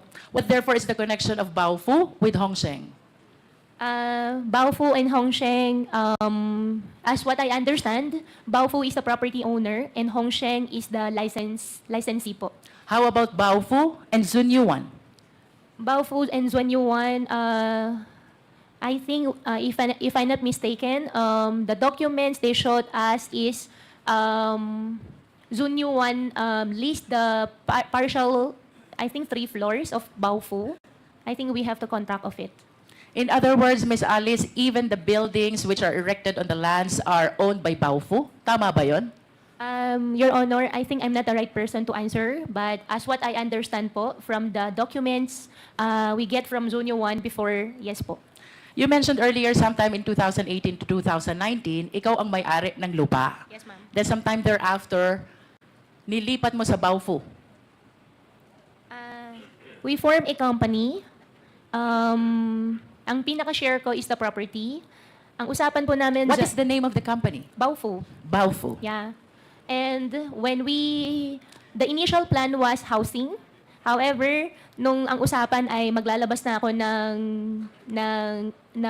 in cash, initial agreement was only the property, ang pinaka-share ko. And nung usapan ay maglalabas na ako ng pera, hindi na pa ako pumayag, I divested already. And Okay. after that po, hindi ko na po alam. Matagal ka ng negosyante, Alice, tama ba? Your Honor, yes po. And I wish to share the list of the companies owned by Goo family. Secretariat, please. As a matter of fact, based on my research, your family owned 11 out of 12 listed companies, no? The significant observation, Miss Alice, ang may-ari ng 11, lahat family members. And I would assume na mas komportable ka na ang kanegosyo mo ay family member. Tama ba yon? Your Honor, yung nakita ko po sa harapan ko po, hindi po lahat sa akin. And then, or sa But your amin. name is listed.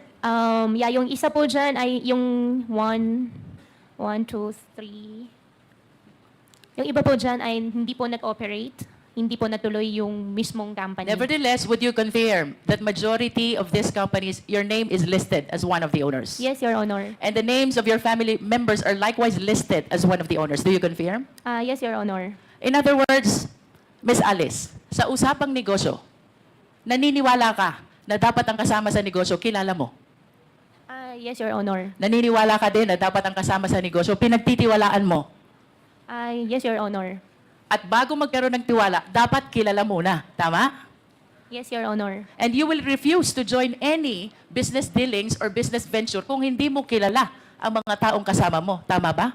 Yes, Your Honor. As a matter of fact, very significant itong list of companies na to. Ayaw mo nang hindi mo kilala. Because most of the incorporators are family members. Do you agree? Hindi naman po sa ayaw ko. Most, at least. Okay. Most. Di ba? Ang maliwanag, Alice, hindi ka sasama sa negosyo kung hindi mo kilala at hindi ka nagtitiwala sa taong kasama mo. Yes po. Correct.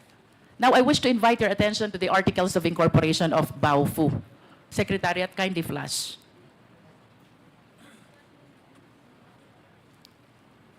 Nakikilala mo ba itong dokumentong ito? Yes po, Your Honor. This is the Articles of Incorporation of Baofu, Yes, correct? Po. Yes po. How about the signature across your name? Do you acknowledge that that belongs to you? Yes po. Yes. Do you know Bao Ying Lin? Your Honor, I think for the Baofu, I invoke my right against self-incrimination because I have pending case po with DOJ human trafficking po. Pero kanina lang, ang sabi mo, Miss Alice, you will not join any business venture unless kilala mo at pinagtitiwalaan mo ang mga tao na fellow incorporators mo. Tama? Do you still confirm that? I confirm that, Your Honor. And That is enough, Miss Alice. yes, Now and- let us proceed to the next incorporator. Please flash the Articles of Incorporation, please. Do you know Rujin Zhang? I invoke my right against self-incrimination po, Your Honor. But again, I have pending wish to case po. remind you, Miss Alice, of your earlier statement. Ang sabi mo, hindi ka sasama sa isang negosyo kung hindi mo kilala at pinagtitiwalaan ang mga fellow incorporators mo. Your Honor, since may pending case po. I understand. Opo. Now let us proceed to the third incorporator, Zhang Wang. Do you know him? I invoke my right po ulit, Your Honor. For the information of the committee, Mr. Chair, ito pong si Bao Ying Lin, fellow incorporator ni Alice Goo, sa Baofu Corporation is convicted of 3 billion Singaporean dollar money laundering. And this after she made a statement na hindi siya sasama sa isang negosyo kung hindi niya kilala at pinagtitiwalaan ang mga kasama niya. With respect to Rujin Zhang, Mr. Chair, he is likewise convicted of 3 billion Singaporean dollar money laundering. Again, this is after her statement na hindi siya sasama sa isang negosyo kung hindi niya kilala at pinagtitiwalaan ang kasama niya. The third incorporator, Zhang Wang, Mr. Chair, used to be with Hongsheng Corporation, whom after the 2023 raid was charged of the crime of cyber crimes. Again, this is after the statement of Miss Alice Goo na hindi siya sasama sa isang hanap buhay kung hindi niya kilala at pinagtitiwalaan ang mga taong kasama niya. I wish to manifest, Mr. Chair, that this representation humbly submit that Miss Alice Goo purposely ran for public office in spite of her knowledge that she is not qualified, she being a Chinese national, to be able to welcome business establishments which she believes will bring growth and prosperity to the people of Bamban. And this business establishments includes Hongsheng, a Pogo operator, and Yunzuan, also a Pogo operator. As a matter of fact, Mr. Chair, dito po sa location ng dalawang company na to, which lease the property of Baofu, with whom Ms. Alice transferred her land in exchange of shareholdings sometime in 2021, while maintaining control of the same after the same date. Dito po nahuli ang maraming Chinese nationals who are now charged of the cases of money laundering and even qualified human trafficking, Mr. Chair. Your Honor, if I may, just a short interjection. Para lang matanong ko lang si Miss Alice Go. Yung bang mga nabanggit na mga pangalan ni Congresswoman Louise, si Ziyang Wang, si Rujin Zhang, at saka si Bai Yonglin, did you say nakakilala mo sila? Mr. Chair, ang kakilala ko po dyan talaga si Wang Ziyang. Si Wang Ziyang. So is this the same Wang Ziyang na nabanggit ni Congresswoman Louise na na-convict sa money laundering? As a cybercrime? Siya ba yun? Mr. Chair, hindi ko po alam na nakasuhan po siya ng cybercrime. Okay. So, ito ba sila ay galing sa isang probinsya sa China? Mr. Chair, nakilala ko po si Wang Ziyang sa Clark. Sa Clark? Opo. But you know, mga galing sila sa China. Yung dalawa po hindi ko po kilala. Okay, sige. Thank you. You may proceed, Congresswoman Louise. There are speculations, Ms. Alice, na itong Hongsheng, ang Baofu, Zunyuan, and you are one and the same. Do you agree? Totally not agree. Totally not. Listen to this. September 16, 2020, you signed the application in the Sangguniang Bayan of Bamban in behalf of Hongsheng, applying for franchise, license, and permit. Your Honor, I did not sign any documents po. You did not sign. I did not sign. However, nakalagay po yung pangalan ko po dyan as representative, but I did not sign any documents po. Would you know kung sino ang naglagay ng pangalan mo? Your Honor, I have no idea. You have no idea. Next, Ms. Alice, February 11, 2021, you executed a lease, perhaps this is over the property of Baofu, with Hongsheng, and during that time, Hongsheng is represented by Telma Laranan. Do you confirm this? Your Honor, regarding Baofu, I invoked my right against self-incrimination po. Third, Ms. Alice, early 2023, Hongsheng was raided because of cybercrime. And one of your fellow incorporators in Baofu, which kanina sabi mo, doon mo transfer yung lupa mo sa Bamban. One of your fellow incorporators, Zhang Wang, nakasuhan ng cybercrime. Do you confirm this? Your Honor, hindi ko kinoconfirm. I have no idea nakasuhan po siya ng cyber. And after ma-raid itong Hongsheng, Zunyuan Technology applied for a business permit on the same address, on the same location. You were the mayor, you issued the permit. Do you confirm?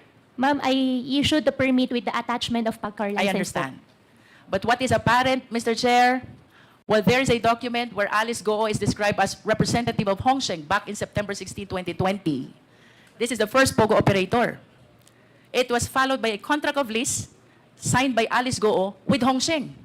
And then this was followed by the raid of Hongsheng, which was replaced by Zunyuan, which Alice Goo provided a business permit in her capacity as a mayor.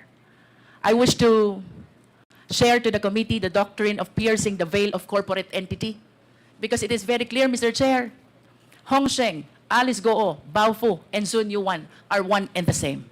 Mr. Chair, I'm about to wind up, but I have few questions left. Can we please show the last slide of two personalities with last name Yang? Secretariat, please. Alice, kilala mo ba to? Your Honor, hindi po. Can we flash the next picture? How about this picture? Your Honor, hindi po. Hindi ko rin po nakita, hindi ko po siya kilala. The first picture is Michael Yang, and the second picture is Hong Jiang Yang. My question for you, bakit may joint account si Hong Jiang Yang, kapatid ni Michael Yang, at si Yu Zhengkan, na manager ng Hongsheng. Your Honor, hindi ko po alam yun. To wind up, Mr. Chair, I wish to make a very short manifestation.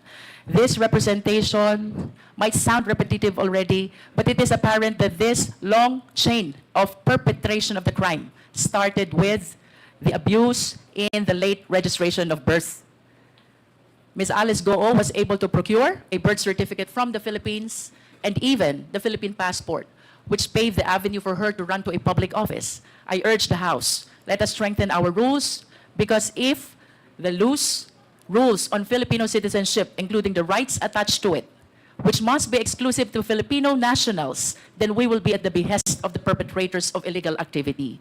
To add, Mr. Chair, the fictitious birth certificate even paved way to solicit identification cards from different government offices. That includes the DFA, the BIR, the LTO, and the similar government offices, Mr. Chair. Second, Mr. Chair, the layering by way of registration of various documents, making it appear that they are legit corporation, makes it harder for the Philippine government to verify and even monitor the illegal activities of these foreign nationals, Mr. Chair. So I wish to suggest that we install a monitoring system with the SEC. We wish to recommend to the SEC that they install a monitoring system to make sure that the application for registration is legit, the operation is genuine, and the location is indeed existing. Third, Mr. Chair, illegal activities and illegal pogos will not proliferate if they are not able to transfer money. So I humbly suggest as well, Mr. Chair, that we tighten our rules on anti-money laundering. Hindi po sila makakapag-perpetrate ng illegal activities if there are no funds which will fuel their illegal activities. I submit, Mr. Chair. Thank you, Congresswoman Louise. Mr. Chair. Yes, Senior Deputy Speaker Gonzales. Mr. Chair, Ma'am Alice, biasa kang Kapampangan? Tita Klamo po. Mga niyan, pinanang banwa ngayon eh? Ganti lang po, ganti lang po. Ha? Ganti lang po. Tinatanong ko kung marunong Kapampangan. Marunong Marunong mga Kapampangan. Noong nangangampanya ka, Kapampangan yung ginagamit mo? Kasi Kapampangan yung mga taga-Bamban. Opo, may Tagalog din po, Mr. Chair. Tagalog po yung ginagamit ko po nung nangangampanya po, Mr. Chair. Ilang taong ka nung naging mayor ka? 36 po. Ninong patagal kaya kang mayor? 2 years. O ninong patagal kaya kang mayor? 2 terms. Sino nagpahabol sa'yo ng mayor? Wala naman po nagpahabol po sa akin ng mayor. One is yung childhood dream ko po. Second po, yung former po namin na mayor, si former mayor po namin doon sa Bamban, na graduating po. Nakalasalamat, Alice. Nakalasalamat. Thank you po. Thank you, Congressman Gonzales. The next to interpolate is Congresswoman Migs Nograles. No, Mr. Chair, can I just get a point of clarification before, with all due respect to Congresswoman Nograles, of course. Just very quickly lang. Ma'am Alice, kanina po may pinakitang picture sa inyo si Congresswoman Louise, kung saan sinabi ninyo binabati po ng Chinese community yung tatay po ninyo. Tama po ba yon? Opo, doon sa, nakalagay din po yung pangalan ko po doon, Your Honor. Oo. Ang hindi ko lang po masyadong maintindihan, bakit binabati po yung tatay nyo doon sa poster? Ano po kasi I don't understand Chinese. What was the reason why they were greeting your father? Your Honor, hindi rin po ako masyado sure doon sa mga nakalagay. I think it's better po na kuha na lang po tayo ng isang translator po para doon talaga. Kasi andun din po yung name ko po, ang understanding ko po dyan. Ang kinakongratulate po niya, ako, yung tatay ko, kasi ang everyone knows naman po yung dad ko po is a Chinese. So kung kinocongratulate ikaw at saka yung tatay mo, bakit picture mo lang po yung nandun sa poster?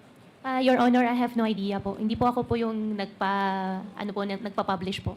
Okay. Yun lang, Mr. Chair, I just wanted to get clarification because I was wondering why they were congratulating the father and yet it was the picture of Mayor Alice Goo on the poster. Thank you very much, Mr. Chair. Thank you, DS JJ Suarez. Mayor Alice, no? Kilala mo ba yung katabi mo? Ngayon ko lang po siya nakita. Yung katabi ng katabi mo, kakilala mo? Opo, si Cassie. Magkaibigan kayo? Consider. Oo. Sabi niya kasi, nung huling hearing, boyfriend niya yung kapatid mo. Tama ba? Yun po yung deklarasyon po nila. So, boyfriend nga niya. Opo, kasi yun po yung sinasabi po din nila sa akin. So ikaw, hindi mo ba nakikita na malagkit ang tingina nila, ganon? Wala ka ba nakikitang ganon? Ha? Hindi. So, Din po. so napapansin mo rin, no? Sige, salamat. Now, we'd like to recognize Congresswoman Migs Nograles. You are recognized. Thank you, Mr. Chair. The questions that I will be asking would be addressed to Ms. Alice Guo. Hi, Ms. Alice. Earlier, you were saying na very adamant ka na hindi ka involved in any of the Pogo businesses or anything so related to that, correct? Your Honor, opo. And you did an interview na maraming nakakita with Karen Davila last May 2024, correct? Yes po, Your Honor. At doon kunento mo yung simple mong buhay, yung income mo, farming lang, lumaki ka sa pinalaki ka ng tatay mo, and very personal information, correct? Yes po, ma'am. And you mentioned the only connection na meron ka with Hong Sheng is because you bought land at ikaw ang translator.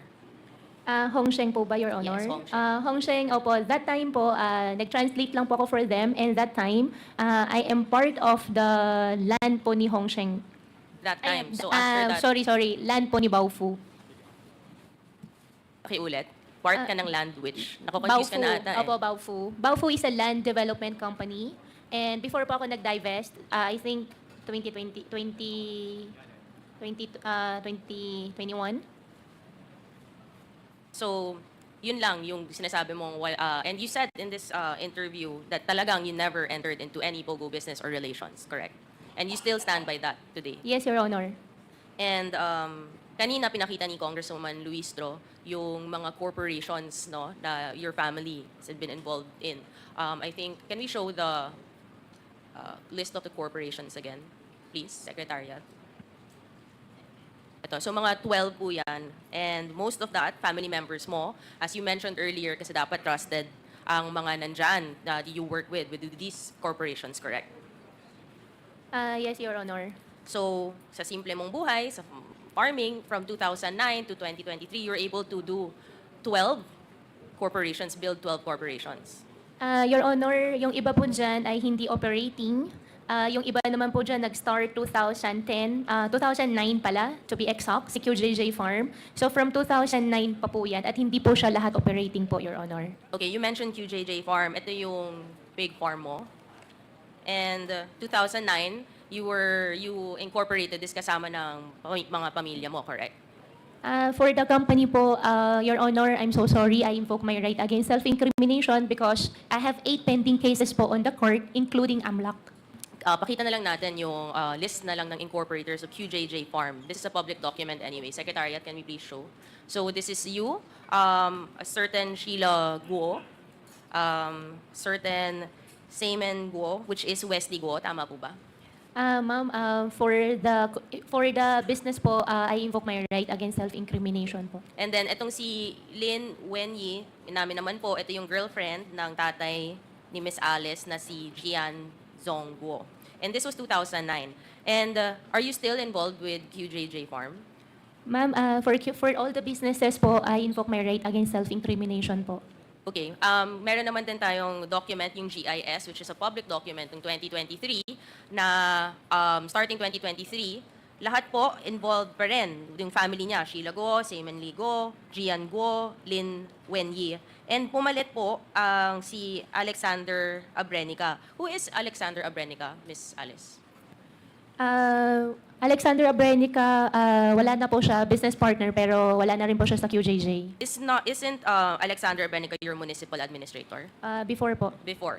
So, in-entrust mo sa kanya ang Opo. QJJ Farm. For QJJ po, ma'am, I invoke my right against self-incrimination po.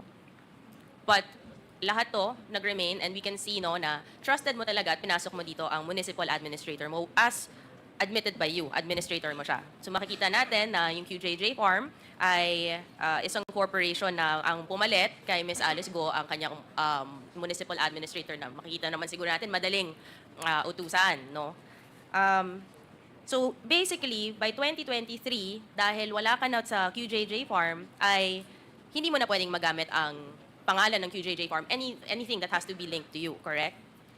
Ma'am, for the businesses po, I invoke my right against self-incrimination po. Well, incorporate naman po to let the committee know, pag ganito, ibig sabihin hindi na siya kasama ng farm dapat kasi wala na po yung pangalan niya sa mga corporate documents. However, may isang KYC form ang China Bank, Know Your Customer, which everyone, if you have a bank account, ay ginagawa to yearly. Diba? Pakita po natin. 2023, just to remind everyone, dapat wala na po si Miss Alice sa QJJ form. However, dito sa China Bank KYC form, dated 2024 ng February, nandito po ang name ni Miss Alice Lialgo. And nakasulat na siya pa rin, yung business name niya ay QJJ Farm. No? So, kahit na dapat hindi na siya involved sa QJJ Farm, ay mukhang gumagalaw pa rin to dahil nga municipal administrator siguro niya ang pinalit sa kanya, nakokontrol pa rin niya tong QJJ Farm. In fact, with this same bank account ng China Bank na nakapangalan kay Alice Go, do you confirm that in 2022, you wrote checks, 10 checks worth 10 million each to Baofu Development? Ma'am, I invoke my right against self-incrimination po. Ang So- nakalagay po sa check is 2020. 2020, yes, 2020. Still po, I invoke my right against self-incrimination po, ma'am. But that is your signature. Ma'am, I invoke my right against self-incrimination We have po. documents naman to show that that is the signature, and this is the bank account of Miss Alice Go. So nakaka-alarm na very simple na tao na farming ang kanyang business and nakapag-issue ng 10 checks na 10 million each, no, si Miss Alice to Baofu Land Development. You have another business called Q Seed Genetics Inc., correct? Ma'am, for all the businesses po, I invoke my right po. Okay. And the same, since public document naman to, it's almost the same as you can see, Mr. Chair, and to the members, no, na still it's the same people involved, which is also the same, na halos the same na makita natin sa 12 corporations earlier, as we've seen. For this one, sa QSEED, makikita na naman natin sa KYC documents, no, na siya rin lang nag-apply for the bank account. Miss Alice, correct? This is, do you know this document? Ma'am, I invoke my right against self-incrimination So po. makikita naman po natin, same signature, her name is there. Essentially, parang ganito yung nangyayari sa kanyang mga businesses, sa kanilang mga businesses. Si Miss Alice talaga may hawak ng mga bank accounts. Siya yung nag-a-apply sa mga bank accounts. So siya yung naghahawak talaga, may access sa accounts ng mga different corporations with her name and her family's name. Let's go to Baofu, no? Noong 2019, February 2019, tama ba na bumalik ka ng maraming lupa in Anupul, Banban, Tarlac, Miss Alice? Sorry, Your Honor. You purchased land in specifically Anupul, Banban, Tarlac noong February 28, 2019. Do you remember? Anong pong lot po yun, Your Honor? Sorry. This is a 10,000 square meters na lot. Ikaw, you bought it from Restituto de la Cruz. Yan po yung Baofu po. Ito yung sinasabi niyong pinurchase niyo na Baofu. And yung pinurchase niyo to, it was classified as agricultural. Correct? Your Honor, I cannot answer for that. You purchased it, Opo. hindi mo alam kung anong classification ng land. So you hindi can ko lang po maalala to be exact. But this is your land and you purchased it. Ang laki-laki ng land na to. Yes po.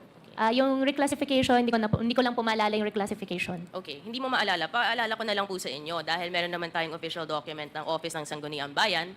Pakita po natin. Na kayo po talaga ang lumapit sa Sangguniang Bayan. Hindi ka pa po mayor neto, tama? Miss Alice? 2019 po, Yes, hindi pa po. Hindi pa po. So ikaw yung lumapit for the reclassification a month after you bought the agricultural land to reclassify it to be, I think, commercial para makapag-operate on whatever businesses there.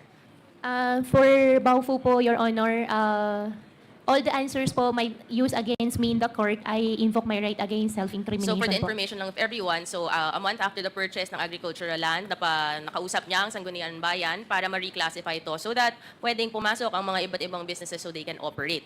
Which alam naman po natin na ito po yung mga sinabi ni Congresswoman Louise na nag-ooperate ng mga Pogo operations doon sa land ng Baofu. And ito yung alarming, no? So Baofu, in 2019, Baofu Land Development as a corporation, nag-purchase ng mga ng land. Baofu mismo nag-purchase ng land. And you're saying, Miss Alice, that wala kang kinalaman sa Baofu except the ownership of the land? Ma'am, Your Honor, regarding Paufu, I invoke my right against self-incrimination po. So I'll show na lang to this committee, to everyone, that we have a deed of sale of Baofu purchasing land noong April 5, 2019. The alarming thing dito, Mr. Chair, is April nag-purchase ang Baofu Land Development as a corporation. Pero ang Articles of Incorporation ng Baofu, May pa lang siya na-incorporate. So, kung a month after lang na-incorporate ang Baofu Land Development, I don't understand kung bakit nakapag-purchase or buhay na ang Baofu Land Development at nangyari itong deed of sale ng pag-purchase ng land before nabuhay pa itong Baofu Land Development. It's very, very alarming. And what's alarming is nire-raise na rin ni Congresswoman Jinky, no, yung mga incorporators part of Baofu, which you said earlier na dapat, diba, kilala mo ang mga kasama mo sa isang corporation. Yung dalawang names po na kasama dun sa Baofu, pakita lang po natin, ay etong ang si Bao Yingling and si Ziyang Huang, which Miss Alice, you said kilala mo tong si Ziyang, tama? Yes, Your Honor. Yes. And bakit naman makikipag-ugnayan ka sa mga kriminal? Why do a business with them? Do you know that they are convicted? Your Honor, as much as, honestly, regarding Baofu, ayoko na po talaga sumagot. Pero doon sa question nyo po, na bakit po ako nakipag-ugnayan sa mga kriminal, Your Honor, hindi ko po alam sila ay kriminal. Ang nakilala ko po dyan is Huang Ziyang. Way back 2017 or 2016. So you did not do any background check? Wala kang nakikitang news? Nakikita ko Hindi mo normal nakikita naman, labas-pasok naman ng bansa. Normal naman, may negosyo po sa Clark. You didn't see anything suspicious of them or what? Nakilala ko po sila na nag-cooperate po sila. Actually, to be exact, isa lang, si Huang Ziyang. Nag-cooperate po siya ng restaurant. So is out of the other incorporators, isa lang kilala mo. And yet, earlier, you were already saying you only do business and you will enter business with people that you know and are comfortable with and you trust. So kung isa lang, ano naman tong iba? Yung dalawa po, ang nag-provide ng pangalan doon sa dalawa is Huang Ziyang. Ang kausap ko po dyan, Your Honor, is only Huang Ziyang. So you basically entered into a corporation na isa lang talaga kilala mo at bahala na tong isa sa kung sino sa ipapasok niya as incorporators. Your Honor, ang kilala ko lang po dyan si Huang Ziyang. So it's very alarming, no? Parang, bakit ka papasok na isang business, hindi mo rin pala kilala yung mga nandyan, tapos biglang magiging criminal. It's kind of hard to believe also na hindi po alam, Mr. Chair, or walang mga suspicions dyan, or even kung totoo nga na hindi alam, papasok ka ng isang business na hindi mo kakilala yung mga kasama mo. In 2020, no, ikaw din ba ang nag-apply with regard to Baofu ng mga business permits? Your Honor, regarding Baofu, I invoke my right against self-incrimination po. So I'll just show na lang to this committee, Mr. Chair. So to July 2020, si Ms. Alice Guo ang nag-apply ng business permit nitong for Baofu. So, di ba, kung siya lang talaga yung may-ari ng land and did not have to do anything, hindi naman dapat gagalaw ito, Mr. Chair, or someone else could have done this on her behalf. Kasi marami naman incorporators eh. Hindi naman pwedeng siya lang, di ba? But on July 2020, it was really Alice Guo, her name there indicated siya yung nag-apply ng business permit, ng building permit. At the same time, February 2021, she was the one also, Ms. Alice Guo, was the authorized representative of Baofu Land Development, who signed the lease agreement in February 11, 2021, with Hongshen Gaming Technology. Your Honor, hindi ko po signature yung nakita ko po sa monitor. That's not your signature. That's not my signature po. Okay, we will take note of that. But your name is there. So you're saying that this is a document that's supposed to be non-existent or someone else signed for you? For Baofu, I invoke my rights again. I invoke myself against self-incrimination, but the documents in front of me, hindi ko po siya signature. Nako, it's very alarming that may ganito na umiikot, Mr. Chair, then we have to look into it. Bakit na may pangalan ni Alice Guo dito, no? So earlier, because you've refused to answer my question na signatures mo yung earlier. So ngayon na sinasabi mo hindi mo to signature, yung mga tinanong kong and pinakita kong documents earlier, you can confirm those are your signatures. Your Honor, regarding Baofu, I will not confirm anything po. So mahirap na naman maniwala dito kung yan talaga yung signature mo. Hindi. Kung hindi mo rin naman sasabihin na yung earlier signatures ay sa'yo, sasabihin mo right against self-incrimination. Ngayon, biglang you're gonna say that's not your signature with your name. Pero hindi rin naman namin malalaman kung ano na yung totoo because pag tinanong ka na straight kung ano ba talaga yung signature mo, sasabihin mo, i-invoke mo yung right mo against self-incrimination. So, kailangan natin tingnan ano ba talaga yung totoo dito, no, Miss Alice? At the same time, in September 2021, there's also a document na may deed of assignment na. No, this is a few days before you filed, and you said earlier na nag-divest ka na sa Baofu. Correct. You said that earlier naman kay Congresswoman Louise. And you're reconfirming that. Yes po, Your Honor. Okay, and this was September 2021. So dapat, kung nag-divest ka na, hindi na ikaw ang gumagalaw for anything that has to do with Baofu, correct? Your Honor, regarding Baofu, I invoke my right against self-incrimination po. So let me just turn everyone's attention lang to the screen again. Again, the date na sinasabi niya nag-divest po siya sa Baofu is September 21, 2022. However, merong isang unified application form for business permit 6 days after the supposed divestment named under Ms. Alice Guo on the same land na doon sa Baofu. This is supposedly wala ka nang kinalaman sa Baofu, Ms. Alice. 6 days after. Tama? Your Honor, tama po. And then, September 28, meron pang building permit na nasa pangalan mo rin. And nakasulat dito, yung owner is Alice Go / Baofu Land Development. So dapat hindi na pangalan mo lumalabas dito, tama? Your Honor, hindi po ako gumawa ng building permit. And I have no idea na yung building permit po, nakalagay pa rin po sa pangalan ko after my divest po. So, are you trying to say someone has been using your name? Your Honor, regarding Baofu, I invoke my right against self-incrimination po. Okay. In October 2021, October 25, 2021, there's also a DNR environmental compliance certificate issued by the DNR at nandyan din ang pangalan mo. Now with Baofu. Your Honor, hindi ko rin po alam kung ba't andyan yung pangalan ko. Well, nakasulat din naman dito na sa sworn accountability statement ng ECC that ikaw talaga ang owner nito. May July 21, 2022 also na building permit on the same, mayor ka na ba nito? July 2022. Mayor na po kayo nito, Miss Alice, no? At kayo pa rin ang nakasulat dito. Mayor na kayo. Kayo naman po nagsasign ng building permit. Hindi niyo po nakita na ang pangalan mo nandyan. Your Honor, hindi po ako nag-sign ng building permit at hindi ko rin po nakita yan. Ngayon ko lang po siya nakita. Ngayon mo lang nakita to. Nandyan yung pangalan mo. Ang dami naman pala nating dokumento pinapakita na nandyan yung pangalan mo at hindi mo po alam. So ang dami nangyayari pala under your corporations and under people using apparently your name or different signature na hindi natin malalaman dahil ayaw mong sabihin sa amin na lumalabas dito yung mga pangalan mo at hindi nyo po alam. Tama po. Your Honor, regarding Baofu, I invoke my right against self-incrimination po.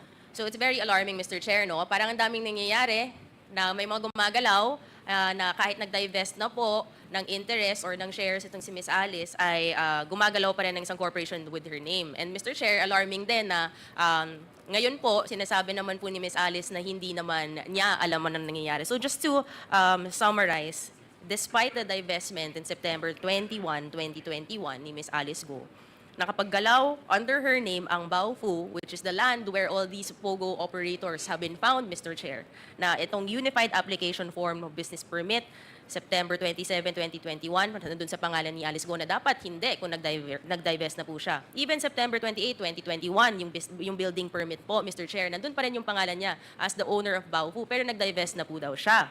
Even the Environmental Compliance Certificate dated October 25, 2021, nandun pa rin ang pangalan niya kahit nag-divest po siya. Even dun sa sworn accountability statement, nandun nakasulat explicitly, siya din po ang owner. And eto, siya na po yung mayor nung panahon na nag-renew ng business permit ang Baofu, hindi pa rin niya alam na nandun din yung pangalan niya, siya na po yung mayor doon. At na-renew pa rin yung business permit na ang pangalan niya nandoon as the owner ng Baofu. So, lahat to, Mr. Chair, it's alarming kasi sa mga abogado kasi, meron isang pagdating sa mga pieces of evidence, Mr. Chair, mas mabigat ang documentary evidence kaysa sa testimonial evidence. Dahil mas madali naman talagang mag-imbento, magsinungaling, or gumawa ng kung ano-anong kwento. At pag tinapatan na ng dokumento, na nandun yung pangalan, nandun ang signature, mahirap naman po yung tanggihan at mahirap sabihin na hindi nag-i-existo, Mr. Chair. Ang dami-dami natin pinakitang dokumento. And it's very alarming, no, that we see these documents, there is some denial or refusal to answer, Mr. Chair, on these documents we're presenting.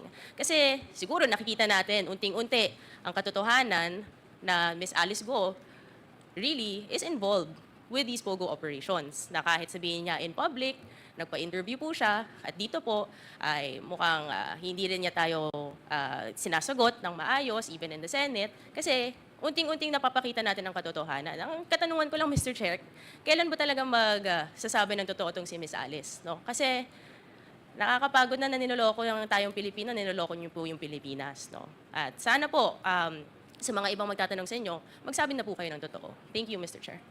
Thank you, Congressman Nograles.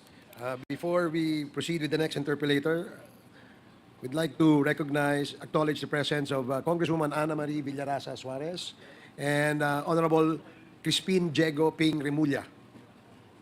So, Mr. Chair, very quick. okay. Just to complete the Congresswoman Louise. picture. I just wish to manifest, Mr. Chair, that in the poster showing congratulatory greetings about the first Chinese mayor, this came from businessmen here in Manila who originated from Fujian, China. The second manifestation, Mr. Chair, in the BI records, where Go Waping was described as dependent of her mother, Lin Wenyi, the mother is described as from Fujian, China. Based on research as well, Mr. Chair, the two incorporators by the name Bao Ying Lin and Ru Jin Zhang, both convicted of anti-money laundering in Singapore, are all from Fujian, China. So, I wonder, Mr. Chair, if these are merely coincidences. And I came across my research as well about the Fujian gang. So, to conclude this short interjection, Mr. Chair, may we request Ms. Alice to say something about Fujian gang, if she's aware? Your Honor, I'm not aware. First time ko po siya narinig ngayon araw. Thank you po. So, wala kang information tungkol sa Fujian gang? Ngayon ko lang po siya narinig, Mr. Chair. Okay. So, it's quite a coincidence that all these personalities na involved dito sa operation ng Pogo na ito ay galing sa Fujian. Are you from Fujian? Your Honor, yung dad ko po from Fujian. Okay. And I believe po marami din pong negosyante po dito sa atin na galing po doon. Okay. Si, are you from Fujian? Yung mom ko po, Mr. Chair. Mami mo from Fujian? Yes po. Si Baterna, are you from Tarlac? Okay. Okay, before we recognize the next interpolator, tanong ko lang ito kay Miss Alice, no? Miss Alice, ilang taon na kayo? Your Honor, 38 po. 38 ka na. Nung bang natira ka ba sa Valenzuela City? Your Honor, before po, may factory po yung dad ko po doon. Sa Valenzuela, no? Oo. Opo, may factory po siya doon. Ito ba yung sa may katabi, yung sinasabing Hongfei warehouse? Your Honor, hindi po ako masyado sure po doon. Oh, so, kilala mo ba si Mr. Richard Chen or Chen Julong? Your Honor, hindi po. Hindi rin. Si Rubilin, na girlfriend ni Richard Chen, kilala mo? Wala po akong kilalang Rubilin na girlfriend po ni Richard Chen. Yung Rubilin na kilala mo lang, si Teacher Rubilin. Yung nagturo po sa akin na po, Teacher Rubilin. Okay. Sige. Salamat. Thank you po, Your... Now, the next interpellator. Mr. Chair, can I just get my timelines correct? Ma'am Alice, you mentioned na tumira kayo sa Valenzuela. Your Honor, yung dad ko po may factory po doon. Anong year po ito? Kasi, Hindi po ako tumira doon, hindi ako masyado sure doon sa year po. so anong ginawa niyo sa Valenzuela? Hindi po ako, yung dad ko po may factory po dyan before. Kaso pumupunta ka doon? Bihira lang naman po. Okay. Mga anong taon po ito? Hindi na po ako masyado sure po talaga, Your Honor. But ilang taon na po ba kayo? 38 po. Oh, so it shouldn't be so difficult to recall what year, how old you Your were? Honor, hindi ko na po maalala yung year po talaga. Sorry 28 years old ka pa lang, di mo na maalala kung kailan ka pumupunta at may factory yung tatay mo? 38. 38 po. yeah?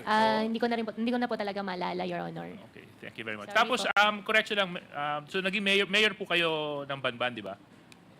Opo, Your Honor. Sa likuran ng munisipyo ng Banban, doon po matatagpuan yung Pogo Hub, correct?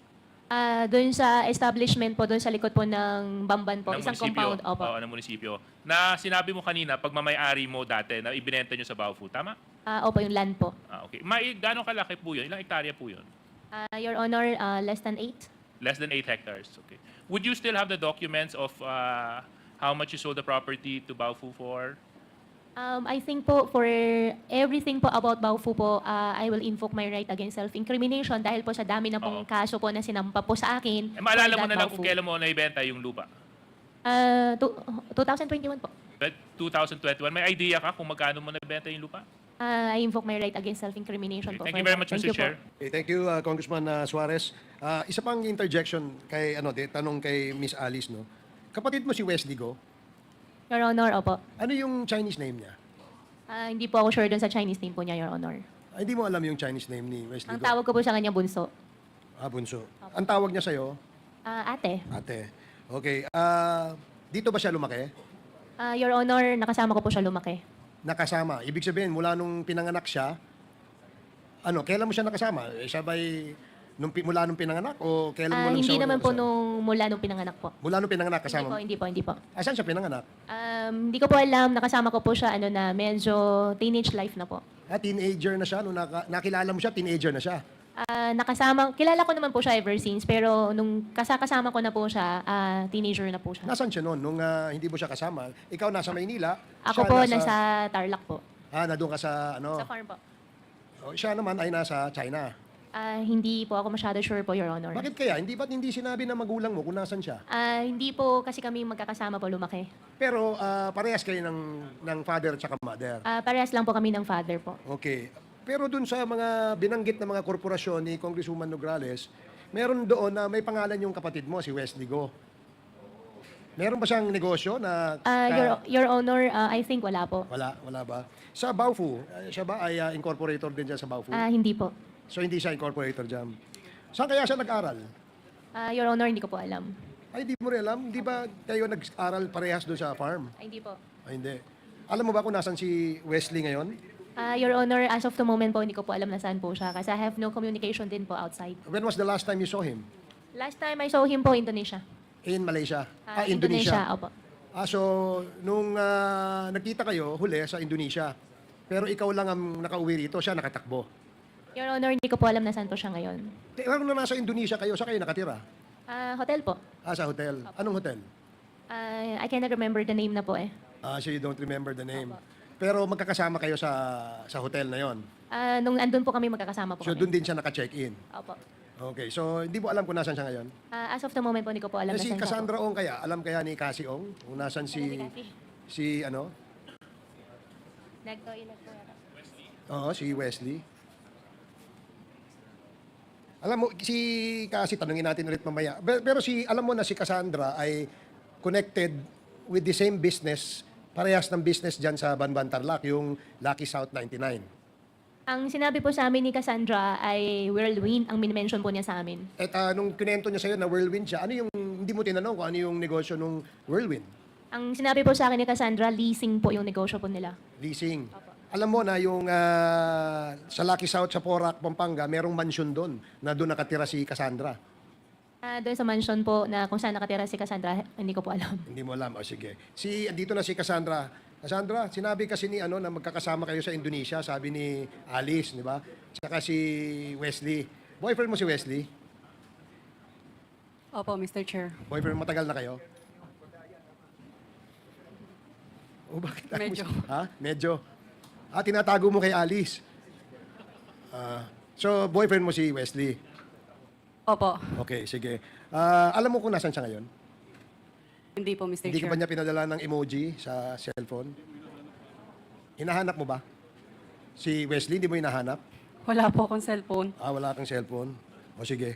Okay, before we acknowledge or recognize the next interpellator, we'd like to acknowledge the presence of Congresswoman Siti Shahara Mastura, Congressman Alan T. Welcome to the committee, the Quad Committee.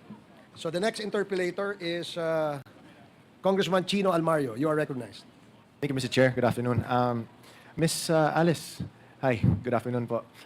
I just want to touch lang a bit, Mr. Chair, on the few points that were raised earlier, few questions that were raised earlier by Congresswoman Migs Nograles regarding Hongsheng Gaming Company. Just for clarification lang po. Kanina nabanggit yung Hongsheng, and it was also mentioned that you made mention po that you did not recognize the signature that was on the contract that was shown between Hongsheng and Baofu on their lease agreement. Tama po ba yun? Can we flash the screen na lang po for reference? Ito po. you confirmed po kanina, you said na hindi niyo po yun. Your Honor, I don't know about the lease agreement. However, the signature in front of me po, hindi ko po siya signature. Hindi po ganun ang pirma ko po. Okay. So, you mentioned that this is not your signature. Do you also confirm po that you were not involved in this? In the sense po? Kasi po, this is, after all, this is... Yeah, Your Honor, regarding Baofu, Hongsheng, Zunyuan, whatever, all the incorporations po, I invoke my right against self-incrimination dahil po sa dami na pong sinampa po sa akin na kaso. Sorry po talaga. No problem. Yung sa akin naman kasi, I just wanted to also put into light na rin po that if you say po that you don't have any involvement with this particular lease agreement, or at least to your knowledge, you did not sign this document since you mentioned na hindi po sa inyo yung signature po na yun to. I would like, nagtataka kasi po ako na yung sa 2022, the GIS or General Information Sheet ng Hongshen, nakalagay po dito yung alternate email address po nito is baofu@gmail.com.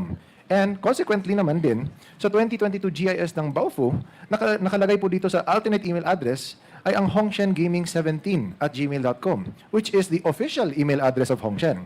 So bali, nagkabaliktaran. Yung emails nila, official email nila, and yung alternate emails nila, the same. So, would you know how this happened po, Ma'am Alice? Your Honor, I have no idea po. Okay. In that case, would you also know na rin po on why the official mobile number and yung alternate mobile number ng Baofu at ng Hongshen ay magkaparehas din po? Your Honor, I have no idea po. So, as a representative of Baofu Land Development, and sinabi niyo po kanina, you are an authorized representative, you were part of the Baofu Land Development Incorporated, pero sinasabi niyo po na hindi niyo po alam, based on the GIS, kung bakit yung alternate email addresses, yung email addresses and yung contact details or numbers po magkaparehas sa dalawa? Your Honor, I have no idea about it po. Okay. Mr. Chair, this might also mean there are... I don't know if it's the SEC, I don't know if it's our legal system, I don't know if it's our government agencies, pero something is wrong, something's amiss for two different corporations to enter into an agreement that are similar in contact, similar in addresses. Ultimo, email address magkaparehas, yung official and yung alternate, pati rin yung mobile number, magkaparehas na rin halos. So, Mr. Chair, I'd also like to just put that on record na rin, na both of these Mr. Chair, companies... point of order, Mr. Chair. Point of order lamang. Mr. Chair, point of order. What is the point of order? Pwede bang makinig lamang si Alice Go? Nakikipag-confer sa kanyang abogado while Congressman is talking eh. Pwede bang pakisabi sa kanya na makinig ka lang? Hindi ka nakikinig eh. Kaya na tumatawa ka pa eh. Hindi ko alam kung nakaka-insulto ka eh. Please proceed. Thank you, Mr. Chair. Thank you, Congressman Abante.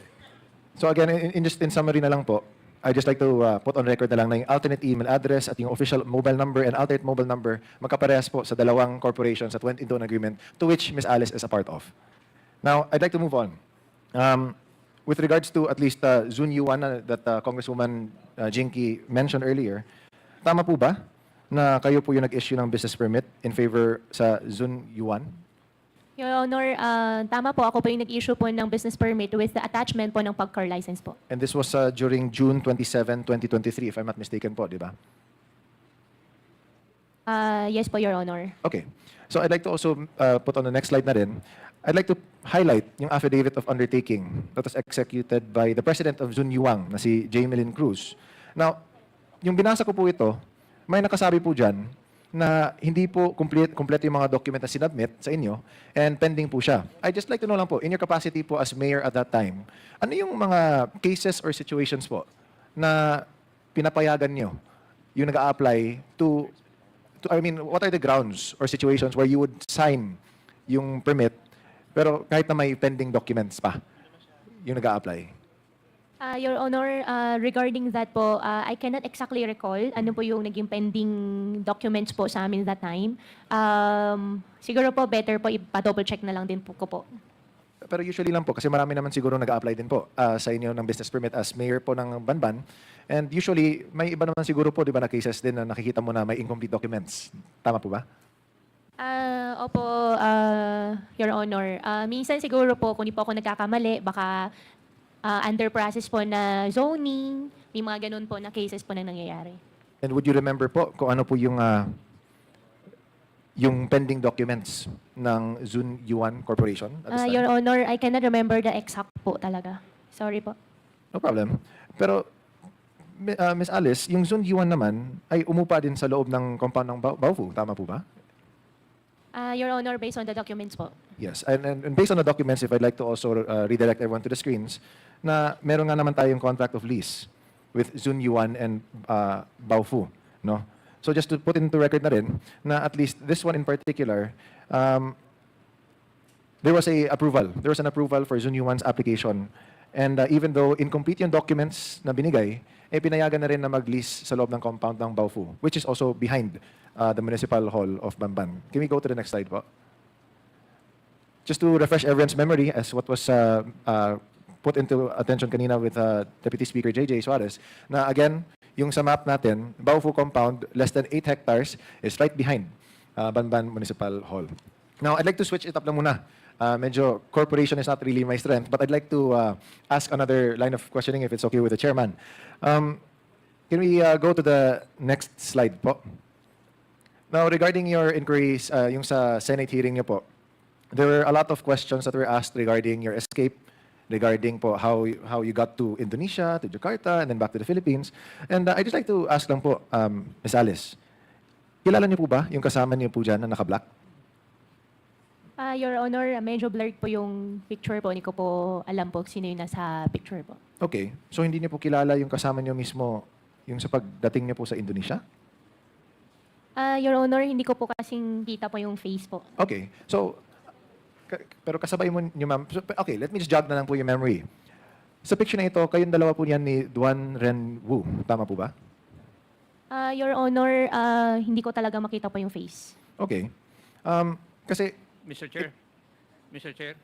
Yes, Congressman Acop, with the indulgence of Congressman Almario. Pwede mo bang i-rephrase natin yung tanong? Sino po yung mga taong sumalubong sa iyo nung pumasok ka sa Indonesia? Mr. Chair, pumasok po kami ng Indonesia. Ang sumalubong po sa amin si Cassie po. Sino? Cassie. Casio. Si Cassie. Opo. Pero doon sa litrato, may mga lalaki.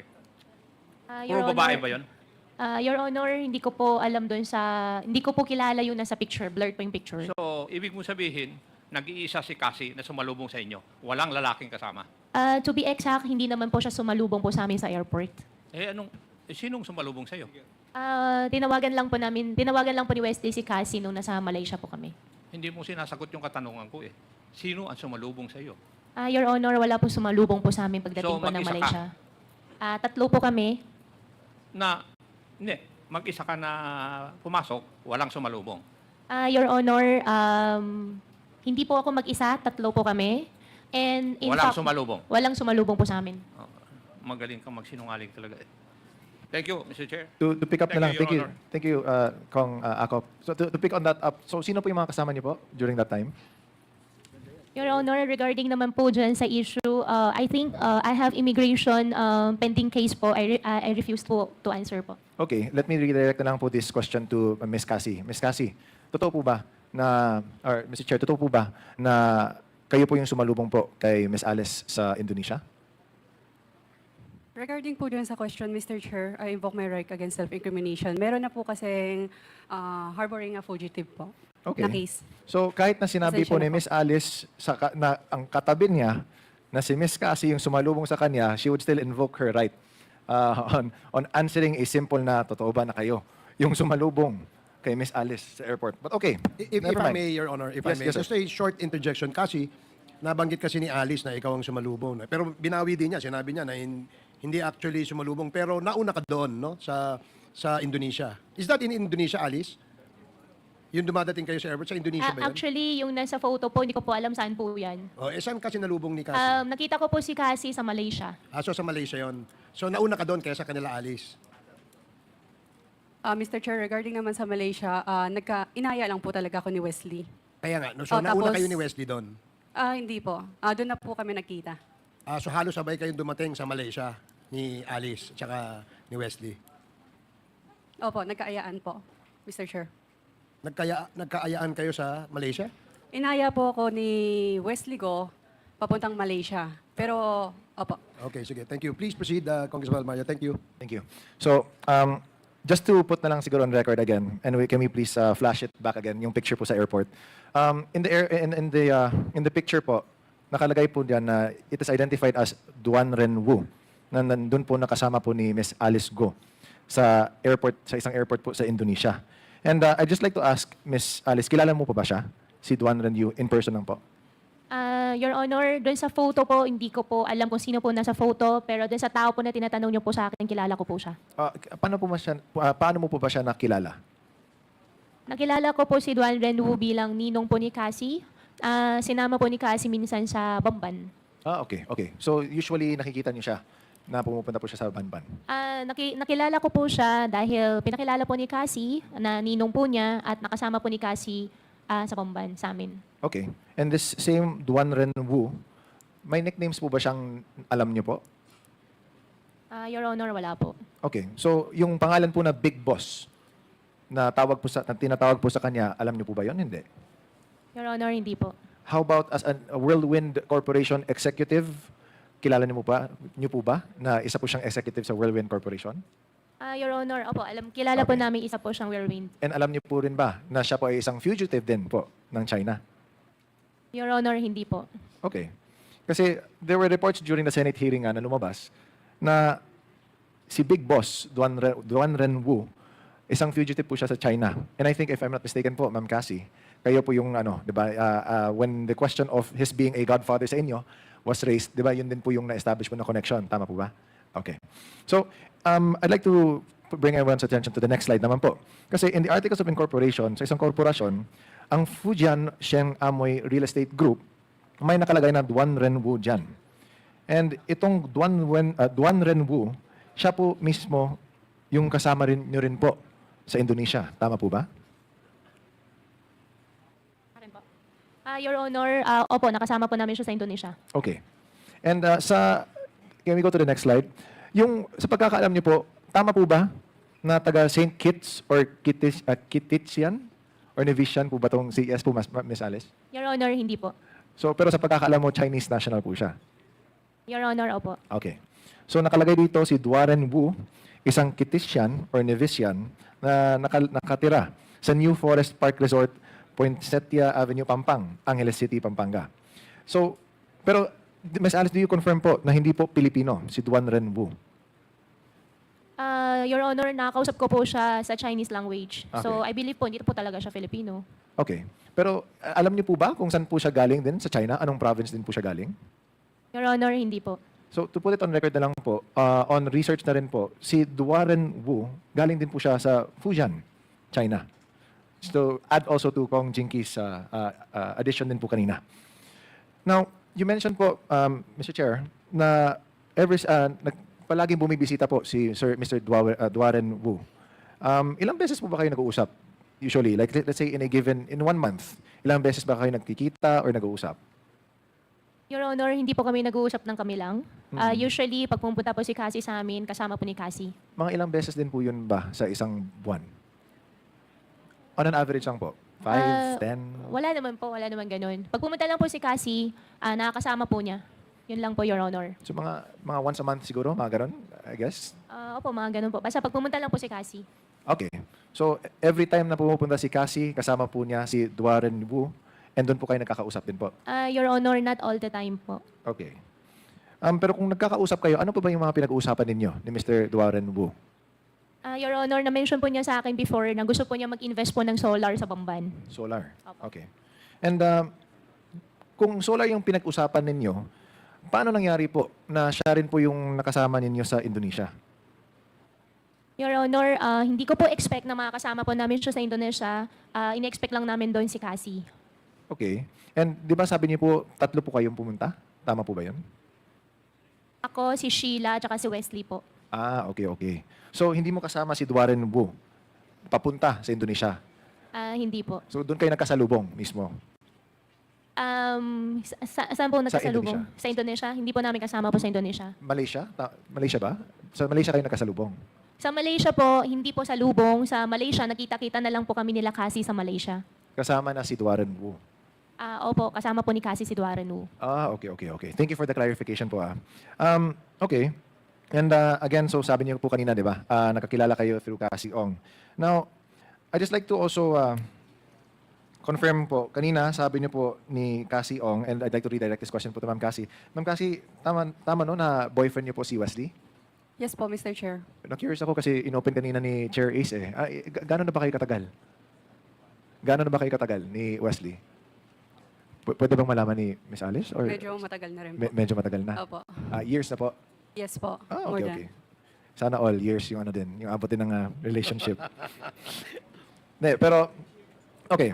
Ne, I just wanted to reconfirm lang, kasi nga, of course, to establish lang din the closeness, no, nila Ma'am Cassie, nila Wesley, tsaka ni Ma'am Alice din. Na sa pagkakatingin din natin, because of how close the family is, we can also determine din po na very close-knit din po silang lahat. No?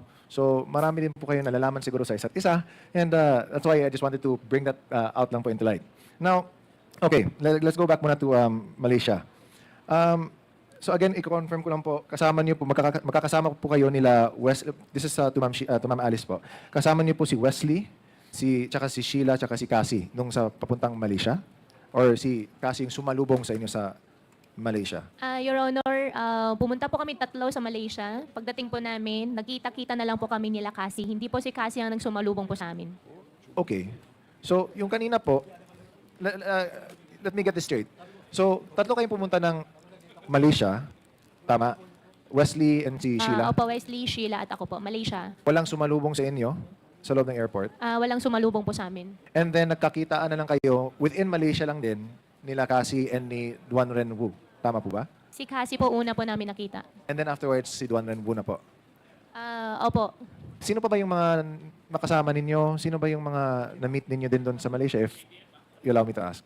Regarding po dun sa Malaysia issue po, since may file na po sa akin na immigration po, I invoke my right to disclose na rin po ng mga informations po.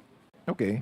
Pero tama po ba na after this one, sumabay kayo, lumabas ng barko at pumasok ng Malaysia? For that question po, I invoke my right against self-incrimination po. You will May not- file na po kasi sa akin sa immigration po for that. Okay. Can we show muna po the passport stamps on the screen?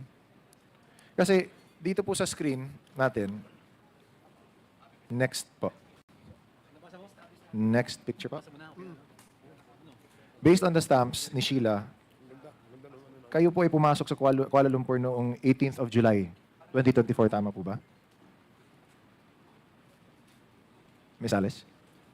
Your Honor, regarding po dyan, I invoke my right against self-incrimination po. May na-file na po kasi sa akin cases po ng immigration for that po. So you also don't confirm na lumapag kayo sa Xianben na? Or Sabah, Malaysia? Your Honor, I invoke my right against self-incrimination po. So sinasabi niyo po na nagsisinungaling si Sheila nung sinabi niya na yung entry point ninyo ay nasa Sabah. Tama po ba yun? Your Honor, lahat po kasi ng isasagot ko po dito might use against me in the court. Kaya I invoke my right against self-incrimination po. Can we show the stamps again, please?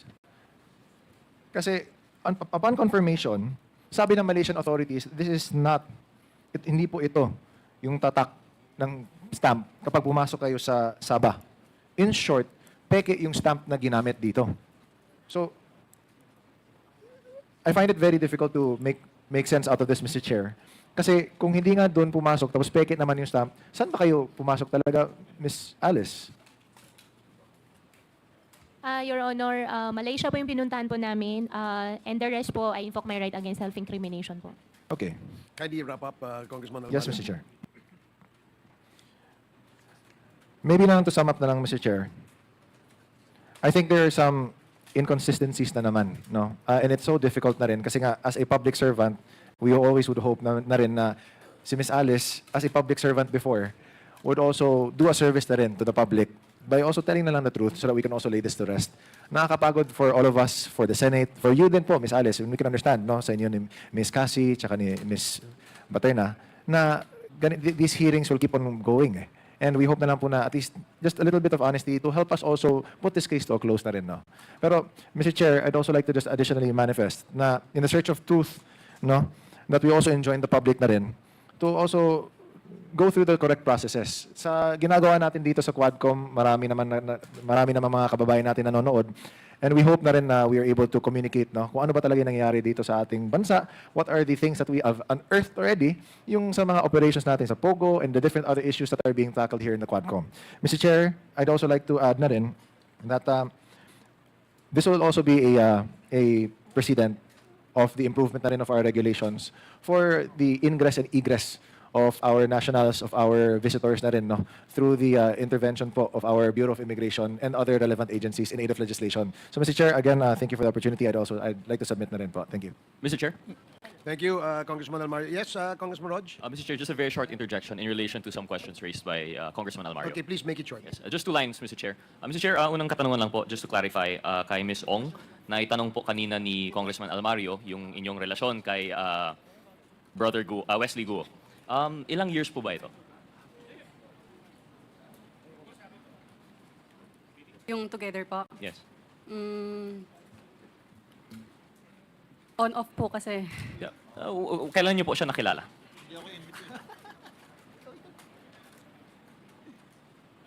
2021? 2020 or 21. And yung simula ng on-off nyo, mga kailan po yun? Mga ganun din po. So, shortly after nakilala mo si Wesley Guo, on na kayo and off? Around 2020 or 2021. So, latter part of 2020 malamang po. Something like, hindi ko po maalala yung exact date po eh. Okay, Or thank you. exact year. Thank you. I'm sorry. Mr. Chair, I'd like to direct the question also to Ms. Guo. Ms. Guo, kanina po nabanggit po na minsan po ay nakakausap po ninyo si Mr. Duan Wenwu and you mentioned the Chinese language. Could you clarify po if this is Mandarin or Hokkien? Your Honor, Mandarin po. Mandarin. Mandarin po. Pero kayo po are able to speak also Hokkien? Yes po. Read and write? Speak po. Speak lang po, no write. And with Mandarin, read and write or just only speak? Speak. A little read po. A little read. Okay. Yun lang po. Thank you very much, Mr. Chair, for the indulgence. Mr. Chair? I'm sorry. You're done. Thank you. The next, yes, Congressman Akop. before the Interjection next- lang to the issues raised by the Honorable Almario. Madam Go, tinanong po kayo kanina kung nagpunta kayo na Malaysia. Sinagot po ninyo, di po ba? Bakit hindi kayo nag-invoke your right against self-incrimination? Sige po, ngayon mag-i-invoke na po ako. Sorry. Kasi you can ask your lawyer na kung hindi naman connected dun sa mga kaso na i-file sa iyo, in numerous decisions of the Supreme Court, pwede kayong sumagot. Ano po ang kaso na hindi nyo pwedeng sagutin yung katanungan ko? You can ask. You can Your lawyer. confer with your lawyer.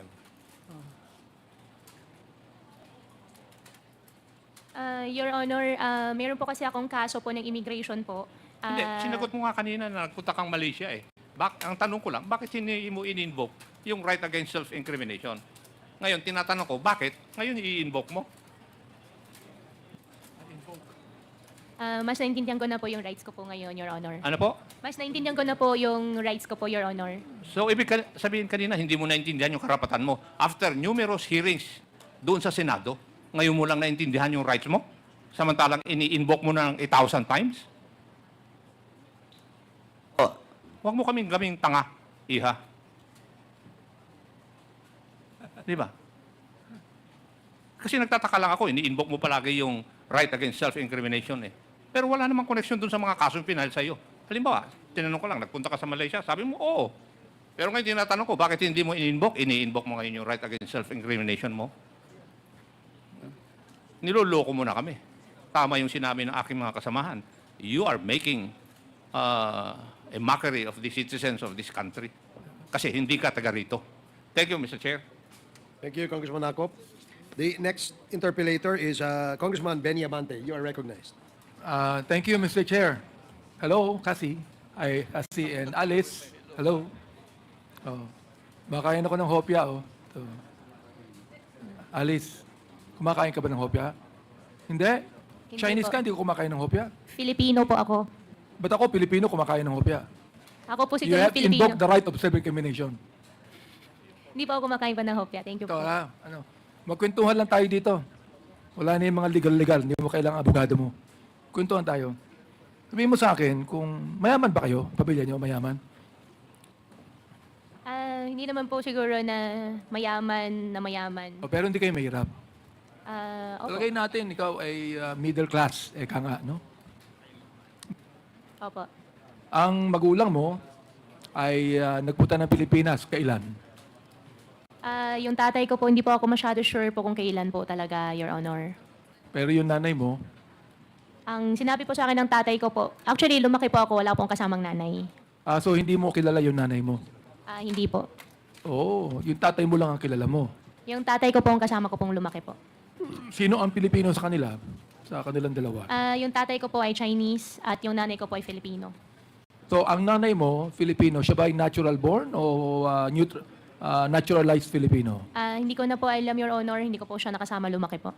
Ang alam ko, Mr. Chair, dito ka lumaki sa Pilipinas, di ba? Opo, Mr. Chair. Dito ka pinanganak sa Pilipinas? Doon sa birth certificate, opo, nakalagay po sa Tarlac po. Pero kung Chinese yung tatay mo, nanay mo ay naturalized Filipino, ikaw rin ang magde-decide when you get to be 18 years old kung Filipino ka o Chinese, correct? I think, opo. So, anong 18 years old ka, ang pinili mo ay maging Pilipino? Ever since po, alam ko po ako pa isang Filipino po. So, hindi ka nag-decide when you were 18 na ikaw ay gusto maging Pilipino? Your Honor, ever since po, alam ko po ako po isang Filipino po. Teka, nabanggit mo, ang iyong tatay ay Chinese eh. Ang nanay mo, Pilipina eh. Di ba? So, tama ba, Mr. Chair, na kinakailangan ang isang pinanganak ng banyaga at ang nanay po ay Pilipino, automatic ba na siya ay Pilipino, Mr. Chair? Palagi, tanong nga yung abogado mo kung automatic na ikaw ay Pilipino, kung ang nanay mo ay Pilipino. Opo, natural born po pag natural born po ang nanay. Kapag ang nanay ay Pilipino. Opo, Your Honor. So, hindi kayo masyadong mayaman, pero ikaw ay nagtapos ng high school sa Grace Christian High School. Your Honor, hindi po. Saan ka nagtapos ng high school? Your Honor, homeschool po ako. Mo, si Rubilin, ano? Homeschool. Saan galing yung Rubilin na teacher mo? Saan galing siya? Anong school? Si Teacher Rubilin po, hindi po siya talaga galing sa school po, pero siya po yung nagturo po sa akin. Ibig mo sabihin, tinuruan ka ng ni Rubilin na hindi mo alam kung siya talagang teacher o hindi. Your Honor, alam ko po siya isang teacher dahil siya po yung nagtuturo po sa Ang akin. alam ko sa homeschooling, dapat ang magtuturo sa'yo ay teacher din at dapat merong official na lisensya mula sa school. Opo, Your Honor. Pinaliwanag po sa akin last time po sa Senate. Yung sa akin po kasi parang tutorial po ang nangyari po sa amin. Saan ang galing school? Saan galing na school? Si Teacher Rubilin po, wala po siyang pinanggalingan po na school. Siya lang po yung nagturo po sa akin. Meron siya pinanggalingang school, hindi pwedeng wala eh. Wala po, Your Honor. Hindi mo alam. Wala po. Pero nagtapos ka ng high school. Hindi po, Your Honor. Hindi ka nagtapos ng high school. Hindi Hindi ka po. rin nakapag-college. Hindi po. Ay pareho pala kayo ni Cassandra. Si Cassandra, nag-graduate na elementary. Hindi ka nag-high school, Cassandra, di ba? Hindi ka nag-high school sa Pilipinas, di ba? Cassandra, Hindi po ako nag-high school. dito ka nag-elementary, di ba? Kick out ka, ikaw ay drop out sa school, di ba? Sa Opo. Pilipinas. Opo. O saan ka nag-high school? Wala po. Hindi po ako nakapag-high school, Aba, Mr. Chair. pinag-uusapan namin kanina rito, you're 38 years old, Alice, hindi ka nag-high school, hindi ka nakatapos. Si Cassandra, 24 years old, hindi nagtapos ng elementary. Kaya sabihin ko sa inyo, ang galing nyo. Can you imagine, humarap kayo sa Senado? Oo. Nagalit sa inyo yung mga senador? Oo. At umaharap kayo dito sa Kongreso. Ay hindi kami maaaring magalit sa inyo. Natatawa nga ako sa iyo eh. Oo. Kanina tawa ka ng tawa, hindi ko alam anong tinatawanan mo eh. So what I'm saying is, hindi ka nakatapos ng high school, pero ang galing mong magsalita. At ang galing mong magsinungaling. Tama ba ako, Miss Alice? Hindi po ako nagsisinungaling po, Your Honor. Hindi ka nagsisinungaling. So mula nung bata ka hanggang ngayon, nagsasabi ka ng totoo. Mula bata po siguro po may nangyari pong white lies, pero ngayon araw po hindi po ako nagsisinungaling po sa inyo, Your Honor. Kahit white lie, hindi ka nagwa-white lie ngayon. Hindi po ako nagsisinungaling po sa inyo. Talagang hindi ka nakapag-college, ha? Hindi po, Your Honor. Wala kang diploma ng high school. Wala po, Your Honor. Hindi ka nag-aral sa Grace. Hindi po. Hindi ka nag-aral sa Grace Christian High School. Your Honor, regarding po sa Grace Christian High School, meron po silang ina-alleged po sa akin na issue po sa citizenship po. I don't care kung anong allegations yan. Ang tinatanong kita, kung ikaw ay nag-aral sa Grace Christian High School. Your Honor, hindi po. Okay. Sa kayo nakatira, nung nag-elementary ka, nag-high school ka? Your Honor, ever since po nakatira po kami sa farm po. Saan? Sa farm po, Tarlac po. Farm Tarlac, sa Bamban ba? Opo, Your Honor. Doon ka lumaki. Opo, Your Honor. Marami kang barkada ron?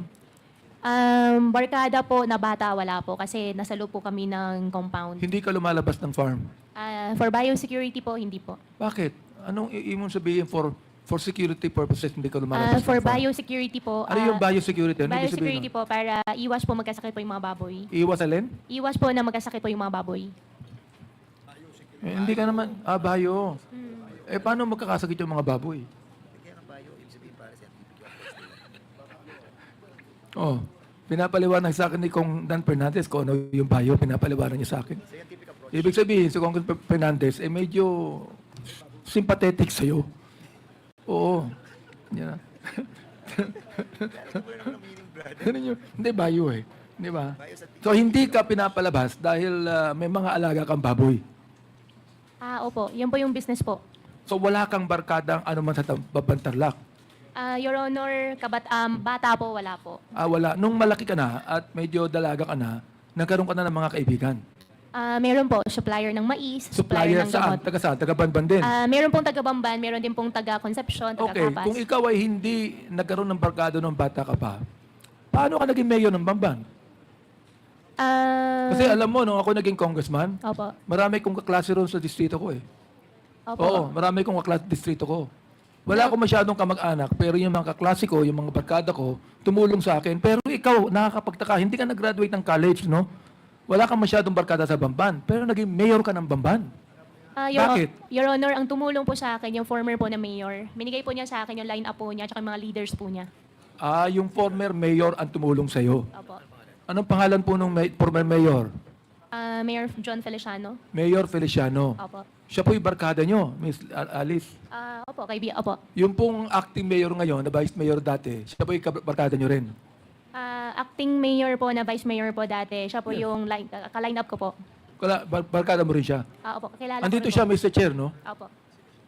Yung pong acting mayor po ng Bambantarlac, sino po sila? Ano nga po? Ayan, kayo po. Oo. Ito po bang si Miss Alice Goo, barkada nyo?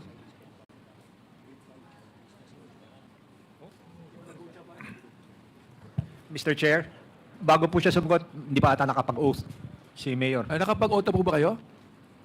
Opo, Mr. Chair. Nakapag-oath na. Barkada niyo po ba si Miss Alice? Naging kakilala ko po nung ako'y mayor 2001. Noong 2001, nakilala niyo. Sa paanong paraan niyo nakilala? Nagpunta po sa aking opisina nung ako'y mayor.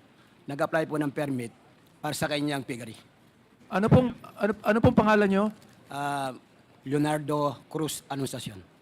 So hindi po kayo ang nagpatakbo kay Miss Alice bilang mayor? Hindi po. Yung dating mayor na Feliciano, bago siya naging mayor? Bago po kayo naging mayor? Bago po ako naging mayor. Kayo po yung naging mayor, correct? Opo, noong 2001 po. Nung bago kayo naging mayor, ang mayor po si Feliciano, correct? Hindi po. Sino po yung tinutukoy ni Miss Alice na nagpatakbo sa kanya bilang mayor? Si John Feliciano po. Sino po siya? Naging mayor po siya, di ba? Opo, naging mayor siya po after me po. Ano po yon? After me po, siya po naging mayor. Pagkatapos po ninyo, naging mayor siya. Opo, si Mayor John Feliciano. Okay. Since po kayo naging mayor, ano po pangalan niyo ulit, Mayor? Mayor Leonardo Cruz Anunciacion. Mayor Leonardo Cruz. Since naging mayor po kayo dati, bakit po kayo tumakbo bilang vice mayor ni Miss Alice? Kasi po, kinuha po ako ni dating Mayor John Feliciano upang maging teammate ko po siya bilang mayor. Ano po yon? Kinuha po ako ni Mayor John Feliciano para siya po ang magiging mayor ko. Bilang vice Kinuha mayor po kayo ni Mayor John Feliciano. Mayor Feliciano para maging partner ko po siya. Partner ni Miss Alice bilang vice mayor ng Bamban. Opo. At si Alice po ang mayor. Opo, ganun po. Okay. Bakit po kayo pumayag? Naging mayor na po kayo eh. Bakit po kayo pumayag na maging running mate ni Miss Alice na vice mayor? Para yatang bumaba kayo ng ranggo. Di ba? Nung araw, vice mayor po kayo. Pagkatapos po, nagpahinga na kayo. Binaba niyo yung ranggo niyo. Naging vice mayor kayo ni Miss Alice. Bakit po kaya? Ano po ang dahilan? Ay, okay lang po kasi naging third termer po ako ng mayor. So, wala na po akong trabaho noon. So, kinuha po ako ni Mayor John Feliciano upang siya po ang magiging partner ko po Kaya ako naman po, pumayag ako dahil po marami po akong mga kakilala at marami po akong supporter. Kaya yung mga supporter ko po, ibinigay ko po sa kanya po kay Mayor Alice Goo. Pero hindi niyo po alam si Miss Alice Goo ay involved sa Pogo sa Bamban. Ay, hindi ko po alam. Hindi niyo alam. Your Honor, hindi ko po alam. Pero nung kayo'y kausap ko, I think, kayo nakausap ko na dito, di ba? Nakausap ko na po kayo. Oo. Pinakilala niyo yung sarili yun lang po. na acting mayor. Ano po? Yes po. Tinanong ko kayo kung ano ang involvement niyo sa Pogo. Ang sabi niyo wala, di ba? Pero alam niyo may Pogo. Alam niyo po yun, may Pogo. Parang hindi pwedeng hindi niyo alam eh. Ang Pogo po, alam ko po, is illegal. Sa distrito po, alam ko lahat ng sugal sa distrito ko eh. Inaalam ko ho yun eh. Kaya alam nyo rin. Ano po, di ba? Alam ko po yung Pogo is legal po. Alam nyo yung Pogo legal. Yes po. Sino po yung may-ari nun? Ang alam ko po, ang may-ari doon, na nung po ako ay Vice Mayor, nag-apply po sila ng resolution para bigyan po namin ng resolution para po yung pong sungbang technology na binigyan namin po resolution. Yun po ang aming ginawa noon nung ako ay Vice Mayor. Nung kayo po yung Vice Mayor? Opo. Okay. Hindi ka ba kinakailangan, Mr. Chair, na ang anumang Pogo doon sa lugar ninyo ay meron pong lisensya sa bayan? Ano po? Alam ko po, meron po lisensya sa PubCorp. Sino po nagbigay na lisensya? Alam ko po yung PubCorp po. Yung PubCorp? Alam po namin. Meron Pero po. hindi po, yung municipality dapat nakakaalam din, di po ba? Siyempre po kami po, in-endorse po namin yung... Ayan, in-endorse po nyo. Sino po nag-endorse? Yung mayor? Kami po ang Sangguniang Bayan.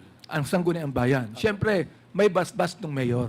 Siya pong nag-request. Sino po yung mayor? Si Mayor Alice Goo po. Si Mayor Alice Goo ang nag-request ng Pogo Opo, para na sa... bigyan ng lisensya ng Sangguniang Bayan at ang PAGCOR ang nagbigay ng lisensya.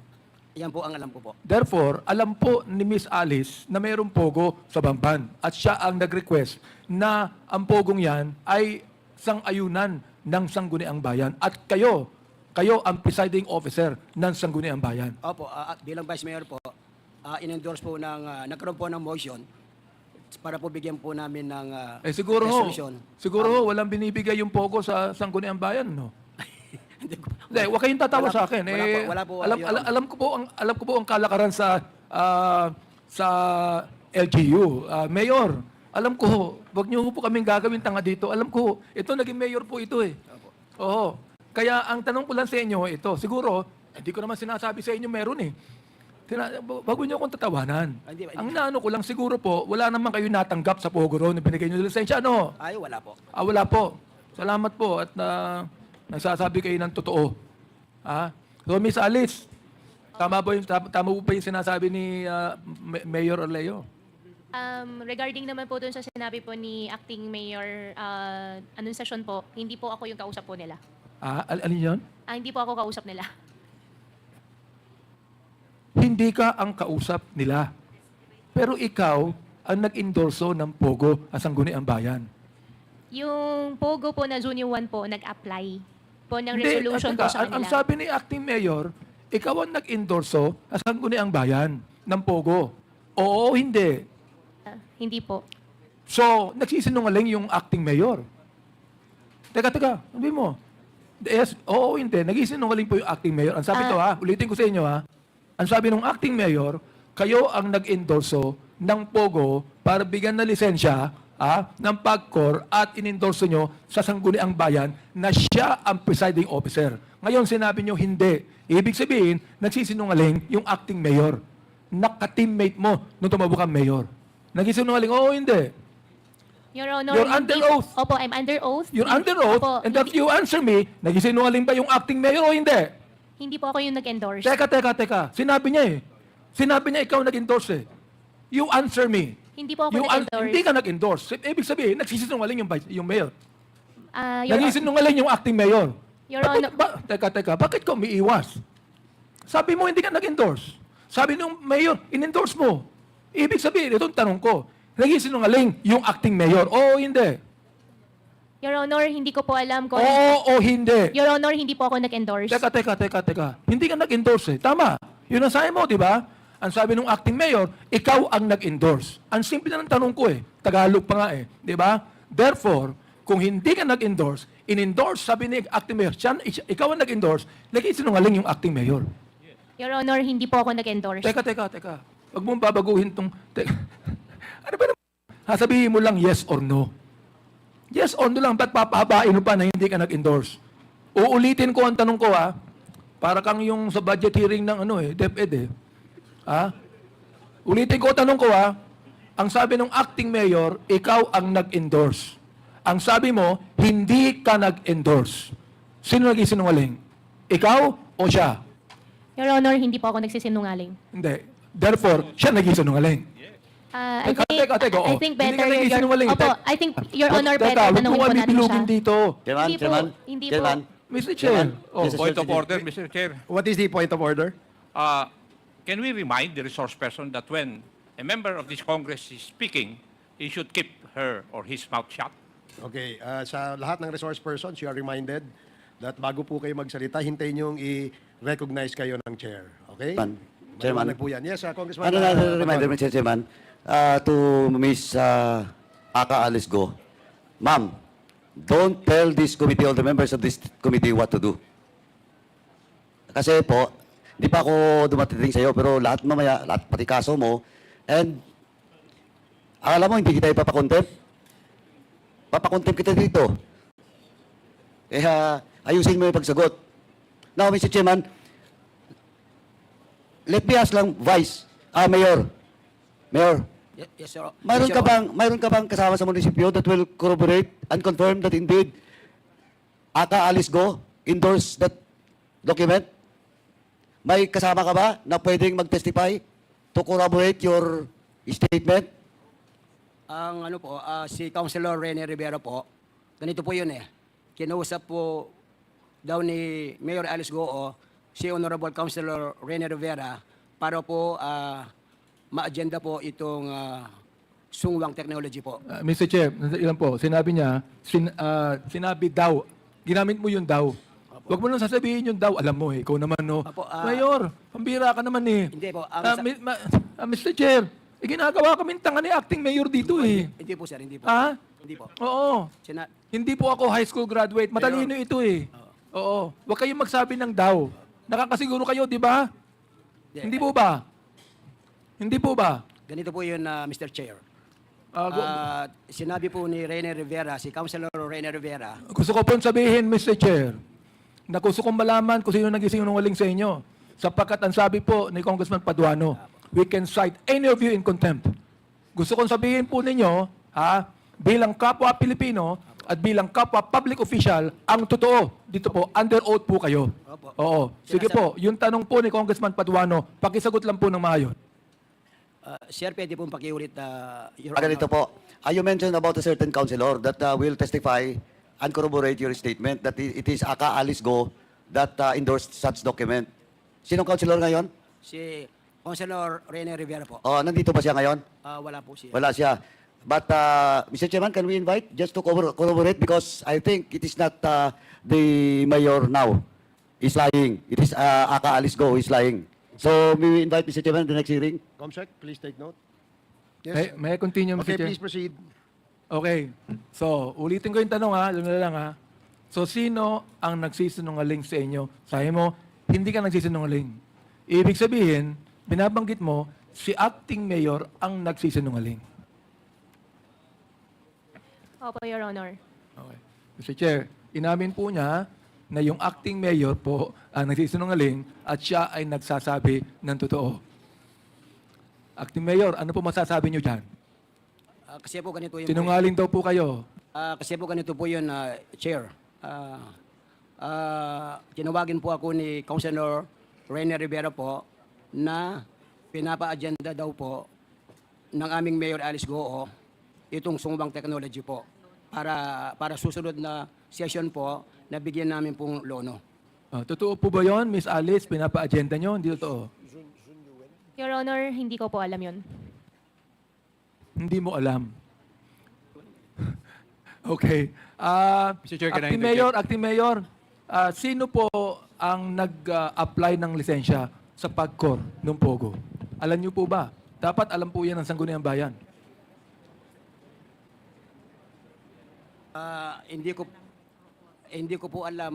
Siguro po pag dumating po si Ranny Rivera po dito sa ating session sa susunod, siya po ang nakakaalam.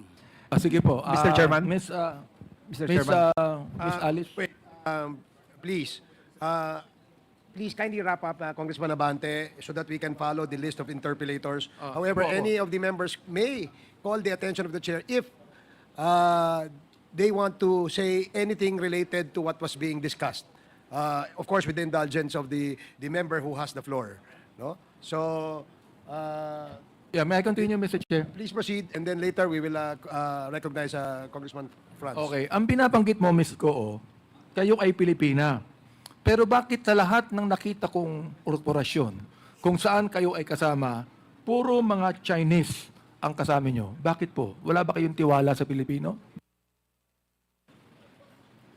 May Filipino naman po kasama po, Your Honor. Puro Chinese yung kasama mo ron eh. May Pilipino ron sa korporasyon sapagkat kailangan may 60% na take ang mga Pilipino ron sa korporasyon. Pero nakikita ko, puro Chinese ang kasama mo. Bakit? Wala ka bang tiwala sa Pilipino? Malaki po tiwala ko po sa Filipino. May mga Filipino naman po na kasama po sa corporation po. Wala, kinakailangan makita mo uli. Nakikita ko puro mga may iksi ang apelyido eh. Kayo naman no, magaling kayo magsanungaling. Ito po bang nasa China Bank na ito? Ano yung ngayong figure dito? Pirma nyo to? Pirma nyo po ba ito? Sa China Bank?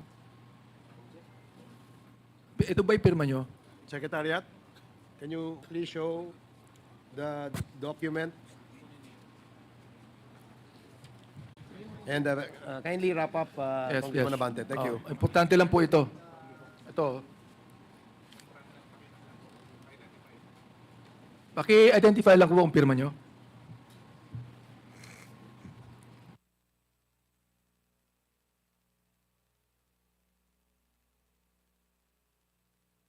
Huwag nyo nang tanongin ng abogado nyo. Sabihin nyo lang kung pirma nyo. Your Honor, regarding po kasi sa bank transactions po, since I have unblocked cases po, I invoke my right against self-incrimination po. Hindi. Pwede mo lang ang tinatanong ko eh. Kasama ba yon sa kaso mo? Your Yung pirma? Honor, Yung pirma? meron po kasing bank documents po and meron po kasi akong unblocked cases po. Okay. Itong next, pirma mo ba to? Itong cheque dito. Paki-show nga kung pirma niya. Sabihin nyo lang pirma nyo eh. Oo. Kung pirma nyo lang. Mr. Chair, I'm so sorry po. Since related po sa Baofu po, I invoke my right against self-incrimination po. Okay. Sorry po talaga. Meron ba kayong biniling property sa Alpha Land Baguio? Your Honor, wala po. 2021. Hindi po natuloy. Hindi natuloy. Pinangalan nyo sa isang nagngangalang Ann Jaime. Totoo hindi? Hindi po natuloy. Totoo ba hindi na pinangalan mo sa isang nagngangalang Ann Jaime? Whether Hindi po. natuloy o hindi, pero pinangalan mo sa nagngangalang Ann Jaime. Hindi po. Pagkatapos po niyan, the Alpha Land Management agreed to have the property of Alice Goo transferred from her name to the corporation. Yung pang ginawa nyo. Inaprubahan po ito ng chairman, ng assistant vice chairman. Your Honor, ano pong corporation po? Hindi, sa'yo. Property mo eh. Opo, pero ano pong corporation Alpha po? Land. Opo, pero ano pong name po, Your Honor? Alpha Land po, hindi po Bago natuloy ko po. magbigay yung pangalan, sabihin mo muna sa akin kung may property ka doon. Hindi po natuloy po yung property po, Your Pero Honor. nagbayad ka ng down payment. Opo, may down payment po ako binayaran, hindi lang po natuloy. At cheque ang binayad mo. Opo. Okay. Meron akong kape ng cheque dito. Pakitingin nga kung ito pirma mo. Ito ang pirma mo. Kasi kung iyong ani namin, na ito'y binayaran mo ng 23,800,000 pesos, yun po yung cheque nyo. Totoo ba hindi? Your Honor, about po sa bank transactions po, Hindi nakasama sa case mo to eh. Opo, pero may AMLA case po kasi final po Hindi sa akin. kasama sa case mo ito. Opo, pero Isasama natin pagkatapos. Opo, pero lahat po kasi ng bank transactions po sinama po nila. Hindi pa kasama ito. Ngayon lang to, hindi pa kasama ito. Kaya hindi mo pwedeng sabihin right to self-incrimination. Your Honor, Kahit tanungin mo sa abogado mo, hindi pa kasama sa kaso mo to eh. Your Honor, lahat po ng banks ko po. Nagbayad ka ba ng down payment sa Alpaland na ang pangalan Alpaland Baguio Mountain Log Homer Incorporated na 23,800,000 pesos, 800,000? Your Honor, lahat po kasi ng personal banks ko po ay may kaso po ako ng Hindi AMLAC pa po. nga kasama ito sa AMLAC. Kasama po Isasama pa lang natin. Oo. Ito, pakita niyo nga yung pirma. Hindi pa kasama ito eh. Kaya pwede mo akong sagutin dito. Ikaw naman, no?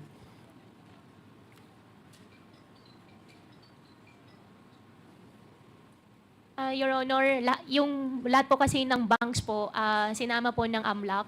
Kaya I invoke my right against self-incrimination. Your Honor, andyan ba yung AMLAC? I would like to find out, Mr. Chair, kasama ba itong kanyang down payment sa Alpha Land Baguio Mountain na 23,800,000? Is this included in your AMLA investigation and cases that you have filed against Miss Alice Goo? Is this included? Not yet. Magandang hapon po, Your Honor. Yes. With respect to the bank accounts, we have filed a money laundering complaint, Your Honor. And the bank accounts mentioned therein, I can disclose the same. But I am not sure which bank Your Honor is referring to. Can I show you? Can I show you the? Can I show you the check? And please tell me if this is included in your AMLA investigation and included in the case against Miss Alice Goo.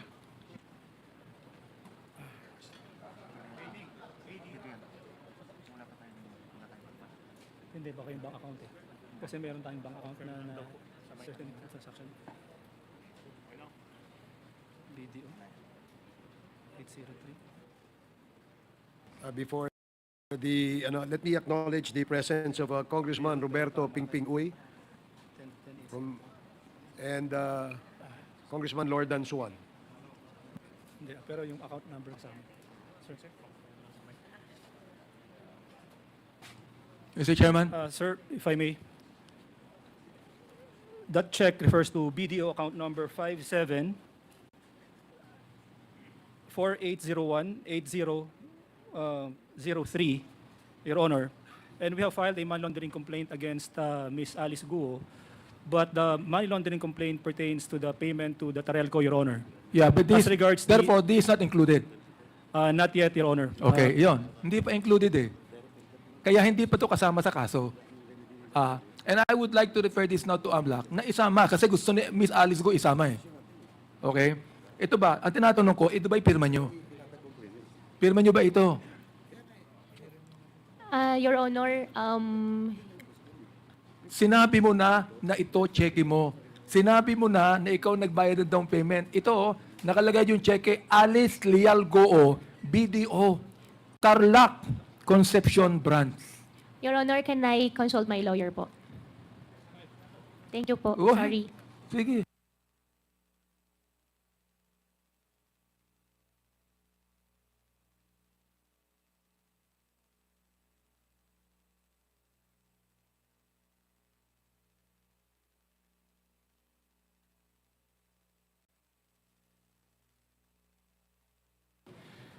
Your Honor, please allow me to explain. Since isasama nyo na nga daw po siya Hindi pa nga kasama. Ikaw Opo. naman, no? Kaya Opo. tinatanong kita ngayon. Tinatanong kita ngayon, hindi pa kasama eh. Hindi pa kasama. Tinatanong ko lang sa'yo kung ito ay pirma mo. Yun lang. Opo, Your Honor. Ang explain po sa akin ng lawyer, ang right ko daw po ay I have right to refuse to answer po dahil pagka sinama na daw po yan, sa susunod po, it might incriminate myself po. Well, ibig sabihin, well, anyway, Mr. Chair, kahit na hindi identify, sinabi na naman dito na check niya ito eh. Sinabi niya, nakalagay po Alice Leal Goo. Sinabi niya to, na check mo to at binayad mo ito. So, right now, Mr. Chair, I would like the AMLAC to get this evidence and to include this in your investigation and the charges filed against Miss Alice Goo. Mr. Chair. AMLAC? Yes, sir, we'll do po. We'll include that in our investigation and that's highly appreciated, sir. And please also find out if the transaction between Alpha Land has been actually finished, no? I've been fulfilled, Mr. Chair. Yes, Your Honor, we will look into whether that contract has been consummated, Your Honor. Isa lang pong tanong, Mr. Chair. Ilang beses kayong nagkita at nagkausap ni Miss Cassandra Ong, Miss Alice? Your Honor, hindi ko po maalala yung exact number po kung ilang beses po kami nagkita po. 3 beses ba? 4 na more beses? than naman po. More than. Opo, more 3, than naman. 4 na beses. More than 3, 4. More than 3 to 4 times. Nagkita kayo at nagkausap. Opo. Okay. Nabanggit mo, Miss Cassie, na nagkita kayo unang-una sa Malaysia at di pa kayo nakikita kahit kailan. Mr. Chair, wala po akong binabanggit na gano'n. Ang sabi ko po noong time na yon is nagkita po kami sa Malaysia. Nabanggit mo din na hindi mo masyadong kilala si Miss Alice Goo. Ang sabi ko po is kakilala ko po pero hindi ko po ka-close po, Mr. Chair. Okay, kakilala mo pero hindi mo ka-close. Pero nagkita kayo more than 4 times. Yes Pero po. hindi kayo close. Miss Goo, kayo po ba'y nagpunta ng Malaysia, dumaan kayo sa regular na flight? Your Honor, regarding that question po, I invoke my right against self-incrimination sa final po ng immigration po. Sorry po talaga. So, nag-file na ng immigration sa inyo? Opo. So, hindi mo pwedeng sabihin sa amin kung ikayo ay sumakay sa eroplano o nagbangka kayo puntang Malaysia. I invoke Tulad ng my ginawa right ni po. Sheila. I invoke my right against self-incrimination Okay, po. nagkita po kayo ni Cassie doon sa Singapore, correct? Malaysia po. Sa Singapore, hindi na. Singapore, kung di pa ako nagkakamali, once. So, nakita po kayo sa Singapore, correct? Once po. Once. Noong sa Singapore, kasama niyo si Sheila, si Wesley, at si Cassie, at yung Zhang, na siyang nag-arrange ng hotel para sa inyo. Yung Zhang po, hindi ko po nakita po. Okay. Now, sinabi ni Kayo sa akin na wala kayong pinag-usapan. Hindi pa kayo nag-meeting doon sa Singapore? Nakakapagtaka naman na nagkita kayo roon, hindi kayo nag-meeting. Hindi Anyway, po Mr. Chair, yun lang po ang aking tatanong. Maraming salamat po. Thank you, Congressman Abante. The next to interpret, before that, Congressman Pumaren, would you like to say Yes, something? Please make it yes, short. short lang in connection with the question of Honorable Abante kay Acting Mayor. Saan ba si Acting Mayor? Yes. So, kanina po tinanong po kayo ni Congressman Abante kung na-meet niyo po yung applicant, yung may-ari po nung Pogo. Ang sabi niyo po, hindi niyo po kilala. Tama po ba? Nung time ng Vice Mayor kayo, sino ba ang pumipirma ng resolution pag pinasa? Lahat po ng mga councilor po, Hindi po, yung final signatory. ako po ang attested. Kayo po, di ba? Attested po. So kung kayo po ang pumipirma, sisiguraduhin niyo po na kilala niyo dapat lahat ng mga aplikante. Tama po ba? By the way, bago niyo po sagutin galing po ako ng LGU. So alam ko po lahat ng mga dapat gawin. So, ang tanong ko po ulit, hindi niyo pa rin kilala yung Pogo operator? Hindi man lang niyo inimbita sa isang session o isang committee hearing? Ang pagkaalam ko po, ang legal matter po at saka yung chairman ng Games Amusement po, Hindi po. sila po ang Acting Mayor, kahit sila po ang nagpaano, isasubmit sa opisina po nyo, kayo po nagpipreside Hindi naman yung po ipapakalendar yun, hindi rin yung po itatakil yan, kung hindi po kumpleto ang papel. Tama po ba yun? Yes, Your Honor po, ang po kasi nagpakalendar, si Councilor Ranny Rivera po sa Sangguniang Bayan, Secretary po. Hindi po tama po yung kahit nakakalendar. Kahit naka-agenda po yan, titignan nyo po yung papel. Kumpleto ba mga requirements nito? Sino ba may-ari nito? Tama po ba to? Tama po ba yun? Kasi ako po lang ang nag-a-approve Hindi. based on the approval po ng Sangguniang Bayan. Hindi. Alam ko po yun. Mr. Presiding Officer, ang Vice Mayor ang pipirma. Bago po itawagin yung proponent niyan para magdepensa, titignan niyo po kung lahat po na requirements nandoon. Kung wala po, hindi kumpleto po yung requirements, pwede niyo sabihin, hindi pwedeng i-discuss yan. Dito may mga kasama ko mga congressmen, puro galing pong LGU, tama po ba? And also, the mere fact na in-endorse ni Gua Hauping yung Pogo na yan, ano ibig sabihin niyon? Siya may-ari dahil pumapayag na kayo? Yun lang naman magandang po kasi Mr. Presiding Officer. Kasi hindi mo dapat aprubahan yun, hindi nyo pwedeng i-discuss sa floor yan. Kahit in-endorse ng kahit sinong majority floor leader yan o konsihal, na without all the documents na prinisend sa inyo. Kasi po, nagmamadali po yung mga...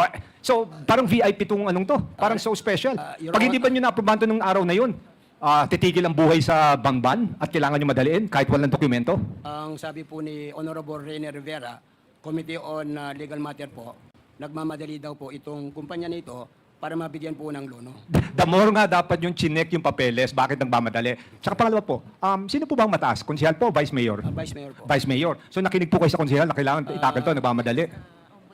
Without all the right documents. Actually po, nasa ombudsman na po yung kaso na nagkaroon po kami ng suspension po ng 3 months. Kaya nga ba. Well, anyway, last na lang, Mr. So, in essence, kaya nyo minadalian dahil sinabi po ng konsehal ng Rivera na kailangan minamadali. And then kanina, sinabi niyo po, may endorsement po galing kay Gao Hauping. Tama po ba? Ang ano po kasi, kinausap po ni Mayor Alice Goo si Honorable Ranny Rivera para po i-agenda po itong sungwang technology. So, this must be a very special resolution for the mayor, for the councilor, to pressure the vice mayor to discuss it na kagad sa session. So, yun lang po, Mr. Chairman. Thank you, Congressman Pumaren. Mr. Chair, interjection lang kay Kong Franz. Short. Okay, sige. Let me remind the members after this that as much as we want to accommodate interjections, para hindi ho tayo umaba, we'll just probably reserve your questions during the time that you will be asked to interpolate because you have listed down your names. But after this, of course, as much as possible, gusto natin ma-accommodate lahat para mabilis tayo. And if that is a short interjection, yes, you may do so, but make it real short, please. Yes, Mr. Chair, very short. Would like to put on record that also the Vice Mayor is the department head of the Sangguniang. So, lahat ng papasok sa kalalabas, imposibleng hindi niya alam. Thank you, Mr. Chair. Thank you, Congressman Ortega. The next to interpolate is Congressman Keith Flores. Dali, ang dami kasing interjection nyo eh. Dali, nalito ako eh. I'm sorry, it's Congressman Adjong. And then Congressman Ortega. And then Congressman Flores. No, me Flores. Swap. No, it says Congressman. Okay, Congressman Adjong, you're recognized. Thank you, Mr. Chair. Bismillahirrahmanirrahim. Assalamualaikum warahmatullahi ta'ala wabarakatuh. Magandang hapon po sa ating lahat. Mr. Chair, I'd like to direct my questions to Ms. Cassandra Ong. Ms. Ong, kumusta ang pakiramdam mo? Nakatulog ka ba ng maayos? Nakakain ka okay ba yung pagkain mo? Okay lang po, Mr. Chair. Okay, so yung blood sugar mo okay naman? May maintenance naman po. Okay, sige. Thank you very much. Sir Chair, Ms. Cassandra Ong, balikan lang po natin yung mga naunang pandinig, no? Na-establish po natin yung fact na you were born in 2000, in year 2000, right?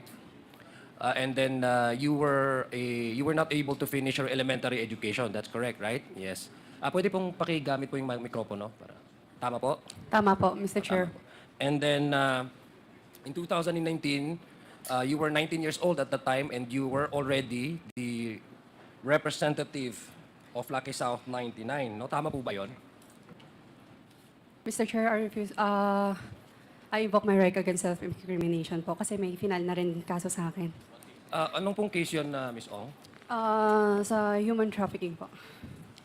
What does that, ano po yung kinalaman doon sa... But anyway, Ms. Ong, dito po, kasi it's already an established fact that you were, in 2019, you were already representing Lucky South 99 as indicated by the established agreement that you entered between Lucky South and Whirlwind Company. So, but the fact is you were 19 years old at the time. Tama po ba? Tama po, Mr. Chair. Okay, sige. So, sa unang pandinig din po, na-mention niyo po na hindi niyo po sinusubaybayan itong hearing na ito prior to your coming here, no? Hindi lahat. Hindi lahat? Bali, napapanood naman.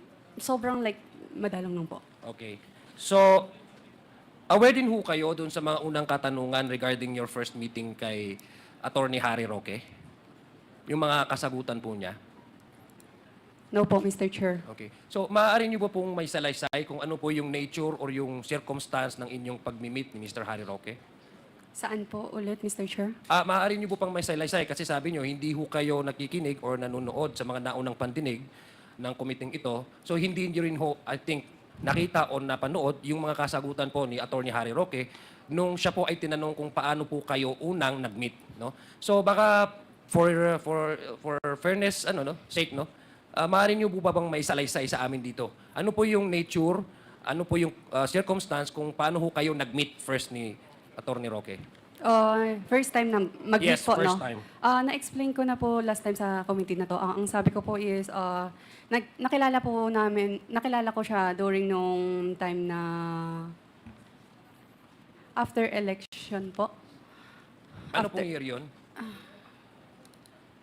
After election, mga around Kasi dalawa pong election. In 2019, nagka-election po tayo. In Opo, 2022, yung last election po is... 2019. 20... Tama po ba? Hindi po. 2022. Opo. Okay, nung 2022 po kayo nagkakilala niya. Opo. Sa anong paraan po kayo nagkakilala, Mr. Chair, Ms. Ong? Pinakilala lang po siya sa akin during dinner. Basta sa isang pagkainan lang po. Okay. Ano po ba yung pinag-usapan niyo doon sa dinner na iyon? Wala naman po. Wala. Opo. Okay, sige. May alam ho ba kayo sa solar business? Ayun po yun sana na magiging parang partner po namin. Ano po? Ayun sana magiging isa sa mga negosyo po So, ibig namin. sabihin, meron kayo pinag-uusapan. Hindi tama yung sagot mo sa akin na wala kayong napag-usapan. Or? Mr. Chair, sorry po. Ang sinabi niyo po kanina is nung una po, di ba? To be honest, nung una wala po masyado. Ang alam ko wala po talaga.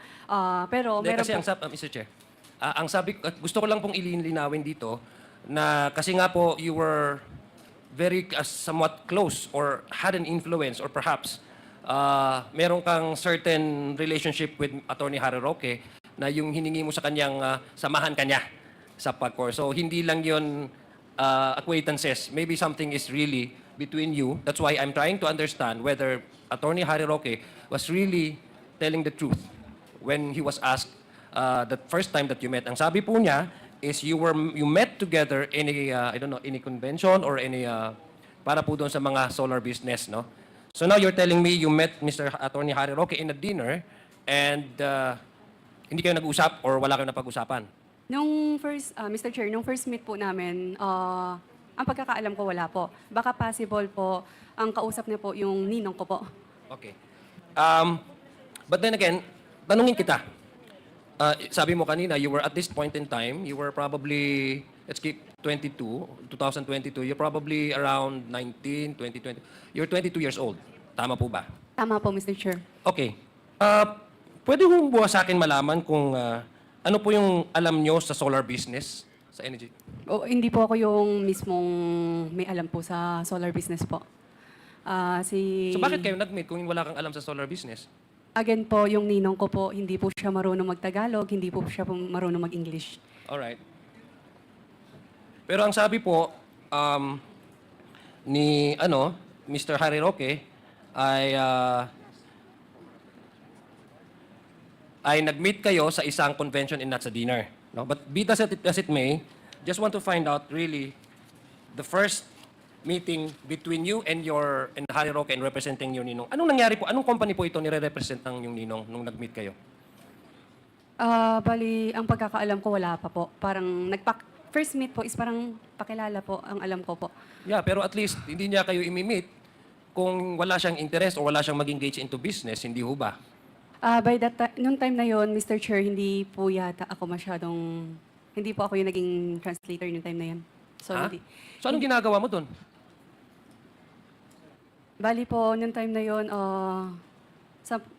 I think galing ako somewhere, tapos sumunod lang po ako nung time na yon kung hindi po ako nagkakamali. Sumunod ka lang? Nung time na yon, Mr. Chair, bali siguro other place po ako galing nung time na yon, tapos hindi po. Okay, babalikan ko na lang yun, Miss Ong. Dito Okay naman po, po Mr. tayo. Chair. Yes po. Mr. Chair, nung nakarang hearing din, Mr. Chair, na-establish nga talaga na you were connected with Lucky South 99. Tama ho ba? In fact, you are the representative, authorized representative ka ng Lucky South 99. No? You were once. Tama ba? I'm sorry, Mr. Chair, I invoke my right against self-incrimination po kasi may final na po silang kaso sa akin ngayon. Regarding what? Sa human trafficking and regarding with connection of Lucky South po. Okay, but be that as it may, it's already established fact, no? So you were a legal representative, authorized representative of Lucky South 99. Simula po ba nung 2009, familiar di ho ba kayo sa Kirchner Games International?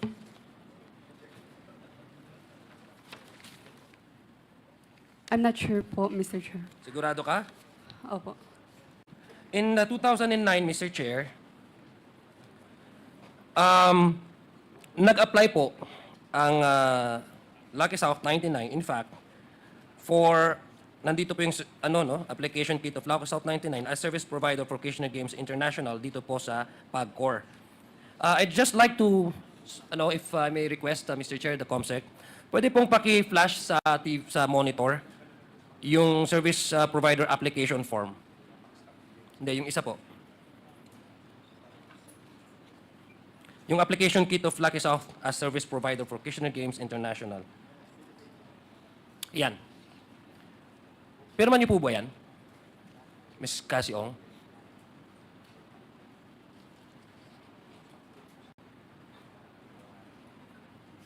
Ikaw po yung nakapirma dyan sa isa sa mga form ng Lucky South 99 noong 2009 na nag-apply ito bilang service provider. Tama po ba? Parang... 2019, I'm so sorry, 2019.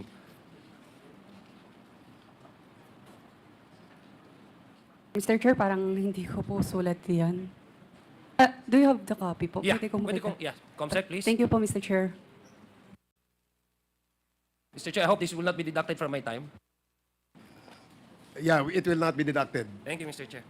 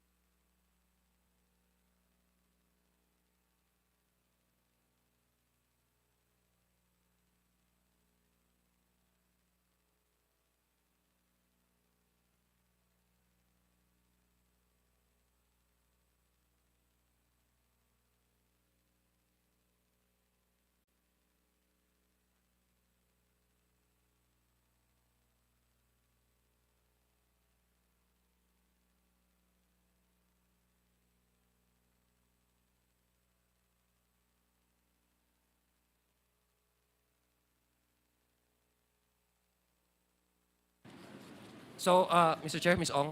Pwede po. Yes po. Bali po, Mr. Chair, hindi ko po talaga sure if sign ko po ba yun o hindi. Okay. If ever sign ko po or hindi, that's way back 2019. So, hindi ko po masigurado. Pasensya na po, Mr. Chair. Okay, ito yung isang malaking dokumento, isang importanteng dokumento ito, no? Ito yung nagpapatunay na ang Lucky South 99 ay magbibigay bilang isang service provider sa isang kumpanya din ng Kirchner Games International. So, I don't think it's that easy to forget, no? Especially if you affix your signature being a corporate as a representative. But I'd like to ask if we have NBI here, Mr. Chair. Yes, Attorney Magno is present. Before that, let me acknowledge the presence first of Congresswoman Janet Garin, Congressman Bambi Emano, and Congresswoman Arlene Brosas. Please proceed. Thank you, NBI. Di ba part of your work in the investigation of this case is to compare and verify the signatures, is it correct? Yes, Mr. Chair. Okay, so do you have a doctyloscopy expert in your division, in the Bureau? With regards to specimen Signatures and signatures, specimen we have the signatures. question document division. Yes, Mr. Chair, I'd like to probably submit these documents to NBI so they can confirm whether the signature is forged, because we would like, or whether the signature is really authentic. But I do believe this is really authentic because the document that we have in our possession came from PAGCOR. So NBI, I would just like to submit, I would later maybe, and then verify. Maybe can you do that today? It will depend on the specimen submitted, Your Honor, Mr. Okay. Chair. Of course, we need the original of the document and then the specimen signatures of the one being questioned, So, Mr. Chair. Mr. Chair, but I assume that you already have the specimen of the signatures of Ms. Cassie Ong et al. Since you have already started the investigation of Pogo operation, right? We will check, Mr. Chair. So it would not be difficult for you to really verify whether these signatures are authentic or not. We will check with our investigative team. Thank you, Mr. Chair. Now, Ms. Ong, gusto ko lang pong malaman, may kilala ho ba kayong Han Gao?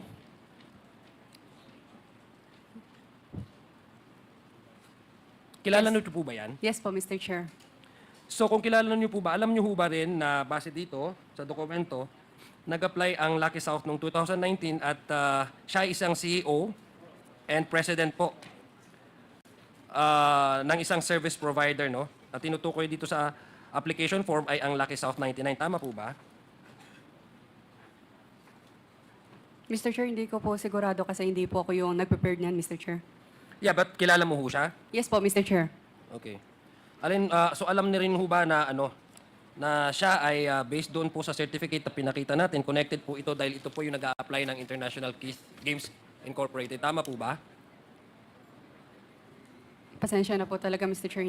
Hindi ko po sigurado kasi hindi naman po. Okay, sige. Mr. Chair, I'd like to ask if we have Bureau of Immigration here. Attorney Ongtad is present from the BID. Maybe I would like to ask PAGCOR. First PAGCOR. Sure. Yes. Pagcor, do you have in your list a person with the name of Han Gao as one of the CEO, used to be the CEO and president of Kirchner Games International Incorporated, who's also applying for a availing of the services of the Lucky South 99. Would you confirm? Mr. Chair, we will check the name, Miss Howe. Yes. Yang. And Mr. Chair, for clarification, Kirchner Games is the Pogo licensee. Yes. And the one that is applying Service is the as Lucky service South provider 99. is Lucky Lucky South South, that 99. is correct. Sir, we will check, sir. Sige, thank you. What's so surprising, Mr. Chair, is that this person is 23 years old when she was applying, when she was already indicated here as a president of that said company. And Mr. Chair, I'd like to ask immigration again. Do you have any data regarding this particular person? What's her visa status? Good afternoon, Mr. Chair. Good afternoon, Your Honor. I'll be inquiring from the officer and then I'll be giving you an update on the identity or whatever data we have on this individual. Okay, thank you very much, Mr. Chair. Now, I'd like to proceed, Ms. Ong.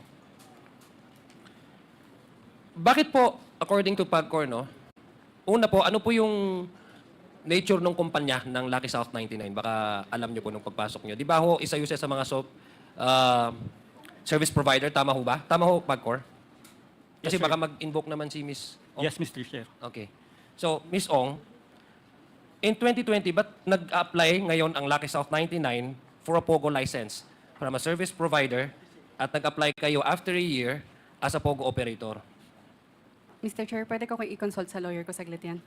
Hindi, pero ito na-establish na po ito na ano, 'di ba? In fact, you went to the Pagcor with Attorney Harry Roque. Now, from the service provider before in 2019, you have applied for a Pogo license, 'di ba? Ang tanong ko ngayon, Ms. Ong, bakit nag-apply ang Lucky South 99 for a Pogo license? Dahil Sir, nag-operate na ba ito sa Pogo? Tama Pwede po ko ba? i-consult saglit yung Okay, lawyer sige, ko please. para lang sa...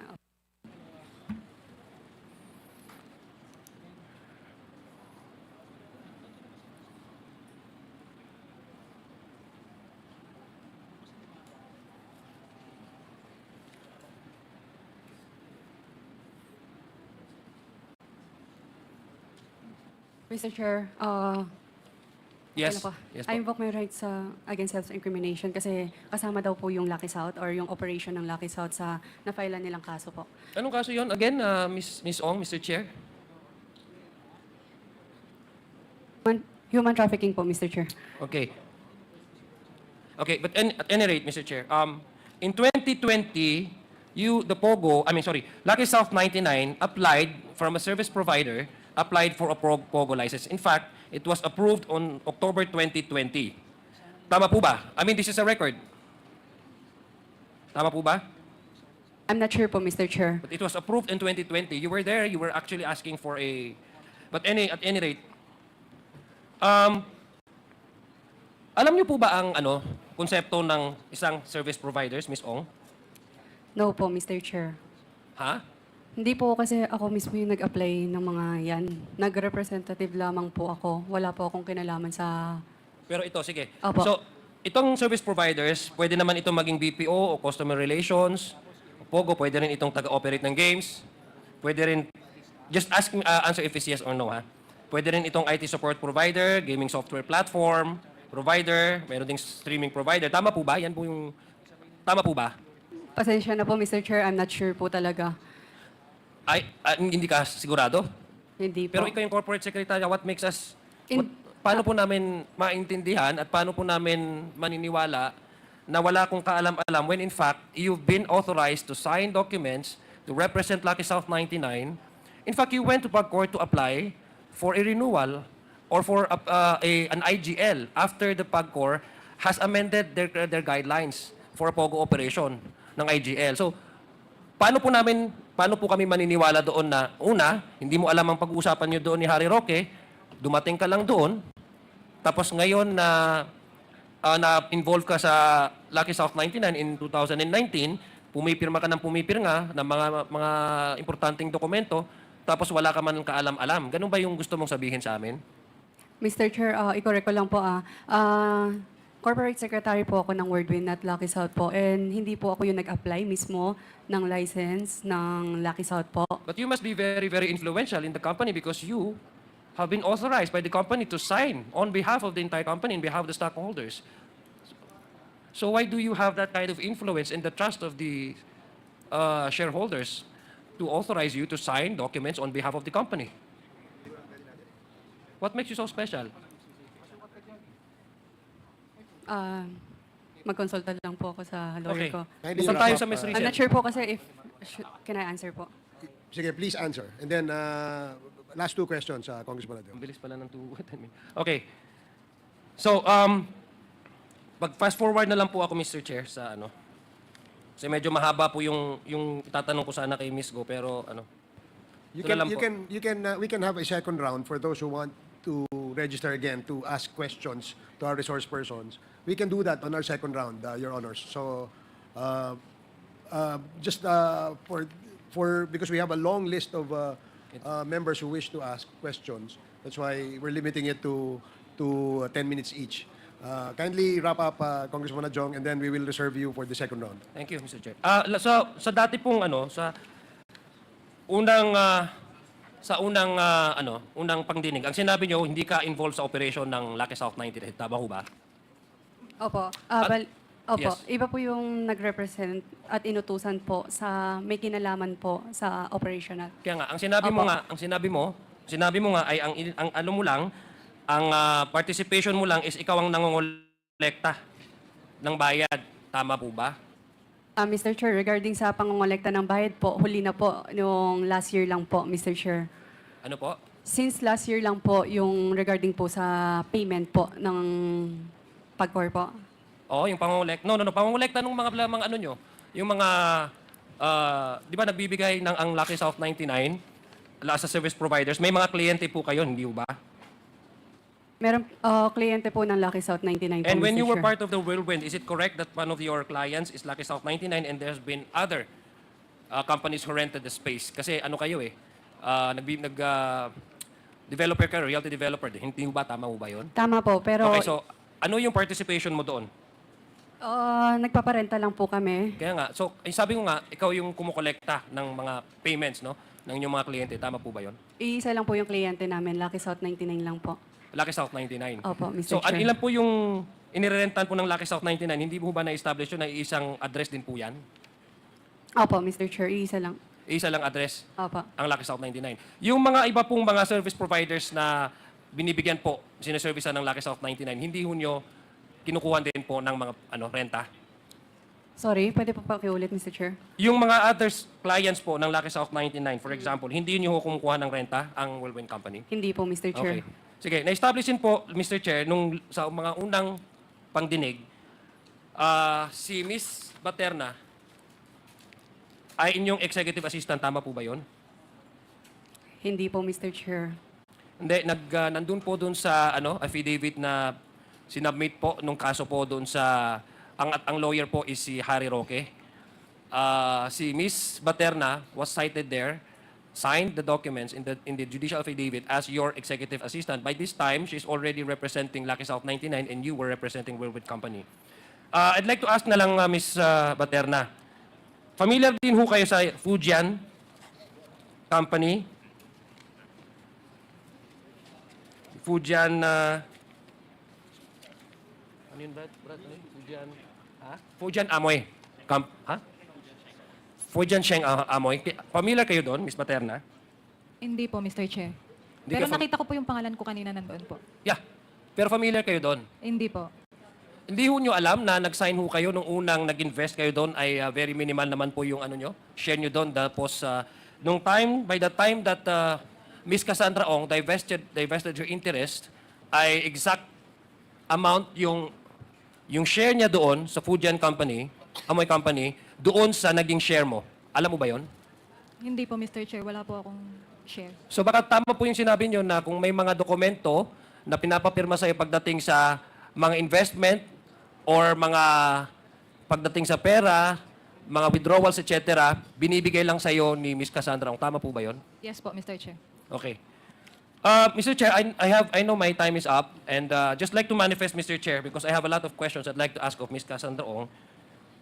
Ms. Ong, gusto ko lang pong maliwanagan ha, because Mr. Chair, since you have evaded several questions from this committee, you may not be aware of I think so, no? That since you have already evaded several questions, and I don't know if you're aware or you may not be aware that from the previous committee meetings and hearings, Ms. Mascareñas, Attorney Harry Roque, and Ms. Baterna have consistently pointed to you as the person they've talked to, as the person in charge of, releasing, paying, collecting money from the companies that have connected to you, Lucky South, Win-Win, Pujian, who may directly involve in Pogo, who have something to do with giving operation to Pogo, or may have something connected with the persons whose names are very much prominent in Pogo operations. So Leno, ang point ko lang, Mr. Mula sa dokumento ng mga permits, mula sa dokumento ng mga articles of incorporations, sa mga dokumento na lease agreements, pati na rin sa mga dokumento na sinabmit sa korte. You may evade our questions, but your signatures are all over. Your signatures are all over the place.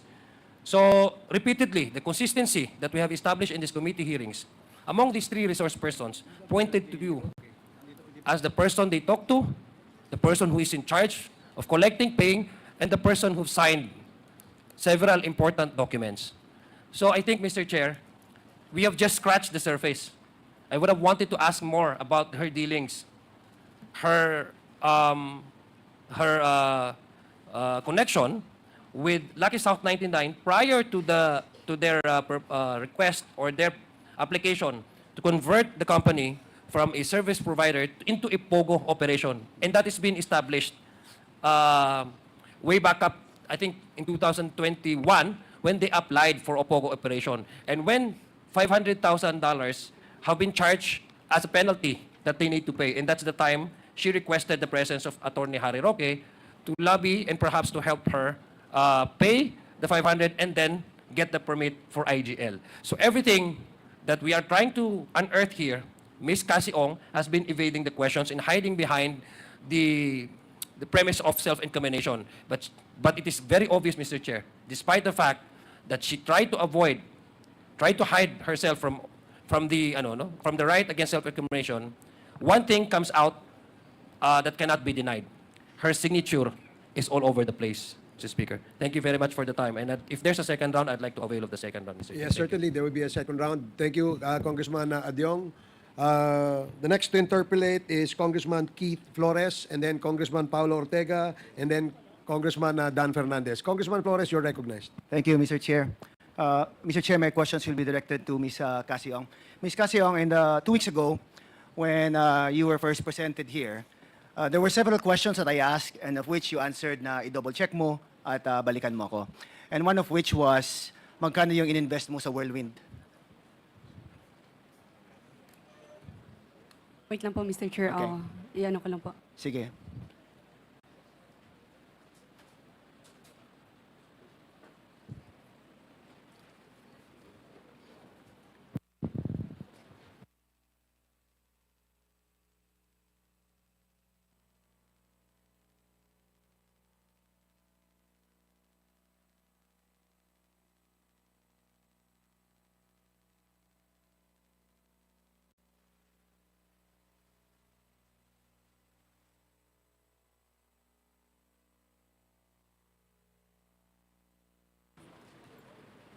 Go ahead.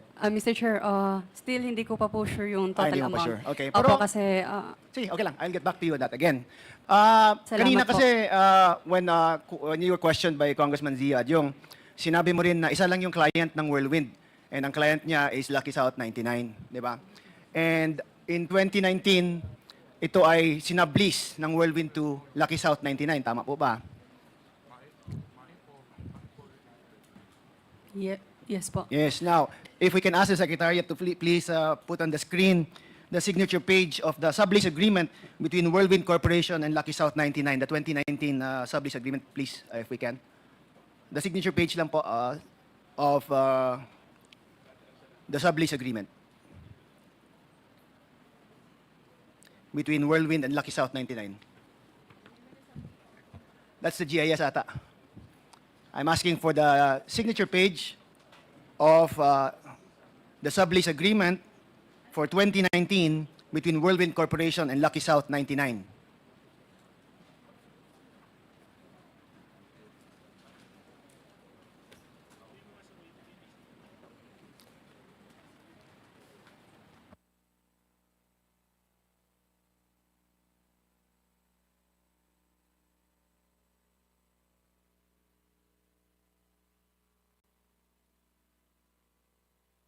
Yes, that's 2021. I want the 2019.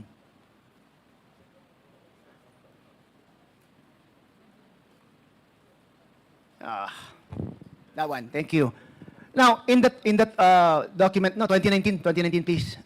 Pakita mo nga sa what I'm referring to, please. No, not to her. To the Secretariat para makita nila sa screen. Ano ang pinapa...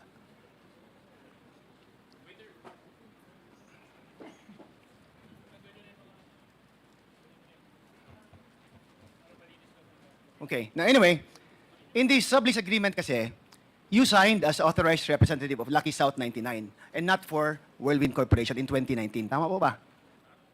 I'm not sure po, Mr. Chair.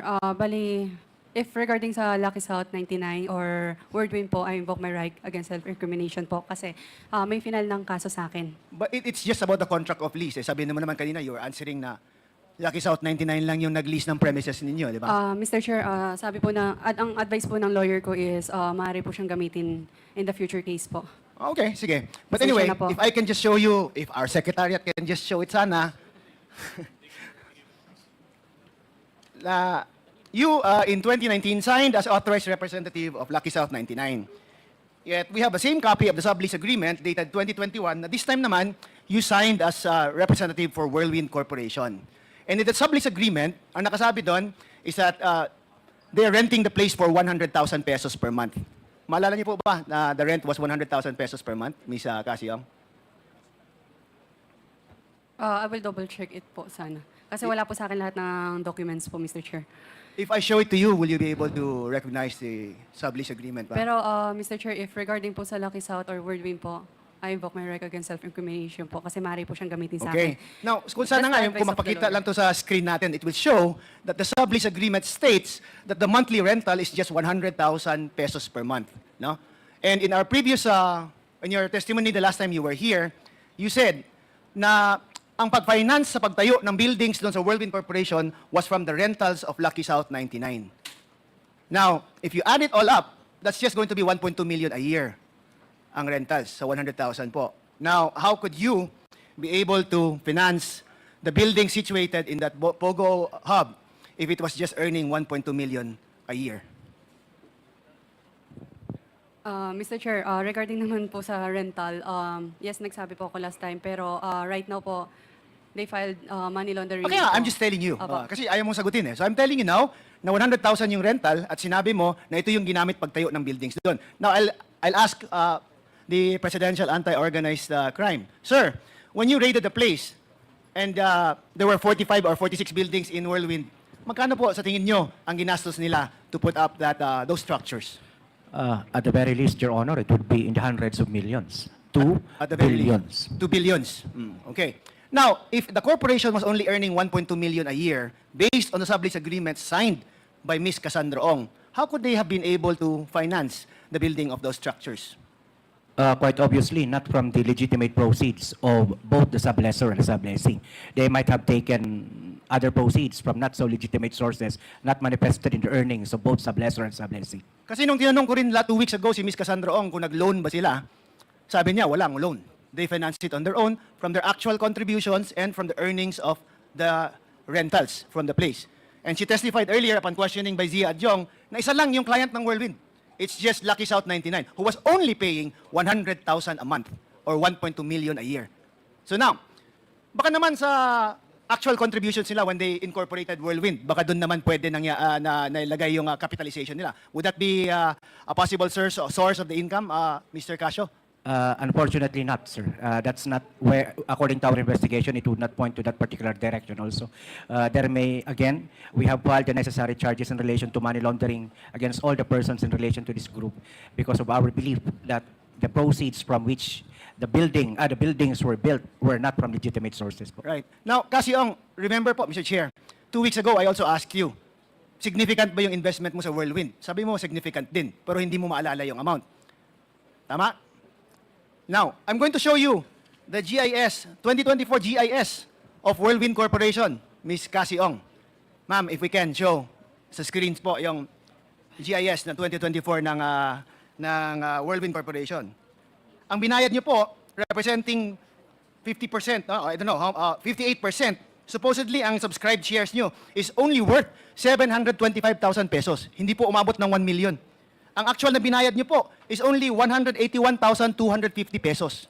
Yan lang po as majority stockholder of Whirlwind Corporation, a corporation that owns 46 buildings in a Pogo hub that is estimated to be in the billions. Now, Mr. Chair, saan nyo kinuha yung pera pagtayo ng buildings na yun? Kasi definitely, hindi nanggaling yun sa rentals. Definitely, hindi nanggaling yun sa pondo na inilagay nyo in creating Whirlwind Corporation. Ms. Ong. Mr. Chair, pasensya na po ulit. I have money laundering case po, so I invoke my right against self-incrimination po. Mr. Chair. But the articles of incorporation has nothing to do with the money laundering naman. This is not a bank account. This is not the in or out of cash in your accounts. It's just your subscription of a corporation, which you have answered naman, Mr. Congressman Zia Adyong kanina. So how would that incriminate you? Can I consult my lawyer Go ahead, po? please consult your lawyer. Thank you po. Yeah.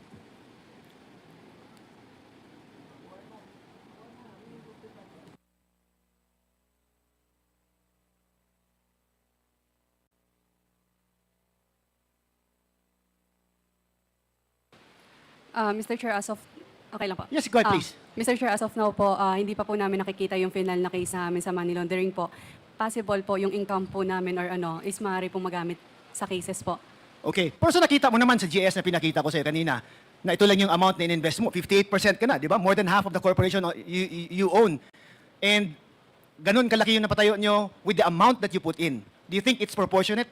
Tama po ba na yung kinontribute nyong amount makapagtayo ng ganun karami na buildings? Again po, Mr. Chair, they filed case sa money laundering po. So, Okay. I'm sorry po. So, Yusek Cruz of PAOK. Sir, again, Ms. Kasiong only paid up 181,250 pesos ang paid up niya. As of 2024 sa GIS nila. Saan kaya nanggaling yung pera pang gastos nila to put up those structures, sir? Well, sir, Your Honor, sa pag-ikot po namin after the raid, obviously, sir, dun sa scamming activity, sir, na nandun sa loob ng scam hub na yun, sir. As to kung merong legal thing na nangyayari ron to support the claim ng ating pong resource speaker, wala po kaming nakita. Ang nakita lang po namin is the usual thing na ginagawa po ng mga scam farms, scamming activities lang po like yung lab scam, cryptocurrency scam, and other scam activities. Thank you, sir. Now, Ms. Kasong, upon questioning kanina on your educational background po, a photo was shown by the chairman. Actually, somebody also sent me several photos. Similar din po, no? Was it a graduation or naki-post ka lang to show na you graduated po? Again po, Mr. Chair, nakipicture lang po ako. Nakipicture lang? Opo. Oh, okay. But it was a graduation party. Graduation po ng ALS yun. Yung ALS, oo Opo. nga. May mga kaibigan ka doon sa ALS na yun. To be honest, hindi ko na sila masyado kilala now. Pero at that time, meron ba? Kasi nakipicture ka lang sabi mo. Meron siguro, Mr. Chair. Okay, now if I could just show some of the photos, kasi pinadala lang sa akin, it was sent to me through my messenger. I checked the account, medyo fake Yan, that's a graduation photo. But that's an ALS graduation, sabi mo? Not a school graduation. Opo. Okay, how about another picture po? Dalawa yun sila. May isa pang picture dyan. Another picture po. It's the same occasion? Yes po, Mr. Yung Chair. kasama mo, nakipicture lang din na ALS graduate or something? Siguro po sila graduating po. Oh, so siya, hindi mo kilala, nakipicture lang? Possible kilala po, pero... Okay. Because there's a heart, you can't see the face, no? Yes po. Okay. How about the other pictures? Kasi graduation party, I know that the background was like, congratulations, etc., etc. What's so funny, Miss Ong? Natawa lang po ako sa itsura ko. Okay. Pasensya na po. No, may ano pa dito, mas funny pa konti dito. Yan. Is that the same graduation po ba? Kasi sa likod na is happy graduation or something. Yes po, Mr. Chair, same. That's the same. Do you have a business na cafe? When you were questioned by Congressman Pimentel before, sinabi nila may business ka prior to Whirlwind. May negosyo ka, no? Before Whirlwind. Meron po. Cafe Mr. ito or something. Oh. Hindi naman siya like siomai or nothing like that. Hindi. Hindi po. Okay, so Alam hindi ko mo na to po yung business pinuto. itong isang picture na to. Sorry pinadala lang to sa akin ha. Yan, hindi yung picture. Is that you? Yes po, Mr. Di ba ba yung Chair. kulay ng book mo ah? Opo. Okay. Bali, manager po ako dyan. Manager ka dyan. Anong place Sa yan? Marikina po. Marikina. Opo. Okay, so you went from there to Whirlwind. That's a big leap, ha? Ang laki ng leap niyan, ha? I'm sorry. What's... I didn't know. I didn't look for it myself. It was sent to me, ha? Okay. Ikaw ba nagpadala-landan? Okay, anyway. Thank you, Mr. Chair. That's all for my questions, Mr. Chair. Okay, thank you, Congressman Flores. Ano lang, short question. Ano ba yun?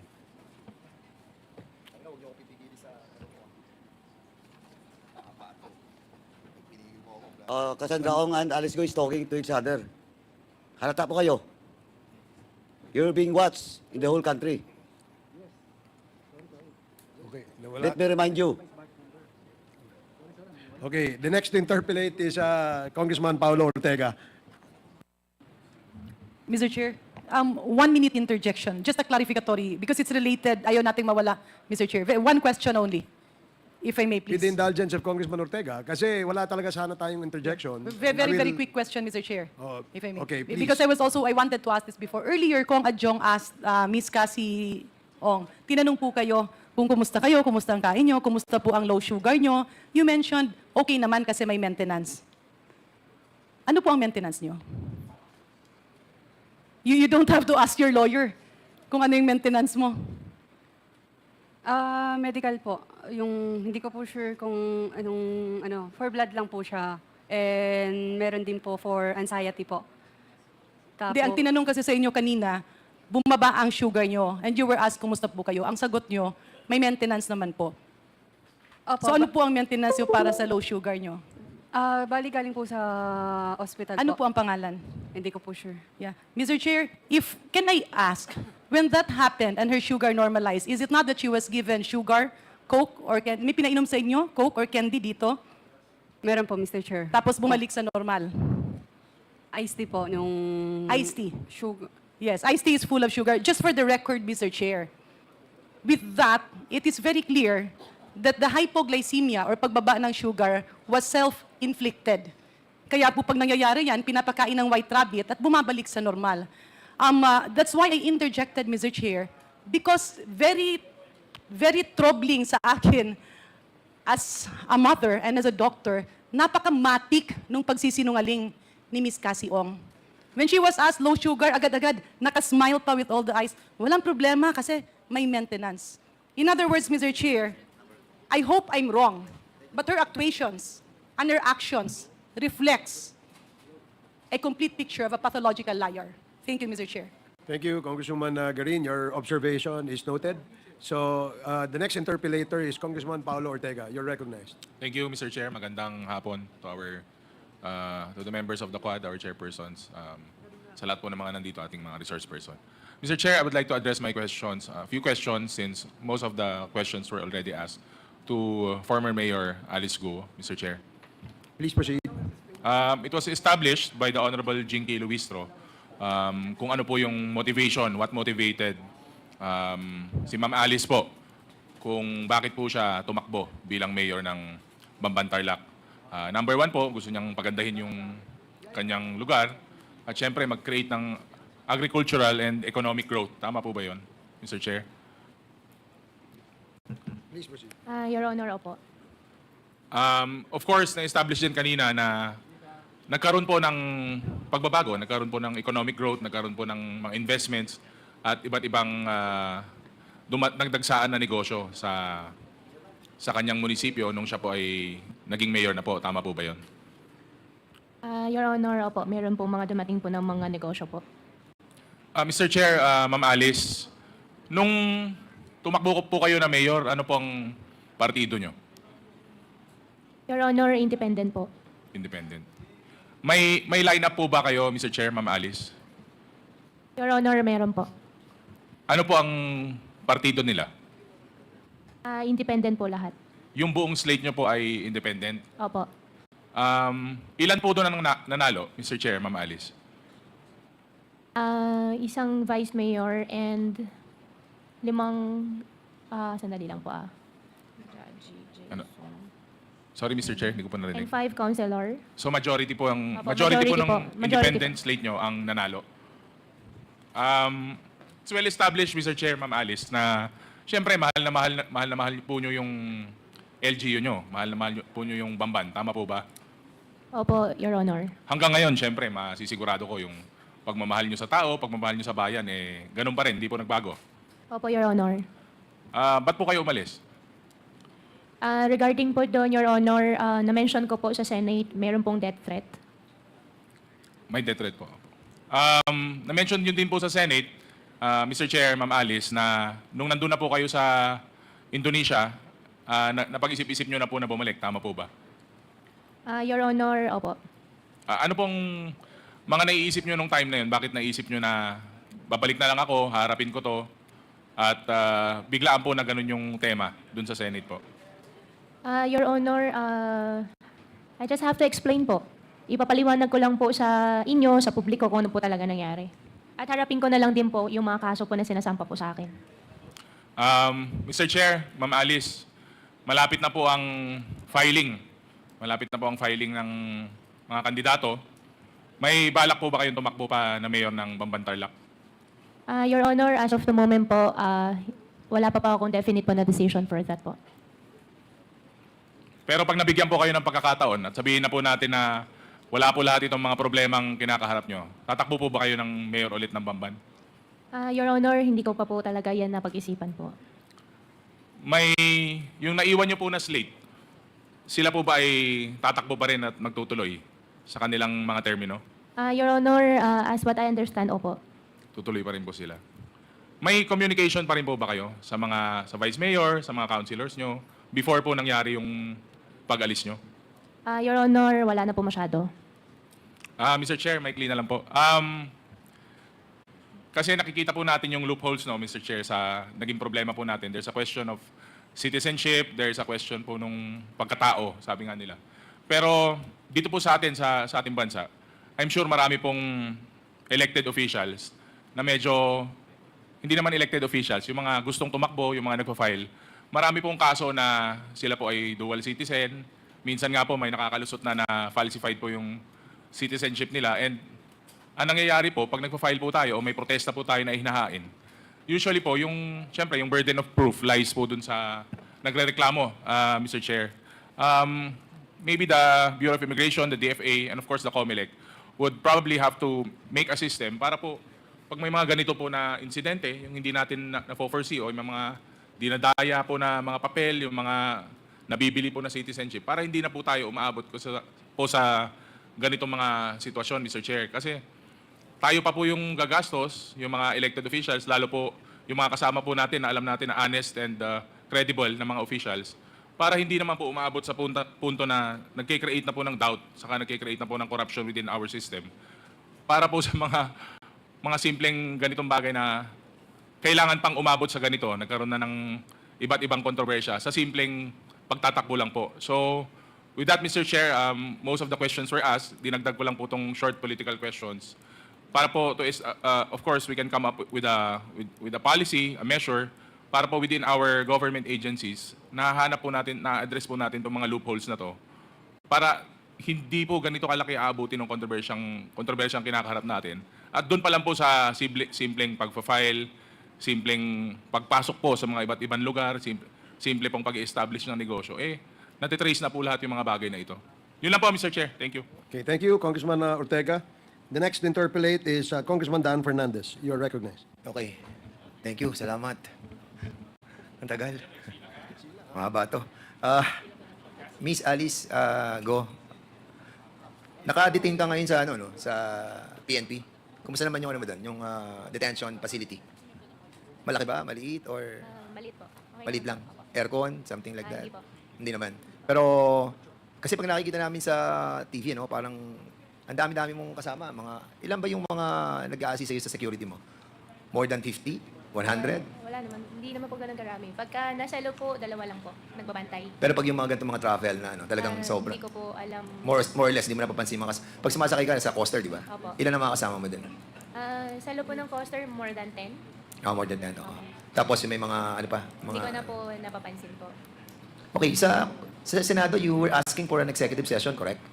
Kasi I heard and they mentioned that a former chief PNP received a payola from Pogo. And it was manifested there. And I heard one of the senators, Senator Bato, asked kung siya yun. And they said na hindi siya. And you were asking for an executive session in the... No po. No agad, Ang bilis mo sumagot. Opo. So, okay. So, you want us executive session in this committee? Baka meron kang i-reveal tungkol sa mga bagay, tungkol sa mga payola na binibigay, hindi lamang po sa mga PNP, but also on the public officials? Your Honor, wala po akong alam po dun sa mga payola po na sinasabi po nila. In fact, nagulat din po ako dun sa sinabi po ni General. Okay, thank you for that. Opo.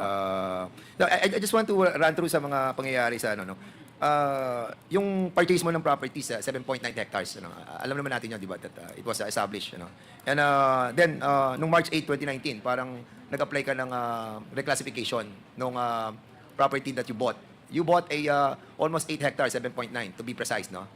Your Honor, regarding Baofu land po, I invoke my right against self-incrimination No, po. hindi pa naman siya Baofu. Nung binili mo siya, hindi pa naman siya Baofu, di ba? Pero binili mo siya? Binili ko po siya, ano po siya, installment. Yeah. So, dumiretso na po sa Baofu. Yes. Pero nung binili mo siya, 150 pesos per square meter. Am I correct? Your Honor, since may BIR, may amlak na po nakafile po sa akin. Sige, okay. Opo, sorry po talaga. I respect your, Opo, thank you po, your sorry answer. po. Okay. Okay lang. Okay. So, then you asked for a reclassification. And 1 week after the reclassification were granted. You may or may not answer that. Okay. Ikaw ang presidente before ng Baofu. Before po, Your Honor. Before, di ba? And nung July to October 2020, you applied for a letter of no objection sa Sangguniang Bayan ng Bamban. Is this correct? Your Honor, hindi po ako nag-apply. Hindi ka nag-apply? Ako po yung nag-translate. Okay.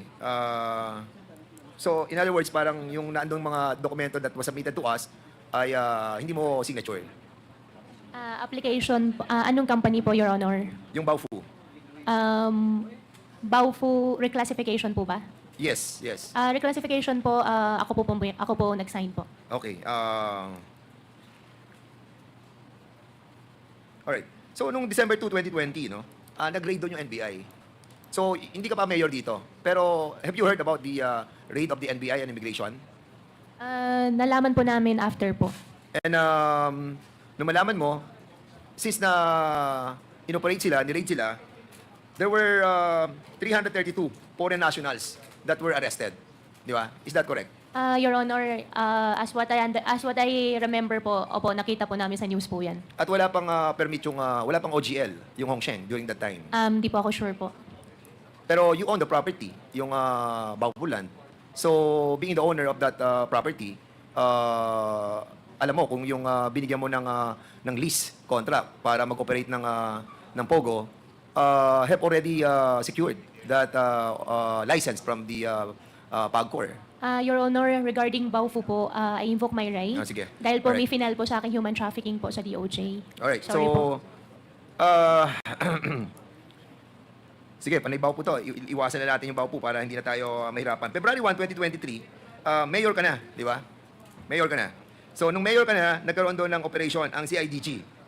And sa operation na yon that was conducted, wala pang permit. Wala pa rin permit sila, yung Pogo. Because from Hongsheng, nag-apply kayo sa, ano yun? Sun Yuan Technology. Your Honor, hindi po kami. nag-ooperate? Hindi po kami. I have no idea about it po. Okay, pero property mo yun, yung sa inookupahan ng Sunyu One Technology. Am I correct? After po ako nag-divest po, hindi ko na po alam. Alright, sige. So,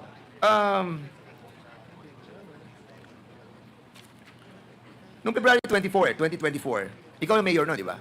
Opo, Your Honor. Natatandaan mo yung si Minduk, yung isang Vietnamese na tumakas doon sa property mo at pumunta doon kay Mr. Santa Maria.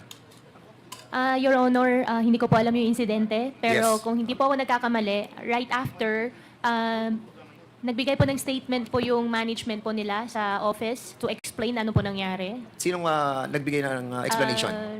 From the management of Zunyo 1. And during the time that tumakas yung Vietnamese na yon, si Nguyen Minh Duc, according sa kanyang affidavit, siya ay hinire bilang isang chef, cooking position for Vietnamese nationals. Pero nung dumating siya sa airport, di ba, iba sumundo sa kanya, and after that, dinala siya sa Sunyu One Technology.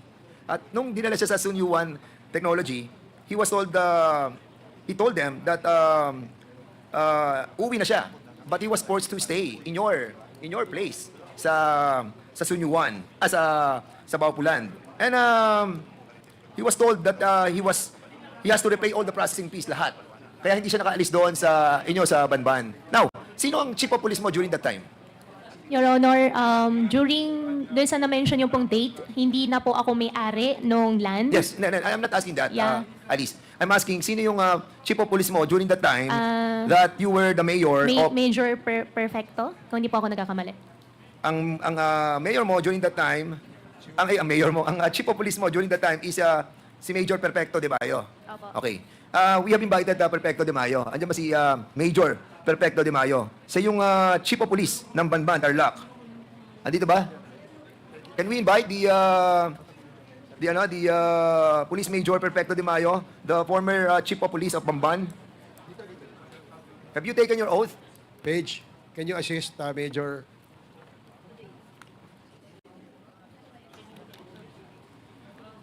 Have you taken your oath? Yes, Your Honor. Okay. Okay. Major de Mayo, natatanda mo yung panahon na pumunta sa yung Vietnamese na nakatakas dun sa Sunyu One Corporation sa barangay Anupol, Bamban, Tarlac? Yes, Your Honor. Who informed you na may tumakas na Vietnamese national doon? Yung may-ari po nung lote kung saan po siya natagpuan.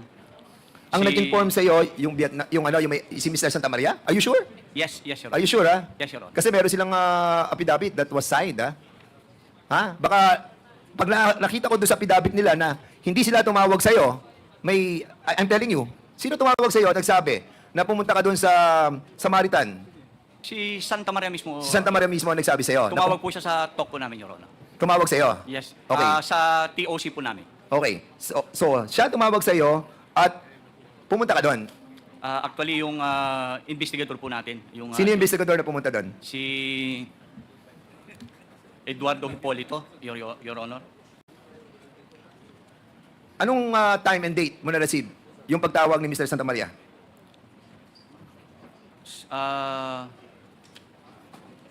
You have to be precise, ha? Major De Mayo, ha? Ikaw ang chief of police ni Alice. Yes, Your Honor. Okay. Anong time and date? Sa record po namin, Your Honor, February 25 po. February 25. 2024. Okay. According sa affidavit ni Nguyen Minh Duc, ito yung ito yung nagsuffer kaya tumakas eh. And he was saying doon sa Samaritan na ano ba, restaurant ba 'yon? Restaurant ba 'yon? Yung Samaritan place? Hindi po, Your Honor, parang farm po siya. Farm? Lugar po nung compound po ito ni Mr. Santa Maria. Were you aware that this Vietnamese national wanted to kill himself? Meron tayong video na ilalabas natin dito. That he wanted to kill himself kaysa sumama sa inyo para ibalik doon sa Sunyu One. And did you offered an affidavit of desistance to this Vietnamese national? Yes or no? No, Your Honor. No? Yes, Your Are Honor. you sure? Yes, Your Honor. Kasi kasama ba PAOK TF? Kasama ba sila sa kaso na pinila ng PAOK about this issue regarding this Vietnamese national, si Nguyen Minh Duc. Si Mr. Duke or Danny is one of our witnesses complainants po doon sa original case na pinail natin laban doon sa unang 8 foreign nationals po na nakasuhan natin. Okay, De Mayo, did you purchase or somebody ordered you to purchase a flight, a one-way ticket going to Vietnam? No, Your Honor. Are you sure? Yes, Your Honor. Again, De Mayo. I'm again warning you, nawawala lang yung ticket dito. Pero I got the ticket, the one-way ticket of Cebu Pacific, and we will try to find out from Cebu Pacific who purchased this ticket for ayan na, yung ticket na yan. Somebody bought this sa Cebu Pacific para ibigay doon kay Nguyen Minh Duc. And an affidavit of desistance was offered to him. As a matter of fact, yung kanyang affidavit, nakasulat dito, accusing the PNP for offering that affidavit of desistance and offering as well this Cebu Pacific ticket para makauwi na siya at hindi na siya bumalik doon sa Bamban. Now you are denying all of this. Yes, Your Honor. You are denying that you bought this. I did not bought that, Your Honor. So sino bumili nito? I don't know, Your Honor. Hindi ba si Mayor Alice Go bumili nito? Mayor, hindi ba ikaw bumili nito?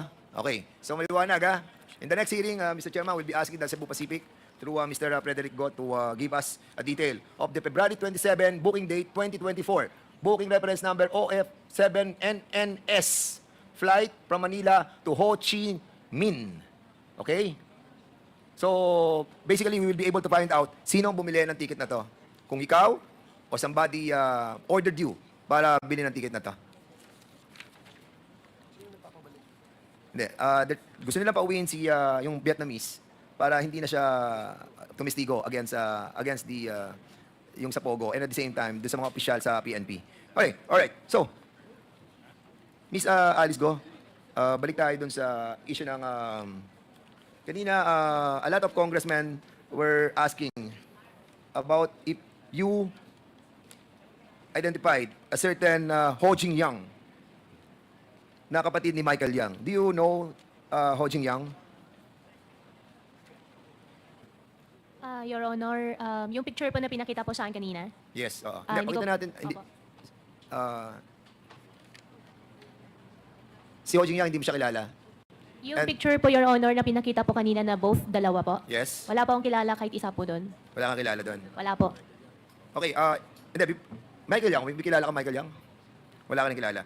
Sige, before that, Mr. Chairman, allow me to kasi you were telling the Senate that yung pag alis mo sa Pilipinas ay you testified ba sa Senate that you hindi ka nag-testify doon about yung travel mo palabas ng bansa? Opo. Mr. Chair, I just wanted to show something, and this might help the inquiry of this Quad Committee in relation to the flight of Miss Alice Go and maybe some of her companion. So siguro ilabas lang muna natin yung we were able to gather this information sa CAAP, no? And from Manila, nung I think that was on August, from Manila to Singapore, meron pong 3 Chinese na mga pilots. Si Captain Chin Kian Tan, si Guan Seng Lo, si Yung Sen Gao. At ang gamit po nila ay Pacific Flight Services Company. Umalis sila ng Manila papunta ng Singapore at wala silang pasahero. Noong naman, sumunod na same another week, from Puerto Princesa, pumunta sila ng Singapore. Certain personalities, pilots here, wala rin silang pasahero. Yung second natin. Dito naman po, from Clark, point of origin nila, pumunta sila sa Kota, Kinabalu. Meron din po silang 3 Chinese na mga piloto. Si Captain Kuo, Li Quan, si Chang Por Chun, si Wang Shengkai, si Chen Yu. Mr. Chairman, wala rin silang pasahero. Ito noong June 30, 2024. At ito naman dito, Mr. Chairman, kung mapapansin mo, noong July 3, PhilJets Aero Charter Corporation, Puerto Princesa, papunta rin ng Singapore. Ang kanilang mga pilots are all mentioned here, wala rin silang pasahero. So we need to investigate this matter, and we will be inviting yung immigration, custom, and quarantine. Kasi alam niyo itong mga charter flight na ganito, miski yung mga cargo flights, chine-check po yung mga tao or yung mga cargos or yung mga dala-dala nila doon sa private plane. And we wanted to ask the Bureau of Immigration. Andito po ang Bureau of Immigration? Yes, ayan din pala ang BI. BI, can you kindly check these charter flights? Marami itong mga hawak kong mga charter flights na wala silang laman papunta sa Singapore. From Singapore o kaya going to Kota Kinabalu, Malaysia. So, can yes, we solicit some answer, please? We'll have it check, Your Honor. At the end of the committee hearing, Your Honor, I'll just get, if it's possible, to get copies of those. I will be flights, giving Your you all Honor. these documents. Yes, Your Honor. Thank you, Your Honor. Yeah. Okay. Custom. Andiyan ba custom? So we'll be asking also custom kung nagbabalanse po yung declaration ng CAAP, declaration ng immigration, declaration ng Bureau of Customs, and declaration ng quarantine. Kasi iba-iba po yan eh. Bago sila umalis dito, dapat lahat yan may checklist sa kanilang tinatawag na general declaration. Otherwise, kapag hindi nag-match-match to, there must be something wrong with this, Mr. Chairman. And I believe, do sa period ng from June, last week of June, up to August, doon natin makikita kung talaga sila ay nagbiyahe ng cargo, private plane, or talaga nagbiyahe sila sa pamagitan ng bangka papunta doon po sa Malaysia or Singapore. Well, Alice, during the time that you were testifying in the Senate, you did not confirm the testimony of Alice Go, no? Of Sheila Go, right? I confirm po yung kay Sheila po. Nag-confirm ka na nagbangka kayo? Opo. So, how many days na nakuha yung biyahe? Your Honor, dahil po nung Monday po, final po ako ng immigration. Kaya ngayon po, I invoke my right against Okay. self-incrimination. Sige. Alright. Sorry So- po talaga. Sina? Si Cassandra, kasama daw si Cassandra. Hindi, si Cassandra, nag-ano siya, nag-plane eh. Pero during the time sa Senado, sinabi mo yun, di ba? Na nag-ano kayo, nagbiyahe kayo? Opo. What's the difference of telling us? Nung time po kasi wala pa pong kaso. Nung Monday po, finalant na po ako ng immigration. Anyway, Mr. Chairman, the documents or the testimony of our resource person can be used as well by this committee for that purpose. Okay, so ngayon naman, yung sa raid sa Cagayan, I'll be asking the region, Cagayan de Oro City. Andiyan ba yung PNP nung region? What region is that, the Cagayan de Oro City? Region 10. Sige, I'll be asking the Region 10, please.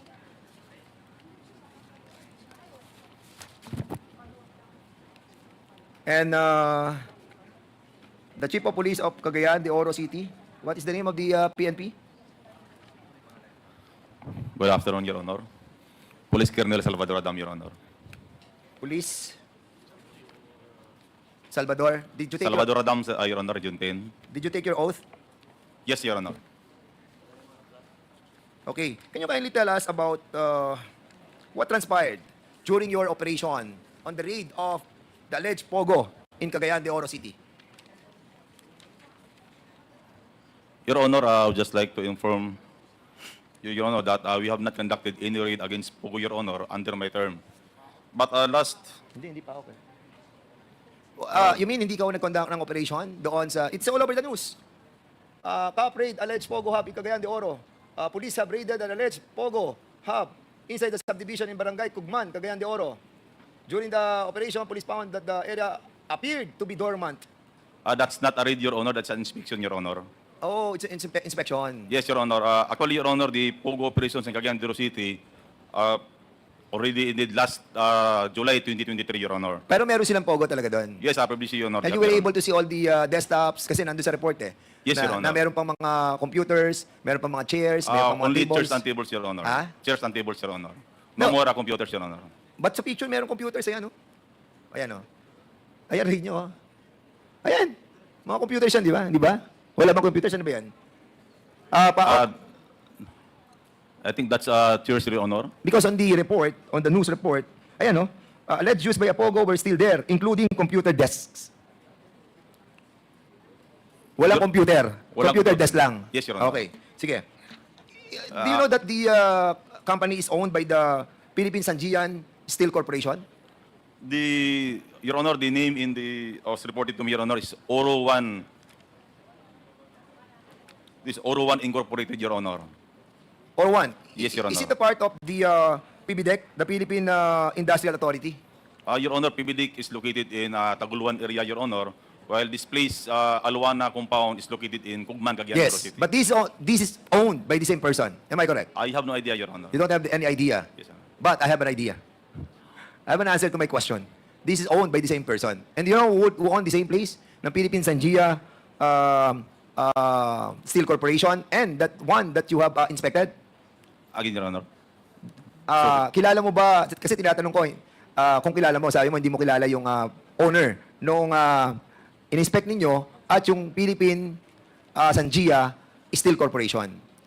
Yes, Your Honor. Ang may-ari nun ay si Mr. Tony Yang. Si Mr. Tony Yang ay si Jin Xiang Yang na kapatid ni Michael Yang at kapatid ni Ho Jing Yang. You don't know that? I have no idea with the... I only know Mr. Yang, Your Honor. I want to show you a picture. Baka maalala mo kasi taga-Cagayan ka. Major, Colonel, pakinggan mo ako.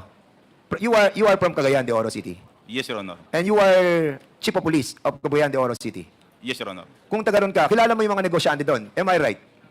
Not all, sir, Your Honor. Hindi mo kilala to bilang head siya ng Chamber of Commerce sa Cagayan de Oro. And I will show you a picture.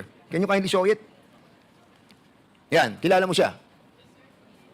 Tony Yang, kapatid ni Michael Yang at kapatid ni Ho Jing Yang na nagkaroon ng transaksyon kay Alice Go through a financial transaction of almost 3.3 billion. And this is the eldest brother of Michael Yang and Ho Jing Yang. Do you know him? Yes or no? Yes, Your Honor. Kilala mo? In the middle, Your Honor. Yes, so kilala mo. Popular yan. Hindi pwedeng hindi popular yan. Ha? Anyway, I will show you another picture. No, not that one.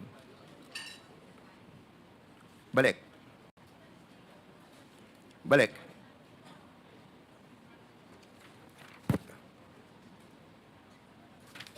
Okay.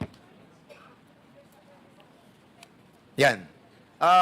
Alice, wala kang kilala sa tatlong yan na magkakapatid? Si Ho Wala Jing po. Yang, si Jianxing Yang, at si Hong Ming Yang? Wala po. Wala kang kilala talaga Wala dyan? po, wala Sa po, mga wala yan? po, wala Itong po. si Hong Jing Yang na paki-forward mo yung transaction nila.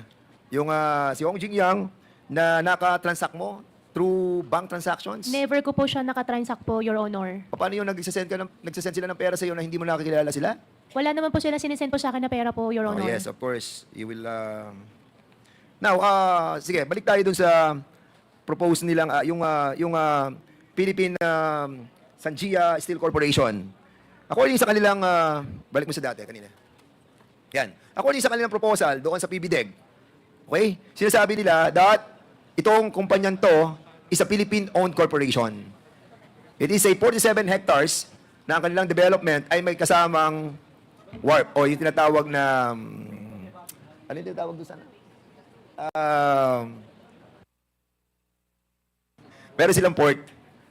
And may seaport sila, steel corporation sila, manufacturing company sila ng steel, meron silang port doon sa 47 hectares that was constructed and approved on 2018. But kung titignan po natin yung presidente nila na si Antonio Lim, na siya rin po si Tony Yang at siya rin po si Xianjian Li Yang. Mr. Chairman, he is a pure Chinese national. I wanted to show the passport of Mr. Jianxing Yang. Can you kindly show the passport? Yan po yung passport niya. And I think, mamaya tanungin natin ng PAOK because I think they will be presenting something as well, no? With this regard. So, si Antonio Lim, si Tony Yang, si Yang Jianxing is a Chinese national. How can he own a property and bought lands doon po sa Cagayan de Oro City, 1,000 or 100 of hectares for being a Chinese national?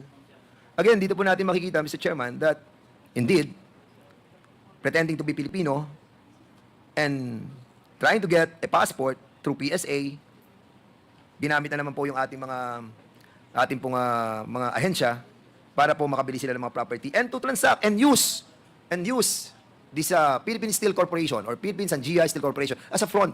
Because, Mr. Chairman, nung 2000, binuli nila yung Yangtze Group Trade Company Incorporated. And at the same time, yung Golden Sun Cargo Examination Service Corporation. And at the same time, Mr. Chairman, ito pong Yangtze na rice mill nila, later on, probably, will be asking as well the PAOK to give us more detailed, no, about the transaction that they have undergo. Doon sa mga critical na mga personalities that are involved with drugs.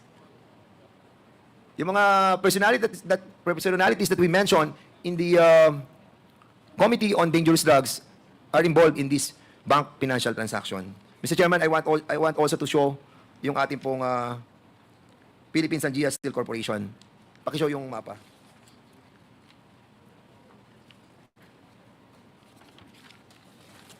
Pakita lang yung ito, pakita.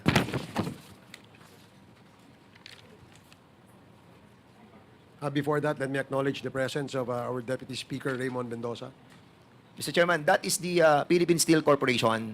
They are a 47 hectare with a lease agreement with PBDEC, which the PBDEC, the Philippine Industrial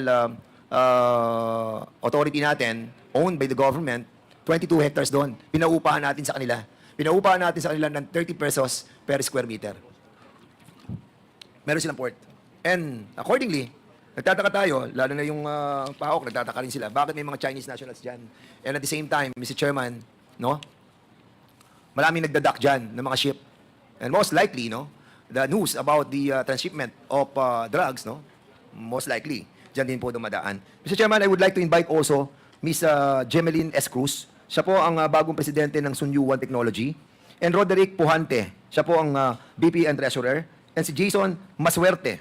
No? Maswerte sila, hindi sila naimbitahan. Pero ngayon, we have to invite them because they are the new Sunyuan Technology Incorporated na Presidente, Vice President, Treasurer. And they are the one who paid $500,000 sa PAGCOR. And we have to invite also Joan Estomo and also si a certain, I cannot read the name. Siya yung, Mr. Chairman, representative na nagbayad ng $250,000. So we need to find out who gave them the money para at least malaman po natin sa kanila kung saan nanggaling pera na pinambayad nila. Ha? And also, let's invite also Quijano. Oh yeah, Quijano is the yes, the PBDEC.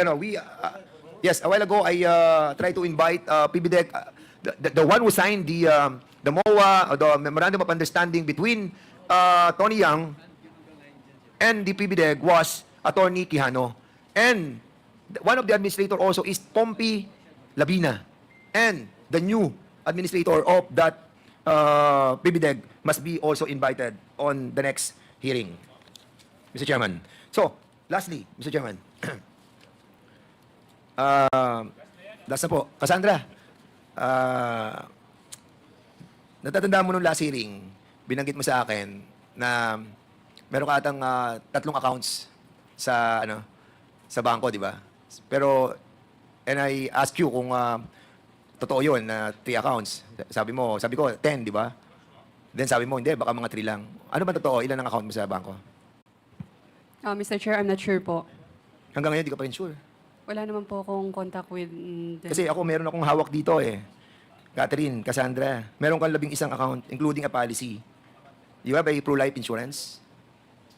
Yes, di ba? So, you have a 10 account from a policy from pro-life.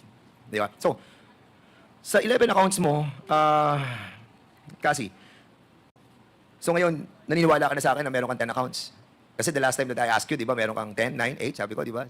Kasi I know that you have 10 accounts eh. I'm not sure po. Hanggang ngayon, you're telling us na you're not yet sure. Yes po, Mr. Chair, kasi wala po kung yung mga record ko po. Again, hindi ko po ma-check yung mga record ko. Sa hanggang ngayon, hindi mo ma-check yung mga records mo. Opo. Now, you are the whirlwind beneficial owner with the 58%. You know the transaction or financial transaction that happened with that company. Kasi marami yung transaction, di ba? Issue ng cheque, pasok ng pera. Kasi you have like 23 transactions doon that involves almost 211 million. And with your accounts, the 11 accounts, you have almost 198 million. So do you have an idea that almost kalahating billion yung transaction that you have transacted with your own 11 banks and your Whirlwind Corporation? Can I consult my lawyer Sige, po? yeah, go ahead. Thank you.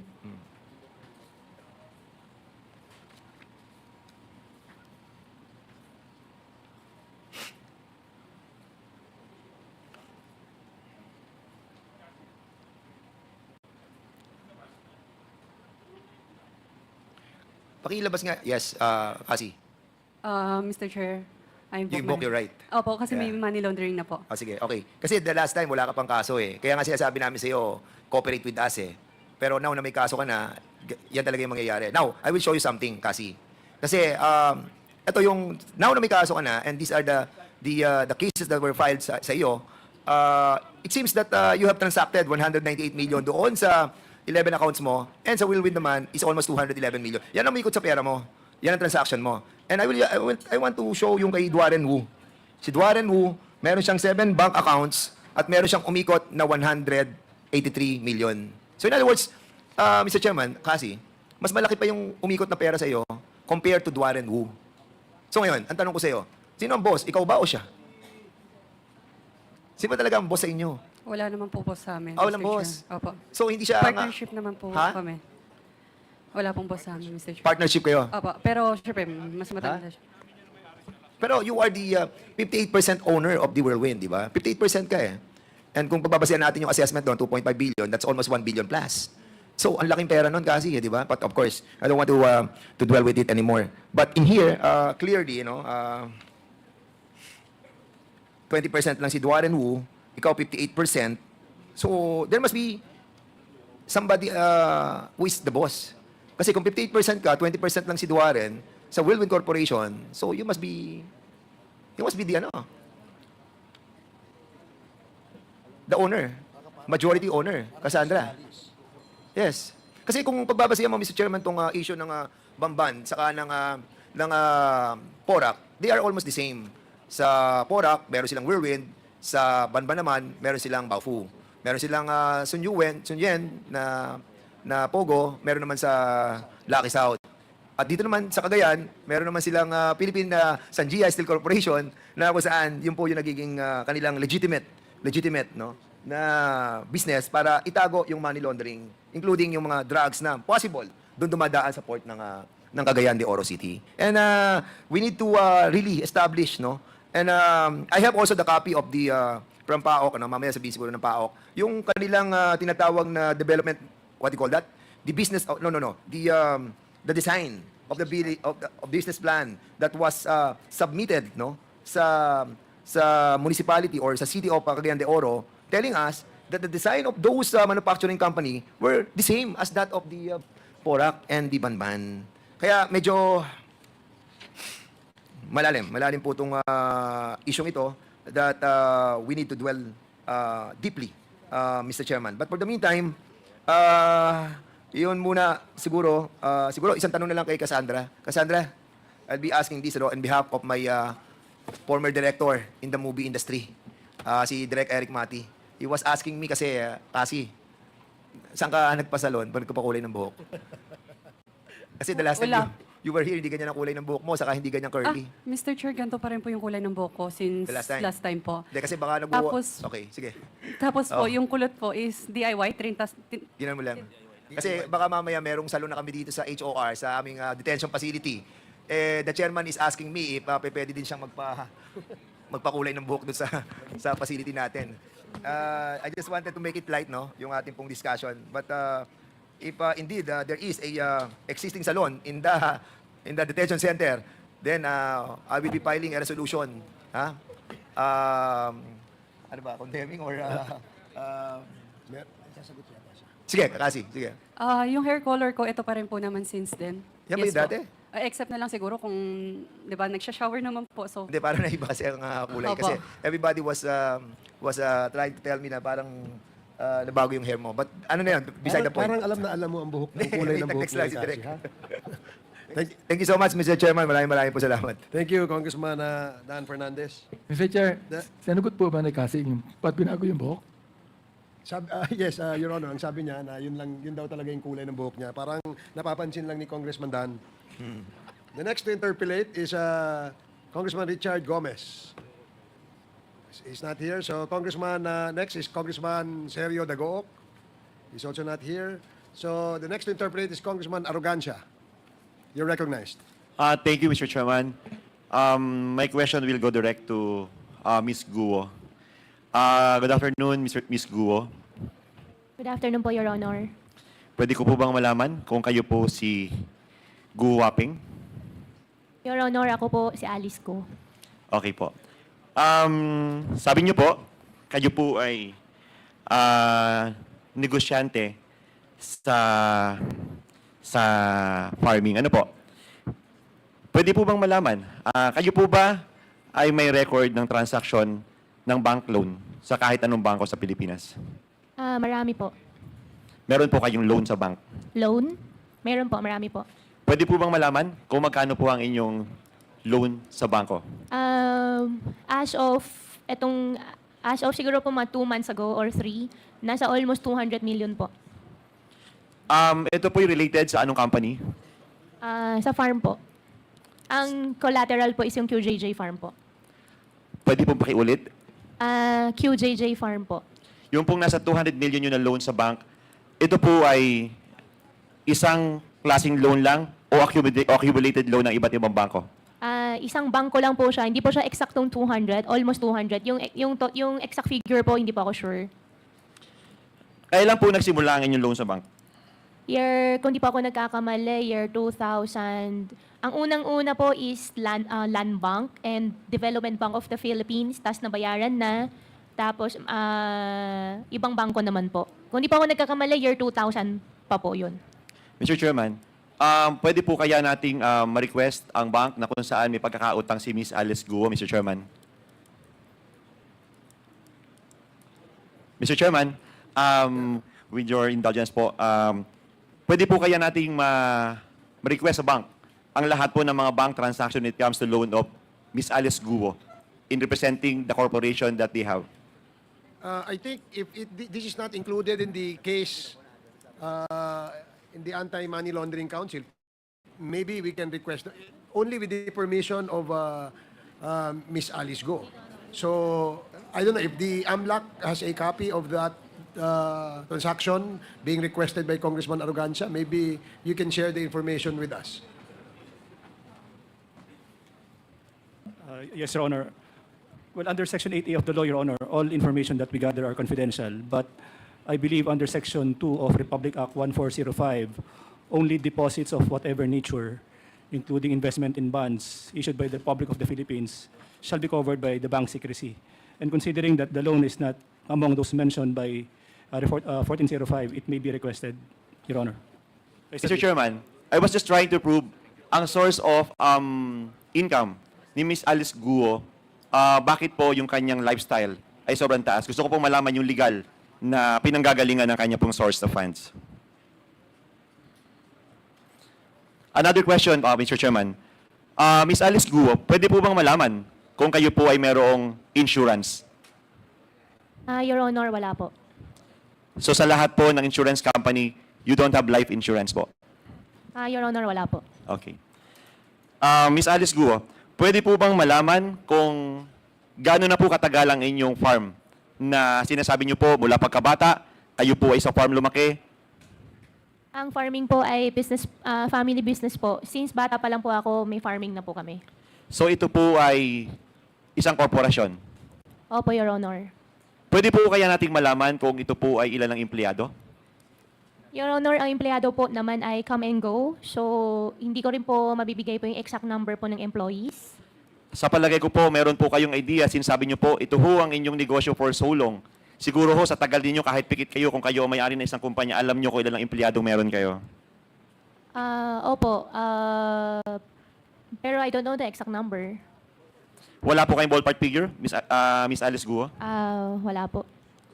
Mr. Chairman, pwede po kayang malaman natin kung ang empleyado po ba ng farm nila, Miss Guo, ay nagbabayad po kaya sila ng SSS? Kung entitled po ba o may SSS po ba ang mga empleyado ninyo sa inyong farm? Your Honor, I believe meron naman po. Meron po kaya silang pag-ibig? Your Honor, I think meron po. Hindi po ako masyado sure po. Meron po kaya silang PhilHealth? I think meron po. Hindi po talaga ako sure po.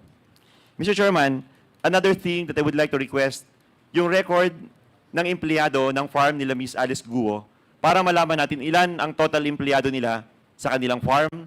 At gusto ko ring malaman yung bang mga empleyado nila sa farm, ito ba ay nababayaran ng tamang benepisyo o nabibigyan ng tamang benepisyo in protection dun sa mga nagtatrabaho para sa kanilang hanap buhay? Mr. Chairman.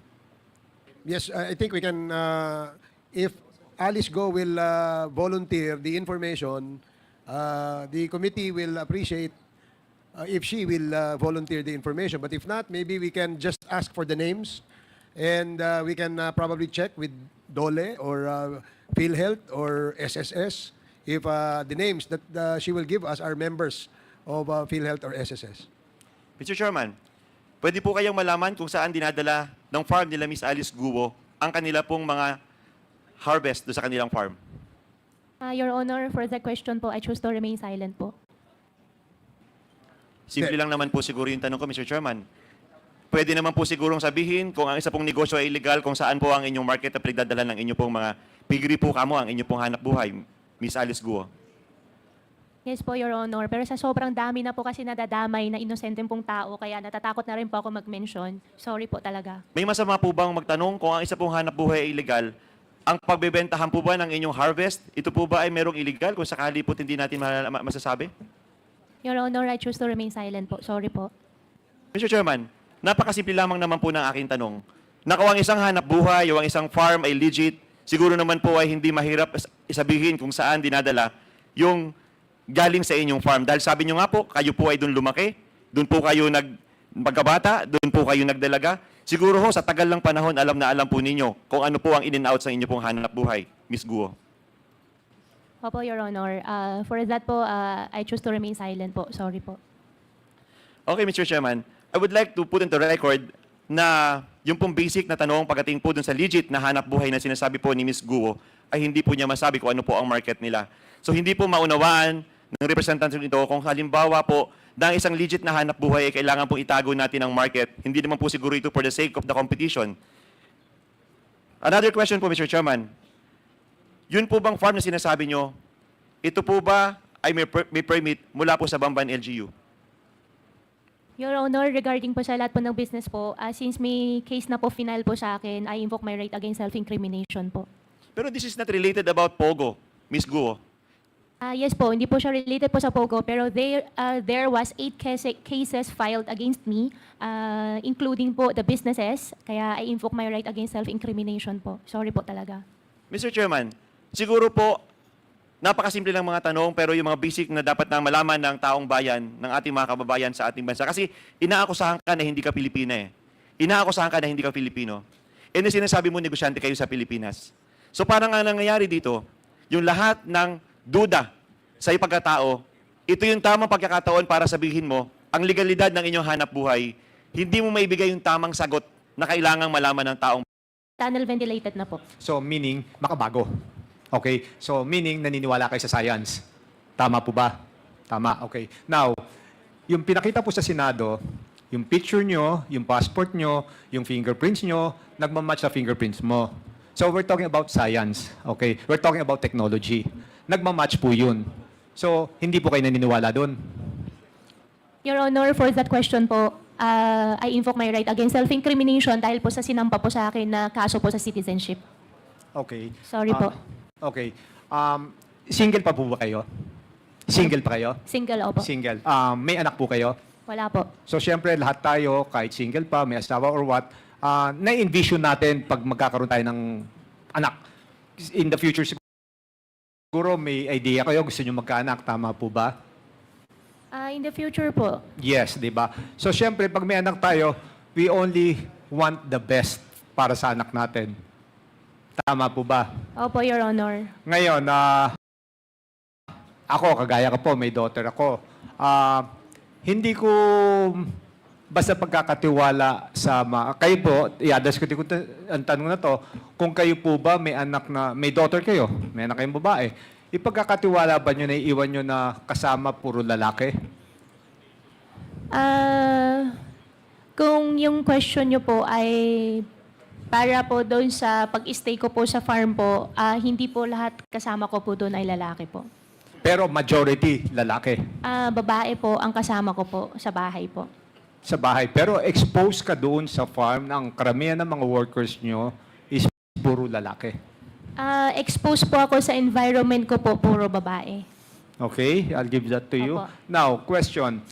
Sinasabi mo sa mga hearings, I've been following it up, na ang mama mo is, anong first name? Amelia? Amelia. Buhay pa siya o hindi? For that question po, Your Honor, hindi rin po ako sigurado po.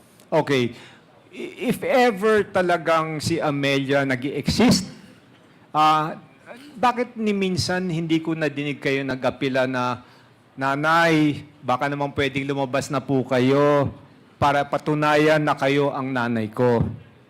Bakit po? Your Honor, I believe kung andyan pa po siya, buhay pa po siya, tingin ko naman po, lulutang po siya para sa akin. Okay, granted, wala na siya. Wala bang kamag-anak yung nanay mo? Your Honor, lumaki po ako na wala po ako nakilalang kamag-anak po Hindi, ng pero nanay. sigurado may kamag-anak yan. Pero bakit walang lumulutang na para magsabi na talaga ang kanyang nanay ay aking kapatid, pinsan, and everything? Now, yung teacher mo, sinasabi mong teacher, buhay pa ba yan? Si Teacher Rubilin po, na-pass away na po. Okay. Now, going back doon sa sinasabi po natin, yung kanina marami na pong present dito, yung tungkol doon sa korporasyon, meron po doon nangangalan ng Lin Wen Yi. Okay, tama po ba? Yes po, Your Honor. Okay. Nung tinanong ka, wala kang idea kung sino siya. Siya po yung partner po ng father ko. Partner ng father mo. So bago siya pumirma o bago kayo magkasundo sa ganyang partnership, corporation, na-meet mo po po siya? Na-meet ko Nakita naman kayo? po siya. Opo, na-meet ko po siya. Same thing with all the other names na nakalagay po doon. Kagaya sinabi natin na convicted doon sa cybercrime. Nag-sit down ba kayo? Nag-usap